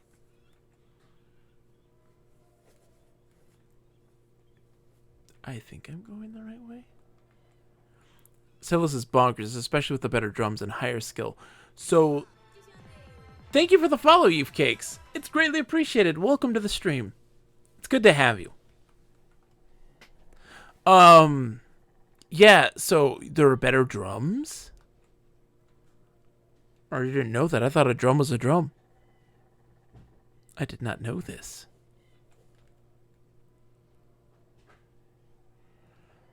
Interesting. Come on, we gotta move. I think the alert was silent. Huh, that's weird. I heard it. That's strange, Lip. Wrapping it up. We gotta turn in this quest, and we are done. Heading over to Kelethin, and then going to sleep. That was weird. It was silent, Lip. I heard it on my end. Was it just really quiet, maybe? I turned the volume down a bit. I don't know why. I probably had it super quiet. But thank you. It means the world. Like, look. I've been streaming forever. No one had visited my stream for so long. It was a quiet, lonely world. And to finally get some folks coming in, it's really nice. So I really appreciate the follow. Lurk away. If you ever want to join in a conversation, we're more than welcome to talk and chat. I love getting perspective from players and people. So you're more than welcome to join in chat. No prejudice. There's no like, you're doing it wrong. That sort of stuff. We don't do that here. Knight Rider says, Miss More battle drums or walrus skin drums will probably be the first upgrade. Dragon loot includes Celos drums of the March for Accelerando. I think the drums of the March may be the best thing you can get in Project 1999. Well, I mean, yeah, Celos Accelerando, right?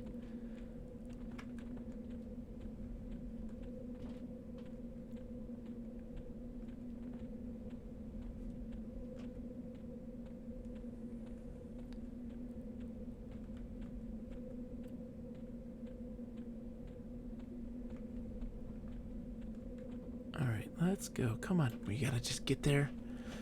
We have been building up for this for so long. We've worked so hard for this stupid recipe. We finally got all of it. We did it. I should make a clip of my bard on live using the dragon drums and high skill level so you could see. Dude, that'd be nuts. I'd love to see it. Hold on. I need to be going. I'm going to... No. That's headed towards whatchamacallit. Felwith.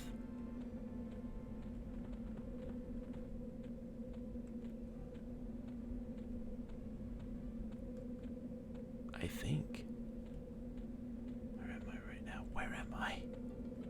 Okay, yeah, we're getting close. I hear the music.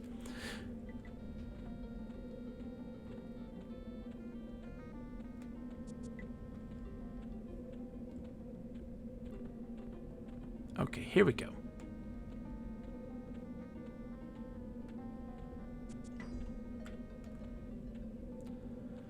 It's so cool to see the city up there in the sky like that. It's very, very cool.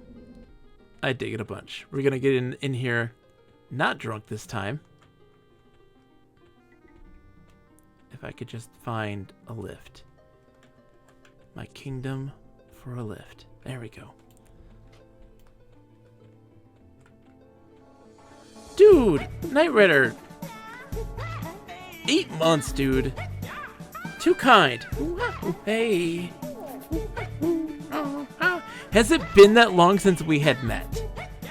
That seems crazy. You came in then. Wow. Really? Yeah, makes a lot of sense. Bah! We started playing a little bit back then. Nuts. Thank you, my friend. It doesn't seem like that long, but yeah, apparently it has been. Well, I'm glad to have you. By the way, shout out to Knight Rider. Let's give a shout out to him. Knight Rider streams typically more in the morning Eastern time, and plays a lot of computer RPGs, MMOs, Path of Exile, that sort of stuff. Very awesome. I need to... And now doing Skyrim, which is great. I need to give this letter first to this lady. That is not... You're not the lady. Are you? What?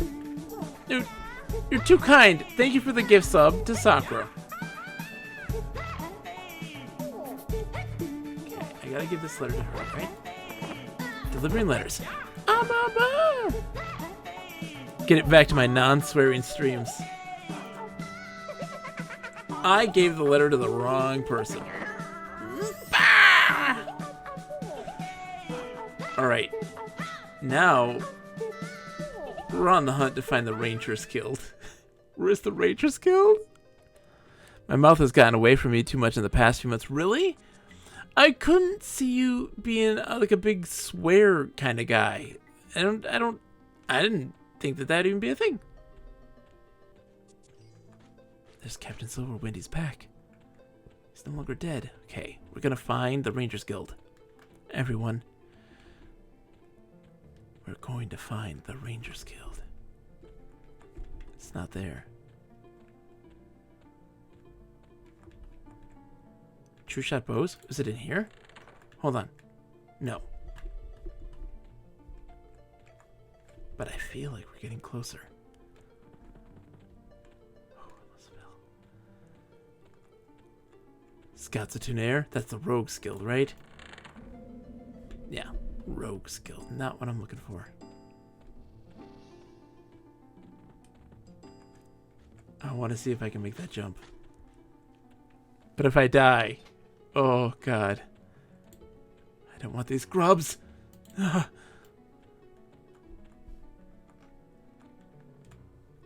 terrified. Sorry for my absence. I've been doing some multi-questing in the sky. My cat pally is gearing up. Hey, no worries. No worries, Modwolf. You're doing fantastic, dude. No need to apologize in the slightest. It's a pleasure to have you, lurking or no. We're about to... I'm trying to find the Rangers Guild. Trying to find it. Is it up here? There's many inns. There's a lot of inns and taverns in this place. There's a note up here. This place is a labyrinth. It's not like, you know, like in Kinos, like you can find your way around, typically. Here, it's just, oh, it's such a labyrinth.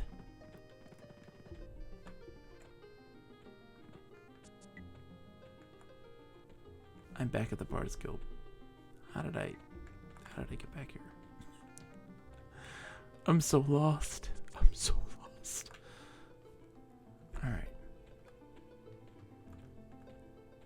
This way, and then, nope. I love Kelvin so much. Fuzzhead, welcome to the stream. Fuzzhead, can you help me? I'm so lost. I'm trying to get to the Rangers Guild. I'm here where the, at this particular lift. Those guard Frostfallen. The Bard's Guild's right over there. Ish. Welcome to the string. If you can find the bank. Oh, God, the bank. Oh, Bard's Guild's there. Haha. I'm halfway there. Yeah. Okay. Sunweaver. Hi. I'm gonna follow this guy. He looks like he knows where he's going. Riker Stormwarden, you know where you're going, right?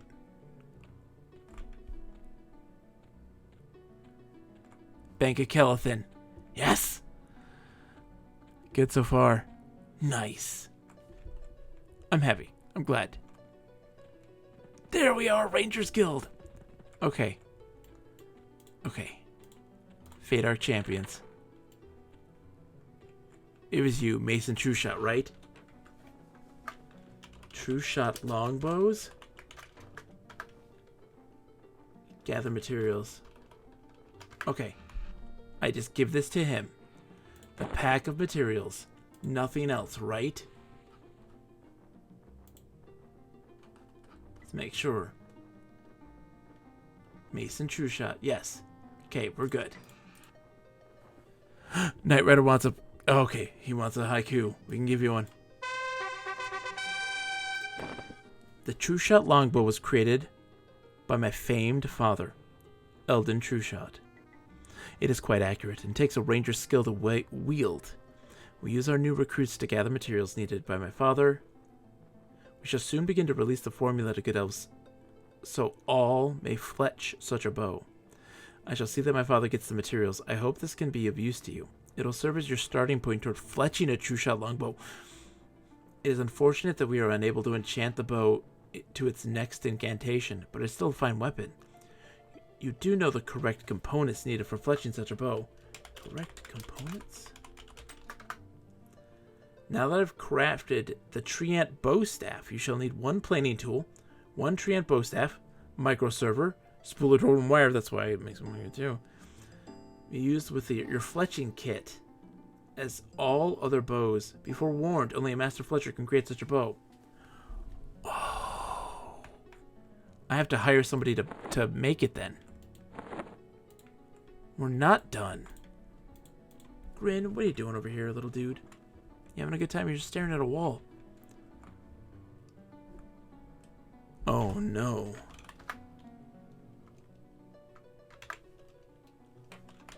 Any master Fletchers out there? Want to make me a bow?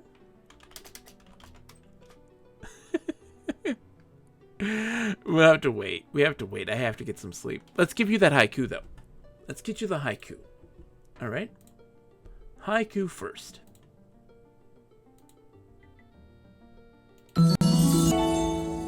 It's time for a haiku.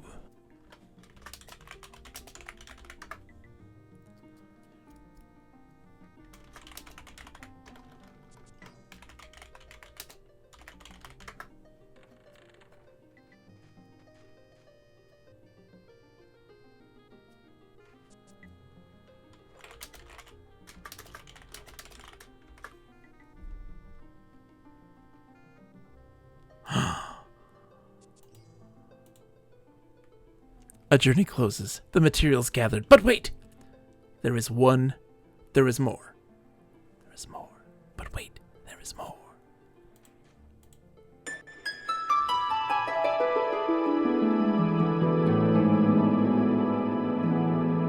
This has been a haiku.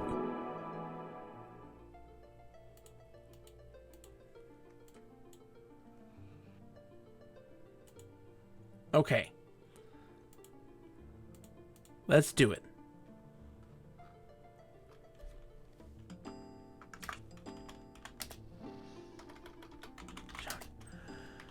A journey that has taken me to Freeport, Akanon, or the Steamfound Mountains,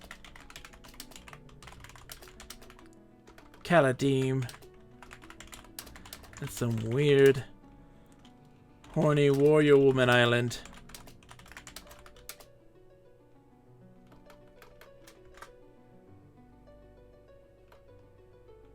Has now finally come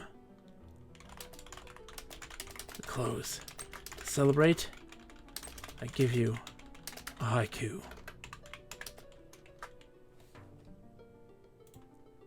A journey closes, the materials gathered. But wait, there is more.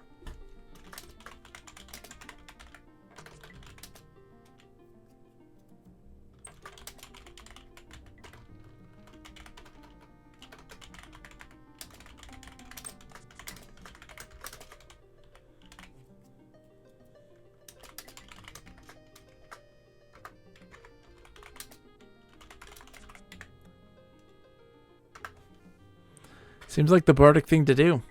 Absolutely, Lip. You're 100% right. Knight Rider, thank you for the haiku. Redemption. Nani?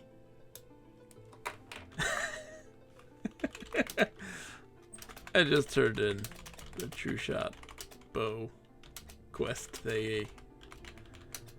Now I need to find a Fletcher to make it. Nani? Oh, no desu ka?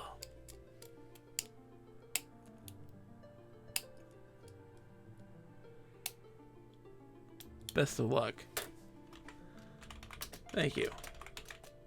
And if you ever decide to do this, the maidens of Air Elysium are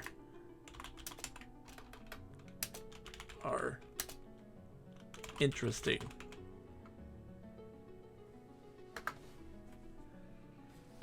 Thank you. If you ever decide to do this, the maidens of Air Elysium are interesting.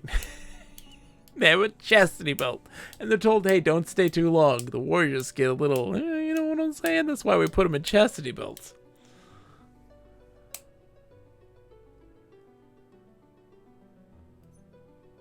That's so funny. Okay, who's Bragor? Oh, Bragor, a level 5 dwarf paladin. Okay, time to be done. We have to quit.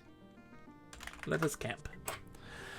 Let us camp. Folks, fantastic stream tonight. Thank you all for hanging out. I greatly appreciate it. We're going to be back on Friday night, 9 p.m. Eastern. Our next goal, our next mission, we need to find ourselves a Fletcher. You know what that means? We have to go to the place that I hate going. We have to go see a tunnel fat cat. Those tunnel fat cats. I hate doing it, but if we want this bow made, we have to go to the tunnel fat cats. We have to channel our inner fat cat, if you will. So we'll get it figured out. Friday night, 9 p.m. Eastern. Saturday, we're playing Enchanter, the Infocom Classic. I'll survive. You'll survive. I don't know if I will, Netrider. Those people scare me. Okay? They scare me. Let's go see who to raid. Let's give a raid to somebody tonight. Let's see what we got going on.